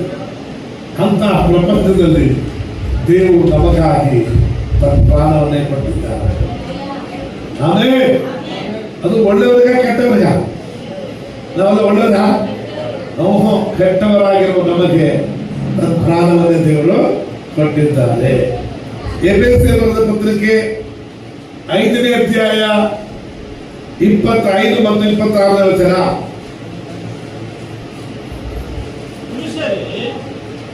ಪುರುಷರೇ ಕ್ರಿಸ್ತನು ಸಭೆಯನ್ನು ಪ್ರೀತಿಸಿದ ಪ್ರಕಾರವೇ ನಿಮ್ಮ ಹೆಂಡತಿಯನ್ನು ಏನ್ ಮಾಡ್ಬೇಕಂತೆ?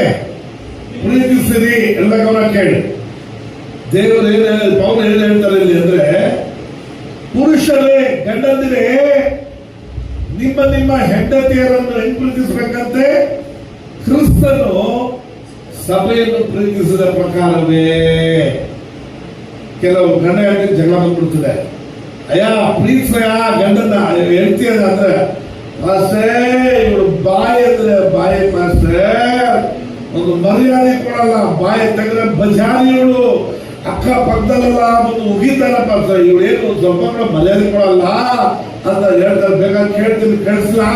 ಅವ್ರನ್ನ ಕರೆದು ಇವ್ರು ಕರೆದು ನೋಡ್ರಿ, ಅವ್ರ ಅಮ್ಮನ ಕೇಳಿದ್ರಿ, ಅವ್ರ ಬಾಯಿ ಮನೆಯಿಂದಲೇ ಹಿಂಗೆ ಕಾಣುತ್ತೆ ಅವಳು ಅಂತ ಸಾಕ್ಷಿ ಕೊಡ್ತಾರೆ. ಹೌದಲ್ಲ? ಹೌದಲ್ಲ?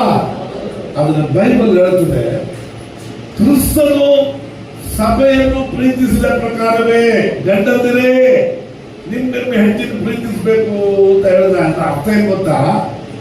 ಈಗ ಸಭೆಯಲ್ಲಿರೋ ಸಭೆ ನಾವೇ, ನಾನು ಒಳ್ಳೆಯವರು ಕೇಳೋ ಕೈ ಮೊದಲು ಹೇಳಿ,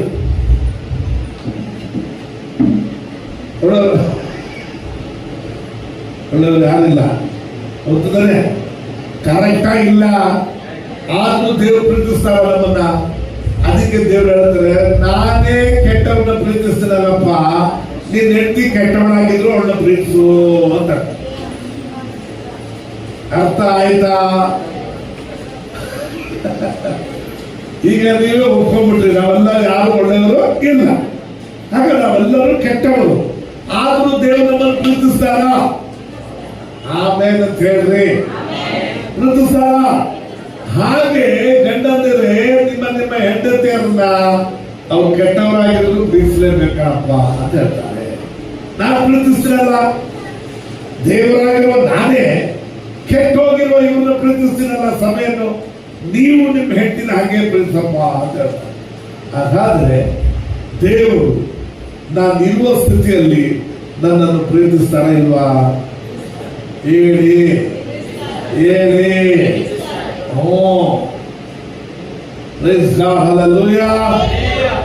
ನಮ್ಮ ಮನೆಯಲ್ಲಿ ಗಂಡಂದ್ರು, ನಮ್ಮ ಮನೆಯಲ್ಲಿ ಹೆಂಡತಿಯರೆಲ್ಲ ಹೇಗೆ ಅಂದ್ರೆ, ಎಲ್ಲ ಚೆನ್ನಾಗಿದ್ರೆ ಹೀಗೆ ಅಂತಿರ್ತಾರೆ. ಏನ 70 ಆಯ್ತು ಅಂದ್ರೆ 6 ಗಂಟೆ ತರ ಮುಖ ಹಾಕೊಂಡು ತಟ್ಟೆ ತಗೊಂಡು ಟಮಕನಿಟ್ಟು, ಹೌದಲ್ಲ? ಉಪ್ಪು ಸ್ವಲ್ಪ ಜಾಸ್ತಿ ಹಾಕಿ, ಅಲ್ಲ ಉಪ್ಪು ಸ್ವಲ್ಪ ಕಡಿಮೆ ಹಾಕಿ, ಖಾರ ಸ್ವಲ್ಪ ಜಾಸ್ತಿ ಹಾಕಿ, ಏನಾದ್ರು ಮಾಡಿ ಬಾ ಮಾಡ್ತೀನಿ ನಿನಗೆ ಅಂತೇಳಿ ಎಡವಾಗಿ ಮಾಡ್ಕೊಂಡು ತಣ್ಣಗೆ ತಗೊಂಡು ತಟ್ಟೆ ತಳ್ಳೋದು, ಈಗೆಲ್ಲ ಸೇರಿ ತಿರ್ಸ್ಕೊತಾರೆ. ಆದ್ರೆ ದೇವರು ಹಾಗೆ ಮಾಡಿಲ್ಲ. ಕೆಟ್ಟವರಾಗಿದ್ರು ಕೂಡ ನಮ್ಮನ್ನು ಪ್ರೀತಿಸುವವರಾಗಿದ್ದಾರೆ. ಆಮೇಲೆ ಆಮೇಲೆ ಇದು ದೇವರ ಪ್ರೀತಿ. ಒಳ್ಳೆಯವರನ್ನ ಪ್ರೀತಿಸೋದು ಬಹಳ ಈಸಿ. ಕೆಟ್ಟೋಗಿರುವ ನಮ್ಮನ್ನು ದೇವರು ಪ್ರೀತಿಸ್ತಾರ, ಆದ್ರೆ ಈ ಪ್ರೀತಿ ಜಗತ್ತಿನ ಎಲ್ಲೂ ಸಿಗೋದಿಲ್ಲ ತಾಯಿ. ಹಾಗಾಗಿ ಆತನ ಪ್ರೀತಿ ಬಂದು ದೇವರು ತನ್ನ ಸಭೆಯನ್ನು ಪ್ರೀತಿಸಿದ ಹಾಗೆ ಗಂಡಂದಿರೇ ನಿಮ್ಮ ಹೆಂಡತಿರು ಪ್ರೀತಿಸ್ರಿ ಅಂತ ಅರ್ಥ ಏನು? ನಿನ್ನ ಹೆಂಡತಿ ಬಲಹೀನಳಾಗಿದ್ರು, ಕೊರತೆ ಇದ್ರು, ಅವಳನ್ನ ಪ್ರೀತಿಸ್ಬೇಕಾದ್ರೆ ಕರ್ತವ್ಯ ಕಣಯ್ಯ, ನಾನೇ ನಿಮ್ಮನ್ನು ಪ್ರೀತಿಸಿದಲ್ಲಯ್ಯ ಅಂತ ದೇವರು ಹೇಳ್ತಾನೆ. ಆಮೇಲೆ ಕಡೆ ಮಕ್ಕಳಪ್ಪ ನಿಮ್ಮ ಹೆಂಡತಿಯರನ್ನು ಪ್ರೀತಿಸಿರಿ. ಆತನು ಅದನ್ನು ಪ್ರತಿಷ್ಠಾಪಿಸುವುದಕ್ಕಾಗಿ ನೋಡಿ, ದೇವರು ಅದನ್ನ ಯಾವುದನ್ನು ಸಭೆಯನ್ನು ಪರಿಶುದ್ಧಪಡಿಸುವುದಕ್ಕಾಗಿ, ಪ್ರತಿಷ್ಠೆಪಡಿಸುವುದಕ್ಕಾಗಿ, ಶುದ್ಧವಾಗಿ ಇಡುವುದಕ್ಕಾಗಿ ಪ್ರತಿಷ್ಠೆಪಡಿಸುವುದಕ್ಕಾಗಿ ಹಾ. ತನ್ನನ್ನು ಒಪ್ಪಿಸಿಕೊಟ್ಟನು. ಯಾರನ್ನು ಒಪ್ಪಿಸಿಕೊಟ್ರು? ಶಿಲುಬೆ ಮೇಲೆ ತನ್ನನ್ನು ಒಪ್ಪಿಸಿಕೊಟ್ರು. ಏನಕ್ಕಾಗಿ?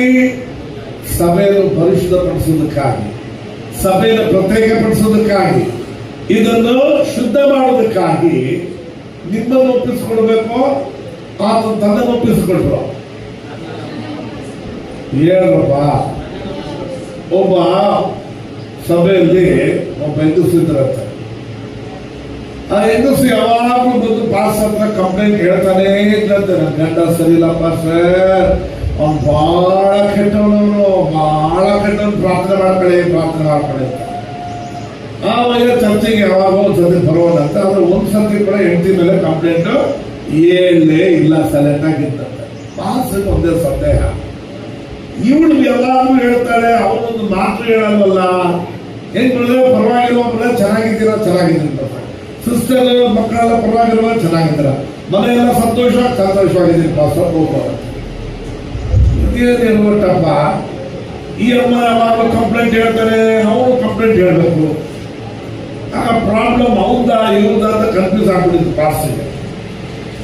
ಒಂದು ದಿನ ಬಂದು ಹೇಳಿದಂತೆ, ಪಾಸ್ಟೇ ಪ್ರಾರ್ಥನೆ ಮಾಡ್ಕೊಳ್ಳಿ ಪಾಸ್ಟರ್, ಆ ವೈನ್ ಬಾಯಿ ಏರ್ಸು ನಮ್ಗೆ ಕಟ್ ಹಾಕ್ಬೇಕು ಪಾಸ್ಟರ್, ಅಯ್ಯೋ ಮನೆಗೆ ಬಂದ್ರೆ ಬಿಡ್ತಾರೆ ಪಾಸ್ಟರ್, ಹೊಡಿತಾರೆ ಪಾಸ್ಟರ್ ಅಂತ ಹಿಂಗೆ ಹೇಳ್ತಾ ಇರ್ತಾರೆ. ಪಾಸ್ಗೆ ಡೌಟ್ ಬಂತು. ಆಯ್ತು ಕಣಪ್ಪ, ಶುಕ್ರವಾರ ಉಪವಾಸ ಪ್ರಾರ್ಥನೆ ಬಂದ್ಬಿಡು, ಬರುವಾಗ ಒಂದು ಬಾಟಲ್ ತಕೊಂಬ, ಆ ಬಾಟಲ್ ಕಲರ್ ಆಗಿರ್ಬೇಕು, ಅದನ್ನ ತಕೊಂಬ, ಒಳಗೆ ಏನೈತೆ ಅಂತ ಕಾಣಬಾರ್ದು, ತಕೊಂಬ ಅನ್ನೋದು. ಆಯ್ತು ಪಾಸ್ಟರ್ ಬರ್ತೇವೆ ಅಂತ ಉಪವಾಸ ಬಂದಂತೆ. ಉಪವಾಸ ಕೊಟ್ಟ ಮುಗಿದ್ಮೇಲೆ, ಪಾಸ್ಟರ್ ನೀವು ಹೇಳಿದಲ್ಲ ಬಾಟಲ್ ತಗೊಂಡ್ಬಂದಿದ್ದೀನಿ, ಆ ವೈರ್ ಬಾಯಿ ಕಟ್ಟಾಕೋದಕ್ಕೆಲ್ಲ ಕೊಡ್ತಿರೋದಲ್ಲ. ಕರೆಕ್ಟ್ ಇರಮ್ಮ, ಒಳಗೆ ಹೋಗಿ ತಗೊಂಡ್ಬಂದು ಕೊಟ್ಟಿರುತ್ತೆ. ಪಾಸ್ಟರ್ ಪ್ರಾರ್ಥನೆ ಮಾಡಿ ತಗೊಂಡು ಹೋದ್ರು. ಪಾಸ್ಟರ್ ಹೇಳಿದ್ರು, ನೋಡವ ಮನೆಗೆ ಹೋದಾಗ ನಿಮ್ಮ ಯಜಮಾನ ಗೇಟ್ ಒಳಗೆ ಬಂದಾಗ ಗಬಕ್ಕಂತ ಬಾಯಲ್ಲಿ ಹಾಕೋಬೇಕು, ಉಗ್ಲಿಬಾರ್ದು, ನುಗ್ಲಬಾರ್ದು, ಬಾಯಲ್ಲೇ ಇಟ್ಕೋಬೇಕು. ಉಗಿದ್ರೆ ಮಂತ್ರ ಹೋಯ್ತು, ನುಗ್ಗಿದ್ರು ಮಂತ್ರ ಹೋಯ್ತು, ಬಾಯಲ್ಲೇ ಇಟ್ಕೋ. ಎಲ್ಲ ಹಾಗೆ ಒಯ್ಯ ಮಲಗಿದ ಮೇಲೆ ನೀನೇನ್ ಮಾಡ್ಬೋದು, ತಗೊಂಡು ಹೋಗಿ ವಾಶ್ ಬೇಸಲ್ಲಿ ಊದ್ಬಿಡೋದನ್ನ. ಆಯ್ತು ಪಾಸ್ಟರ್, ಆ ವೈರ್ ಬಾಯಿ ಕಟ್ಬೇಕಂದ್ರೆ ಏನ್ ಬೇಕಾದ್ರೂ ಮಾಡ್ತೀನಿ ಅಂತೇಳಿ ಮನೆಗೆ ಹೋದ್ಲು. 5:30 ಆಯ್ತು, ಗೇಟ್ ಶಬ್ದ ಕೇಳಿತು. ಮಾಮೂಲಿ ಅವನು ಬರುವಾಗಲೇ ಹೆಂಗ್ ಬರ್ತಾನೆ ಗೊತ್ತಾ, ಗೇಟ್ನ ಒಂದೇ ಡಮಾರು ಹೊಡಿತಾರೆ, ಶಬ್ದ ಢಮ್ ಅಂತ. ಇವಳು ಭಯ ಬರಲಿ ಅಂತ ಹೊಡೆದ, ನೋಡ ಬಾಯಲ್ಲಿ ಹಾಕಿದ್ಲು. ಶಬ್ದ ಕೇಳಿದ್ಮೇಲೆ ಮುಗಿರಬಾರ್ದು, ನುಗ್ಬಾರ್ದು, ಬೈಯಂಗಿಲ್ಲ, ಬೈದು ಸುಮ್ಮನೆ ಇರಂಗಿಲ್ಲ. ಅಡ್ಜಸ್ಟ್ ಮಾಡ್ಕೊಂಡ್ರು. ಇವನು ಒಳಗೆ ಬಂದ, ಸ್ಟ್ಯಾಂಡ್ ಹಾಕದ, ಘನ ಅಂತ ಹಾಕ್ದ ಸ್ಟ್ಯಾಂಡ್. ಒಂದು ಗೇಟ್ ಟಪ್ ಹೊಡೆದ, ಚೆನ್ನಾಗಿತ್ತು. ಒಳಗೆ ಹೋದ, ಬ್ಯಾಗ್ ತೆಗೆದು ಬಿಸಾಕ್ದ. ಅಂದ್ಲು. ಒಳಗೆ ಹೋದ, ಇವ್ರು ಡೌಟ್ ಯಾಕೊಂದು ಸೈಲೆಂಟ್ ಆಗಿದ್ದಾಳಲ್ಲ ಏನಪ್ಪ ಅಂತೇಳಿ ಒಳಗೆ ಹೋಗಿ ಬಟ್ಟೆಲ್ಲ ಬಿಚ್ಚಾಕಿ ಸ್ನಾನ ಮಾಡ್ಕೊಂಡು ಬಂದು ಕೂತ. ಈ ಅಮ್ಮ ತಗೊಂಡು ಪಟಕ್ಕಂತ ಕಾಫಿ ಇಡ್ತು, ಸ್ವಲ್ಪ ಸೆಲ್ಲೋಯ್ತು, ಸ್ವಲ್ಪ ಇಡ್ತು. ಅದನ್ನ ಹಾಗೆ ಕುಡ್ಕೊಂಡ, ಟಿವಿ ನೋಡ್ಕೊಂಡಿದ್ದ, ಹಂಗೆ ಮಾತಾಡ್ತಾ ದಿವಸ ಎಲ್ಲ ನೋಡ್ತಾ ಹಾಗೆ ಒಂದು ತಟ್ಟೆ ಊಟ ಇಟ್ಟು ಅಲರ್ಟ್ ಆಗಿತ್ತು. ಜಗಳನೇ ಆಗಿಲ್ಲ. ಆಗ ಎಲ್ಲ ಮಲಗಿದ್ದಾಳ ನೋಡಿದ್ಲು, ಮಲಗಿದ್ದಾಳೆ. ಹೋಗಿ ಓದ್ಬಿಟ್ಲು. ಓದ್ಬಿಟ್ಟು ತಿರ್ಗಾ ಬೆಳಗ್ಗೆ ಎದ್ದ ತಕ್ಷಣ ತಿರ್ಗಾ ಹೋಗೋ ತನಕ, ತಿರ್ಗಾ ಸಂಜೆ ತನಕ ಒಂದು ವಾರದಲ್ಲಿ ಬಾಗಿಲು ಖಾಲಿ. ತಿರ್ಗಾ ಓಡು, ಉಪವಾಸ ಪ್ರಾರ್ಥನೆಗೆ ಓಡು, ಪಾಸ್ಟರ್ ನೀವು ಕೊಟ್ಟಿದ್ದು ಮದ್ದು ಬಹಳ ಕೆಲಸ ಮಾಡ್ತೈತೆ. ನನ್ನ ಬಾಯಲ್ಲಿ ಇರೋ ತನಕ ಅವ್ರ ಬಾಯಿ ಅಟಾಪಿಟ ಅಂತಾನಲ್ಲಪ್ಪ ಸರ್. ಅವತ್ತಿಂದ ಬೈದಿಲ್ಲ, ಹೊಡೆದಿಲ್ಲ, ಗಲಾಟಿನೇ ಆಗಿಲ್ಲಪ್ಪ ಸರ್. ಚೆನ್ನಾಗಿ ಹಾಕ್ಬಿಟ್ಟವನೆ. ತಿರ್ಗಾ ಕೊಡಿ ಪಾಸ್ ಅಂತ. ಅಮ್ಮ, ನಾನು ಕೊಟ್ಟಿದ್ದು ಬರೀ ನೀರೇ. ಪ್ರಾಬ್ಲಮ್ಮು ಆ ಒಯ್ಯಲ್ಲ, ನಿನ್ ಬಾಯಿ ಸರಿ ಇಲ್ಲ, ನಿನ್ ಬಾಯಿ ಸುಮ್ಮನೆ ಇರು, ಎಲ್ಲ ಸರಿ ಆಯ್ತದೆ ಅಂತ. ಅರ್ಥ ಆಯ್ತಾ? ಹಾಗೆ ನಾವು ಕೆಟ್ಟವರಾಗಿದ್ರು ದೇವರು ನಮ್ಮನ್ನು ಪ್ರೀತಿಸ್ತಾರೆ. ಹಲ್ಲೆಲೂಯ. ಅದಕ್ಕೆ ನೋಡಿ, ಆ ಎಮ್ಮ ಬಾಯಿ ಸರಿಯಾಗಿದ್ದಿದ್ರೆ ಗಂಡ ಸರಿಗಂತ. ಆದ್ರೆ ದೇವರು ನಾವು ಸರಿ ಇಲ್ಲದಿದ್ರು ಆತ ನಮ್ಮನ್ನು ಪ್ರೀತಿಸುವಂತಾಗಿದ್ದ. ನಾವು ಇರುವ ಸ್ಥಿತಿಯಲ್ಲೇ ನಮ್ಮನ್ನು ಪ್ರೀತಿಸ ದೇವರ ಕೈಗಳಲ್ಲಿ ದೇವರಿಗೆ ನಮ್ಮನ್ನು ಪರಿಶುದ್ಧಪಡಿಸೋದಕ್ಕೆ, ಪ್ರತಿಷ್ಠೆಪಡಿಸೋದಕ್ಕೆ ಆ ಅಮ್ಮ ತನ್ನ ಬಾಯಿನ ಒಪ್ಪಿಸ್ಕೊಟ್ಲು. ಆದ್ರೆ ದೇವರು ತನ್ನನ್ನೇ ನಮಗಾಗಿ ಒಪ್ಪಿಸಿಕೊಟ್ರು. ಹಲ್ಲೆಲೂಯ. ನಿನ್ನನ್ನು ಶುದ್ಧ ಮಾಡೋದಕ್ಕಾಗಿ ನಿನ್ನನ್ನು ಒಪ್ಪಿಸ್ಕೊಡ್ಬೇಕಾ, ತನ್ನನ್ನು ಒಪ್ಪಿಸ್ಕೊಡ್ಬೇಕಾ? ಲೋಕದ ಪ್ರಕಾರ ನೀನು ಶುದ್ಧ ಆಗ್ಬೇಕು ಅಂದ್ರೆ ಯಾರು ಒಪ್ಪಿಸ್ಕೊಡ್ಬೇಕು? ನಿಮ್ಮನ್ನು ಒಪ್ಪಿಸ್ಕೊಡ್ಬೇಕು. ನಮ್ಮೆಲ್ಲರಿಗೋಸ್ಕರ ತನ್ನನ್ನೇ ಶಿಲುಬೆ ಮೇಲೆ ಒಪ್ಪಿಸಿಕೊಟ್ಟರು. ಯಾವುದು ಕಳಕು, ಸುಕ್ಕು ಮುಂತಾದ ಒಂದೂ ಇಲ್ಲದ ಖಂಡಿಕವೂ ಎಂಬಂತೆ ಪರಿಶುದ್ಧವೂ ನಿರ್ದೋಷವೂ ಆಗಿರುವ ಸ್ತ್ರೀಯನ್ನಾಗಿ ತನ್ನ ಎದುರಲ್ಲಿ ನಿಲ್ಲಿಸಿಕೊಳ್ಳುವುದಕ್ಕಾಗಿ ವಾಕ್ಯ ಉಪದೇಶ ಸಹಿತವಾದ ಜಲಸ್ಥಾನ ಮಾಡಿಸಿ ತನ್ನನ್ನು ತಾನೇ ಶಿಲುಬೆ ಮೇಲೆ ಒಪ್ಪಿಸಿಕೊಟ್ಟನು. ಹಲ್ಲೆಲೂಯ. ಯೋಚನೆ ಮಾಡ್ರಿ, ನಾವು ಶುದ್ಧ ಆಗ್ಬೇಕಾದ್ರೆ ನಮ್ಮನ್ನು ಒಪ್ಪಿಸ್ಕೊಡ್ಬೇಕಾ, ಮತ್ತೊಬ್ರು ಒಪ್ಪಿಸ್ಕೊಡ್ಬೇಕಾ? ನಮ್ಮನ್ನು ಒಪ್ಪಿಸ್ಕೊಡ್ಬೇಕು. ಅದ್ರ ಬೈಬಲ್ ಹೇಳ್ತದೆ, ಓದ್ಕೊಳಪ್ಪ 25-26. ತನ್ನನ್ನು ಒಪ್ಪಿಸಿಕೊಟ್ಟನು, ಅದರ ಕಳಂಕ, ಸುಕ್ಕು ಮುಂತಾದದ್ದು ಒಂದೂ ಇಲ್ಲದ ಖಂಡಿಕೋ ಎಂಬಂತೆ ಪರಿಶುದ್ಧವು ನಿರ್ದೋಷವು ಮಹಿಮೆಯುಳ್ಳದ್ದು ಆಗಿರುವ ಸಭೆಯನ್ನಾಗಿ ತನ್ನ ಎದುರಿನಲ್ಲಿ ನಿಲ್ಲಿಸಿಕೊಳ್ಳಬೇಕೆಂದು ವಾಕ್ಯ ಉಪದೇಶ ಸಹಿತವಾದ ಜಲಸ್ನಾನವನ್ನು ಮಾಡಿಸಿ ಶುದ್ಧ ಮಾಡಬೇಕು ಅಂತ ಹೇಳಿದ್ರೆ ಶುದ್ಧ ಮಾಡಿದಾರ. ಹೇಳಿ ಬಾಯಿ ತೆಗೆದು ಹೇಳಿ. ಈಗ ನೀವು ಶುದ್ಧ ಆಗ್ಬೇಕು, ನೀವು ಸ್ನಾನ ಮಾಡಬೇಕು ಅಥವಾ ನೀವು ಯಾಕೆ ಉಜ್ಕೋಬೇಕು, ಅವ್ರು ಬೇರೊಬ್ರು ಉಜ್ಕೋಬೇಕು, ಹೌದಲ್ವಾ? ಆದ್ರೆ ನಿಮ್ಮನ್ನು ನನ್ನನ್ನು ಶುದ್ಧ ಮಾಡೋದಕ್ಕಾಗಿ ತನ್ನನ್ನು ತಾನೇ ಶಿಲುಬೆ ಮೇಲೆ ಸಮರ್ಪಣೆ ಮಾಡಿದ್ದಾನೆ. ನಮಗೆ ಯಾವುದು ಕಳಕು, ಸುಕ್ಕು ಮುಂತಾದ ಒಂದು ಇಲ್ಲದ ಕಣಿಕೆ ಮತ್ತೆ ತನ್ನ ಎದುರನ್ನು ನಿಲ್ಲಿಸಿಕೊಳ್ಳೋದಕ್ಕಾಗಿ ತನ್ನನ್ನು ತಾನೇ ಶಿಲುಬೆ ಮೇಲೆ ಒಪ್ಪಿಸಿಕೊಂಡನು. ಕೈಗಳಲ್ಲಿ ಇದು ದೇವರ ಪ್ರೀತಿ. ಆತನು ಒಳ್ಳೆಯದನ್ನೇ ಮಾಡ್ತಾನೆ, ಎಲ್ಲದಾಗಿ ಕೆಟ್ಟವರಾಗಿರುವ ನಮ್ಮನ್ನು ಪ್ರೀತಿ ಮಾಡುವ ದೇವರಾಗಿದ್ದಾರೆ. ಹಲ್ಲೆಲೂಯ. ನಮ್ಮೆಲ್ಲರ ಕಣ್ಣುಗಳ ಮುಚ್ಚೋಣ. ದೇವರು ಆತನು ಒಳ್ಳೆಯದನ್ನೇ ಮಾಡುವ ಆತನಾಗಿದ್ದಾನೆ. ಎಲ್ಲರ ಕಣ್ಣುಗಳ ಮುಚ್ಚೋಣ, ಕಣ್ಣುಗಳ ಮುಚ್ಚೋಣ. ದೇವರೇ, ನೀನು ಒಳ್ಳೆಯದನ್ನೇ ಮಾಡುವ ಆತನಾಗಿದ್ದೆ. ನನಗೆ ಒಳ್ಳೆಯದನ್ನ ಮಾಡಿ ಮುಗಿಸಿದ್ದೆ. ಇಷ್ಟು ದೊಡ್ಡ ಪ್ರಪಂಚದಲ್ಲಿ ನಮಗಾಗಿ ಎಲ್ಲವನ್ನು ಮಾಡಿ ಮುಗಿಸಿದ ಆತನೇ ದೇವರಿಗೆ ಸ್ತೋತ್ರ. ಬಾಯಿ ತೆಗೆದ ಸ್ತೋತ್ರ ಮಾಡಿ, ದೇವರಿಗೆ ಸ್ತೋತ್ರ ಮಾಡಿ. ಎಷ್ಟು ಒಳ್ಳೆಯ ದೇವರು ನಮಗಿದ್ದ. ಕೆಟ್ಟದ್ದು ನಮಗೆ ಆಗುವಂತೆ ಆತನ ಅನುಮತಿಸುವುದೇ ಇಲ್ಲ. ಆತನು ಒಳ್ಳೆಯದನ್ನೇ ನಮಗಾಗಿ ಮಾಡಿದ್ದಾರೆ. ಇಷ್ಟು ದೊಡ್ಡ ಜಗತ್ತನ್ನು ನಮಗೆ ಒಳ್ಳೆಯದು ಎಂಬುದಾಗಿ ಕಂಡು ನಮ್ಮನ್ನು ಆಶೀರ್ವದಿಸಿ ಭೂಮಿಯನ್ನು ವಶಪಡಿಸಿಕೊಂಡು ದುರ್ತರ ಮಾಡುವ ಅಧಿಕಾರವನ್ನು ಕೊಟ್ಟಿದ್ದಾರೆ. ಅದು ಮಾತ್ರವಲ್ಲದೆ ನಮ್ಮನ್ನು ಪ್ರೀತಿಸಿ ನಮಗಾಗಿ ನಮ್ಮನ್ನು ಹುಡುಕಿಕೊಂಡು ಬಂದು ಪಾಪಿಗಳಾಗಿರುವ ನಮ್ಮನ್ನು ಪರಿಶುದ್ಧಪಡಿಸಿ ತನ್ನನ್ನು ತಾನೇ ಒಪ್ಪಿಸಿಕೊಟ್ಟನು. ಇದು ದೇವರ ಪ್ರೀತಿ, ದೇವರ ಕರುಣೆ, ದೇವರ ದಯೆಯಾಗಿದೆ ಪ್ರೀತಿದ್ದಾರೆ. ಆದ ಕಾರಣ ಯೇಸುವೇ ಒಳ್ಳೆಯವನಾಗಿರುವುದಕ್ಕಾಗಿ ಸ್ತೋತ್ರ. ತಮ್ಮನ್ನು ತಾನು ಸಮರ್ಪಣೆ ಮಾಡಿಕೊಂಡು ನಮ್ಮನ್ನು ಪ್ರೀತಿಸುವುದಕ್ಕಾಗಿ ಸ್ತೋತ್ರ.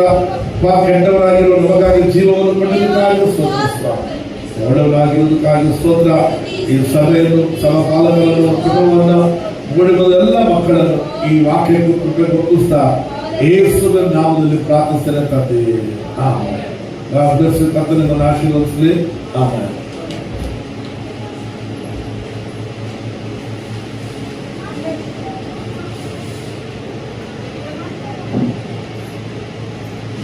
ಎಲ್ಲರೂ ಗಟ್ಟಿಯಾಗಿ ಚಪ್ಪಾಳೆ ಹೊಡೆದು